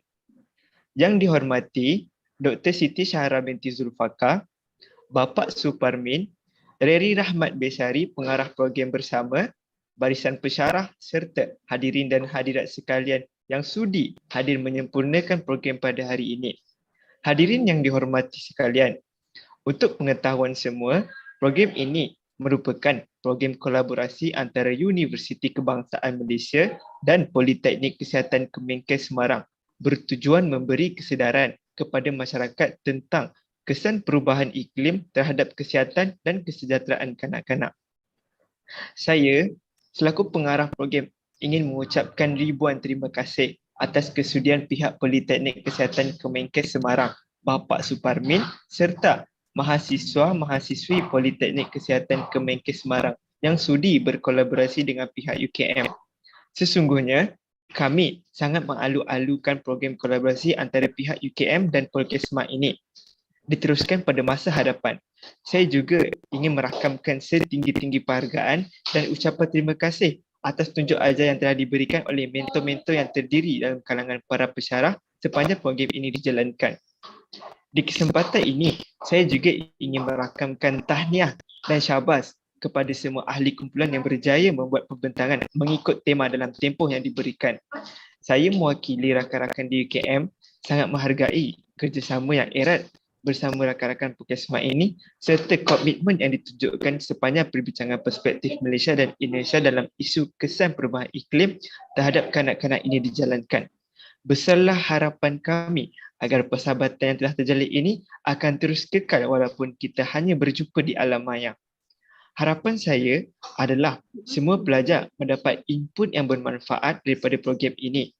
Saya juga berharap agar program ini dapat menyedarkan lebih ramai individu tentang pentingnya untuk kita menjaga alam sekitar bagi menjamin kesejahteraan hidup, terutama untuk generasi akan datang. Hadirin sekalian, di kesempatan ini, saya, Muhammad Afiq Ikhwan bin Muhammad Razzi, selaku pengarah program dan wakil Universiti Kebangsaan Malaysia, ingin merakamkan setinggi-tinggi penghargaan kepada semua yang terlibat sama ada secara langsung atau tidak langsung, khususnya ahli jawatan kuasa webinar Reducing the Climate Change, Rebuild the Future of the Next Generation, Malaysian and Indonesian Youth Perspective yang telah bertungkus lumut selama berminggu-minggu bagi memastikan program ini dapat dijalankan dengan jayanya. Saya juga ingin memohon maaf atas barang kekurangan daripada pihak organisasi program sepanjang program ini berlangsung. Yang baik datang daripada Allah, yang kurang datang daripada kekhilafan kami sendiri. Wallahualam. Sebelum saya mengakhiri ucapan saya, izinkan saya menyampaikan serangkap pantun. Dari Kedah ke Pekansari, beli suasa di kota tinggi. Selesai sudah tugas diberi, di lain masa bersuah lagi. Salam sayang daripada kami mahasiswa-mahasiswi tahun 2 Program Kesihatan Persekitaran UKM buat warga Purkesma. Sekian daripada saya. Wabillahi taufiq wal hidayah. Wassalamualaikum warahmatullahi wabarakatuh. We would like to thank Muhammad Afiq Ikhwan for the closing speech just now. Last but not least, we are pleased to invite Reri Rahmat Bersari, student representative of Jurusan Kesehatan Lingkungan, on the platform to give a word in regards to this event.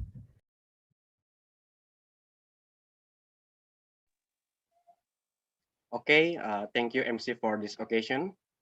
Bismillahirrahmanirrahim. Assalamualaikum warahmatullahi wabarakatuh. May peace be upon us all. Greatness, outstanding guests, ladies and gentlemen. My name is Reri Bersari.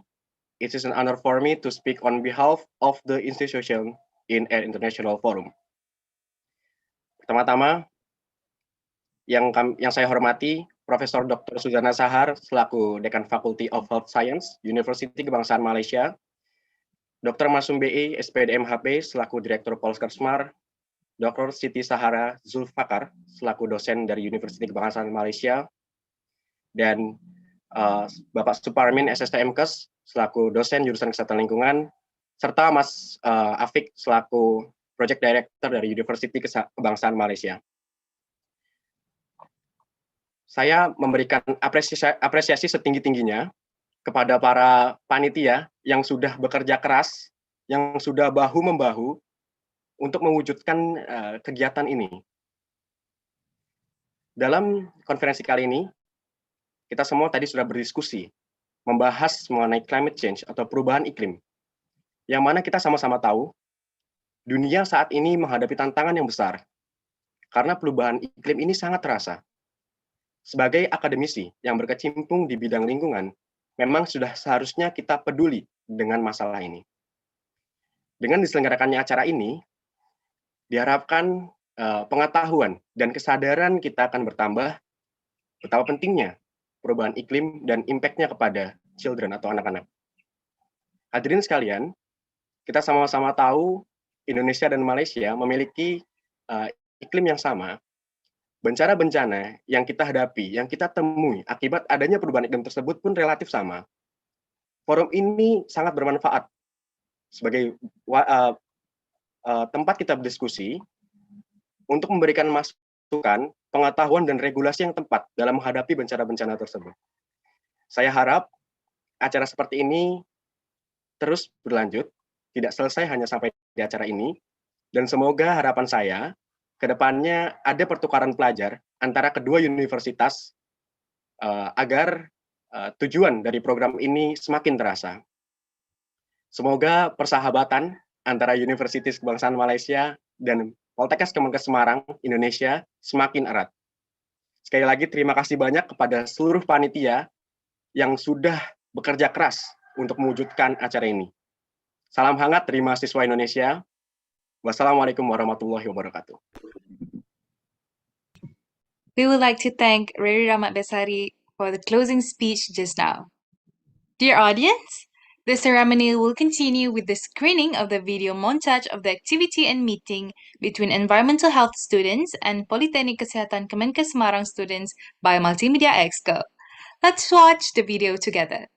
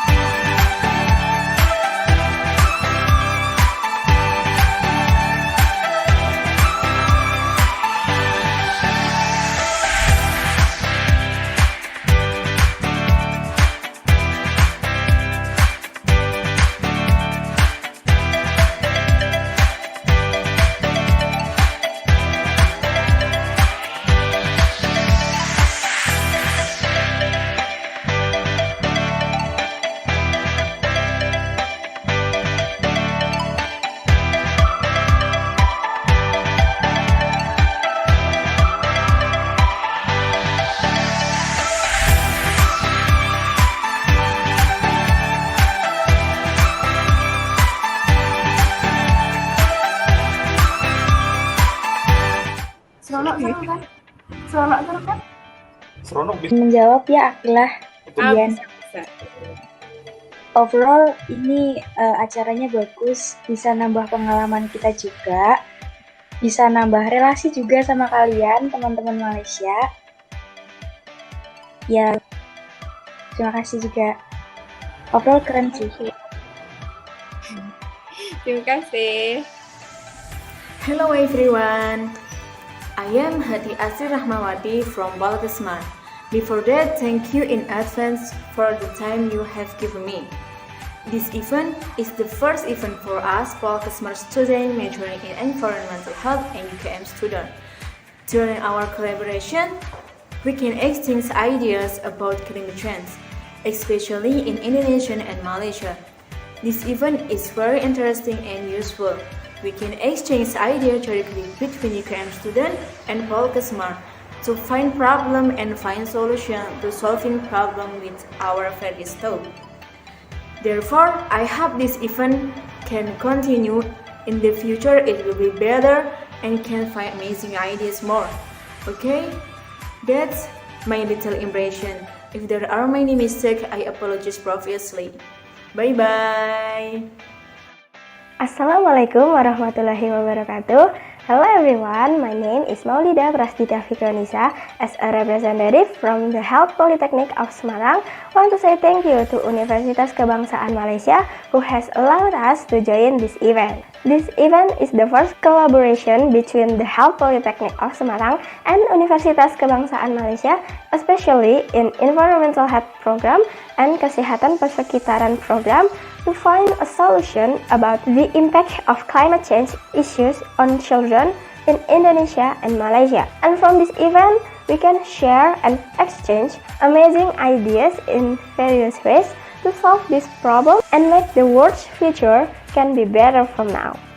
Therefore, we hope this collaboration doesn't stop here, but can be continued in another collaboration event too. So that's all from me. Stay safe, stay healthy, and stay happy.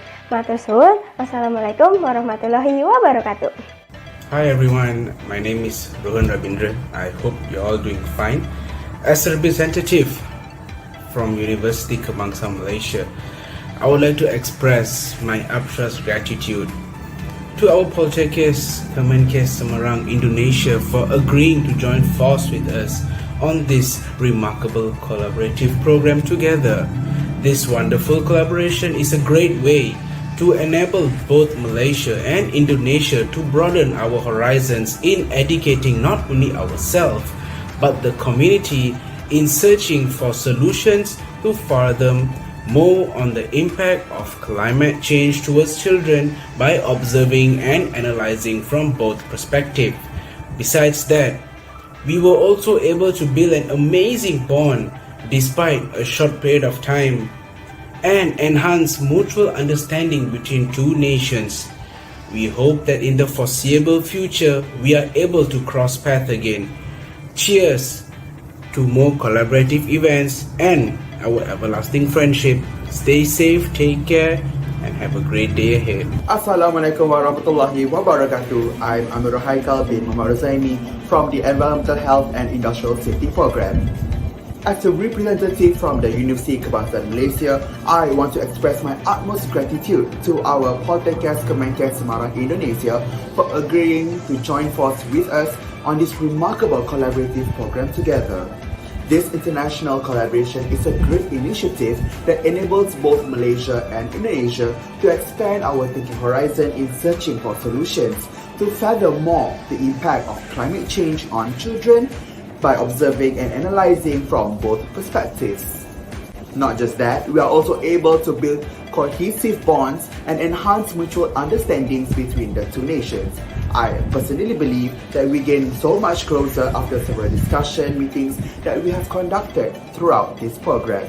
We are delighted to have all of you, my fellow Indonesian friends, again in our future activities.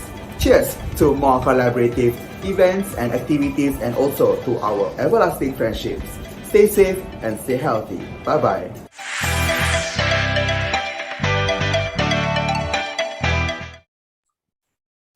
With that, we get to watch the video montage had been prepared by Multimedia Exco.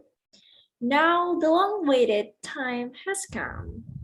We will proceed with the winner announcement for Best Group Presentation Award. The Best Group Presentation Award goes to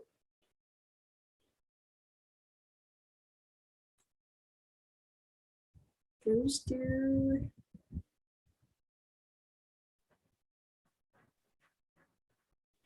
winner.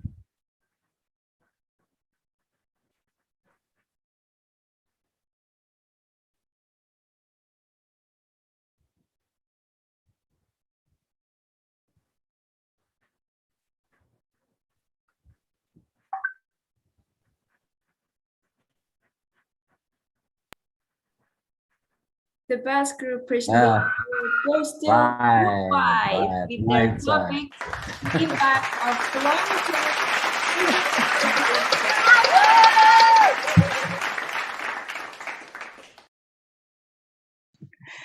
Congratulations to the winners of the Best Video Presentation. As a final agenda, we will proceed with a photography session. Attendees are requested to turn on the camera for the photography session. The Multimedia Exco can start taking pictures.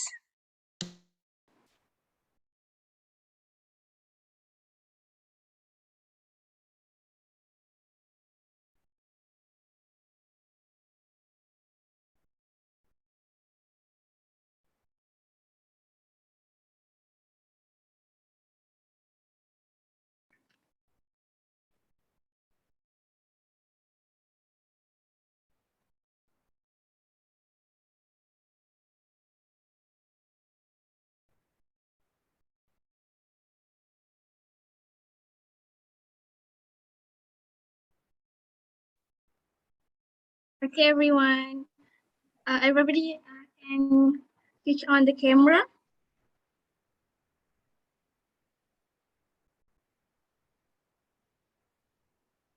Maybe I will 1 or 2 minutes before I taking picture. For everyone to get ready.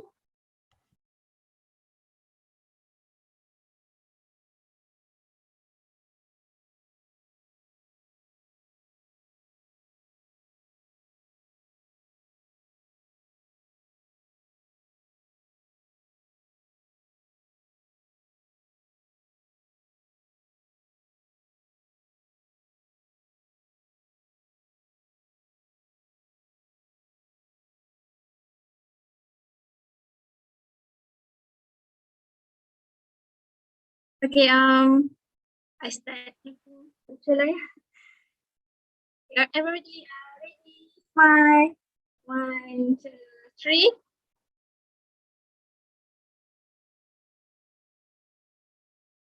Again. 1,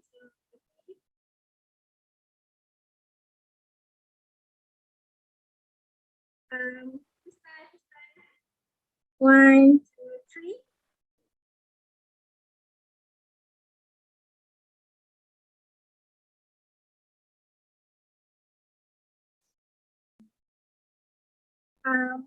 Okay, last. Good job. Thumbs up. Okay. Okay, 1, 2, 3.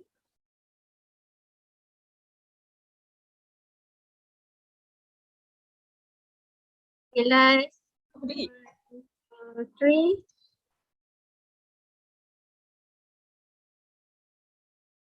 Okay, done.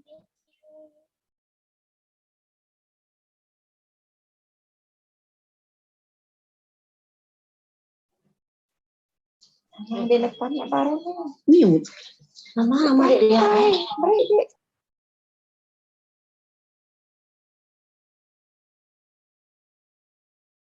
Thank you, everyone. Thank you for joining us. Hopefully, we'll have some other programs that we can collaborate together. Very good job, everyone, students. Okay, very proud of you guys, both from UKM and also Polkesmar. Very proud of you. Terima kasih Bu Zahra, terima kasih. Afik dan teman-teman Malaysia hebat. Keren. Terima kasih Bu. Terima kasih. Bapak Osman, nanti kita berbicara lagi ya. Kita discuss lagi ya kalau ada program yang boleh kita bersama-sama kolaborasi lagi ya. Siap. Kalau perlu offline. Insyaallah.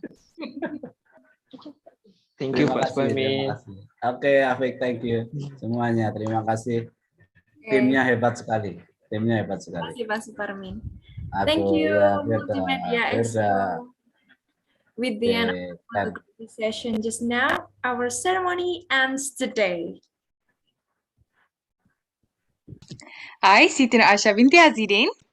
And I, Nurfirda Talia Dwi Anggreni, and we on behalf of the organizing committee would like to express our deepest appreciation to the audience who were willing to attend and live in the event today. If there are any weaknesses and shortcomings throughout the program, I, on behalf of the organization, humbly apologize. Attendees are asked to fill out a checkout form by scanning the QR code displayed on the screen or press the link in the chat box space before leaving the event. Thank you.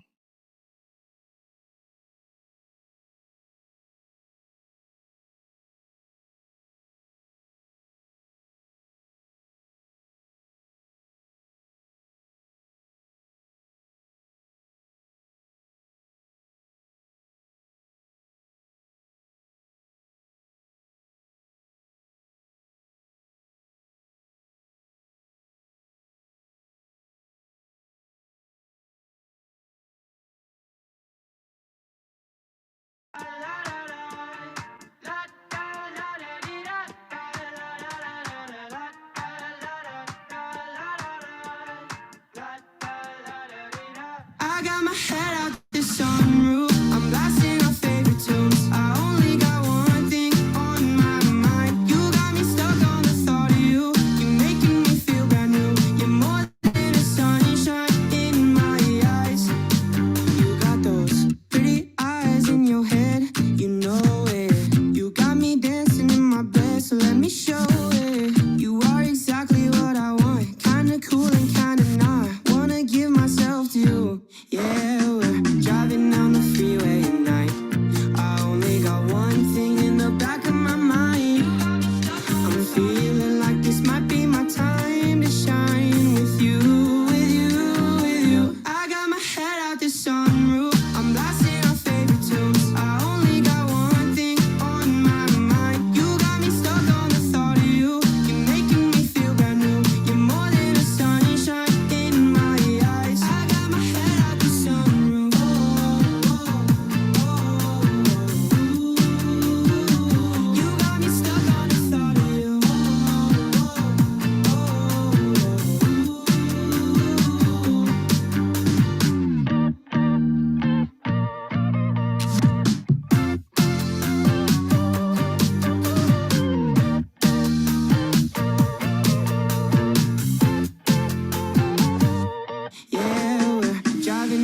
freeway.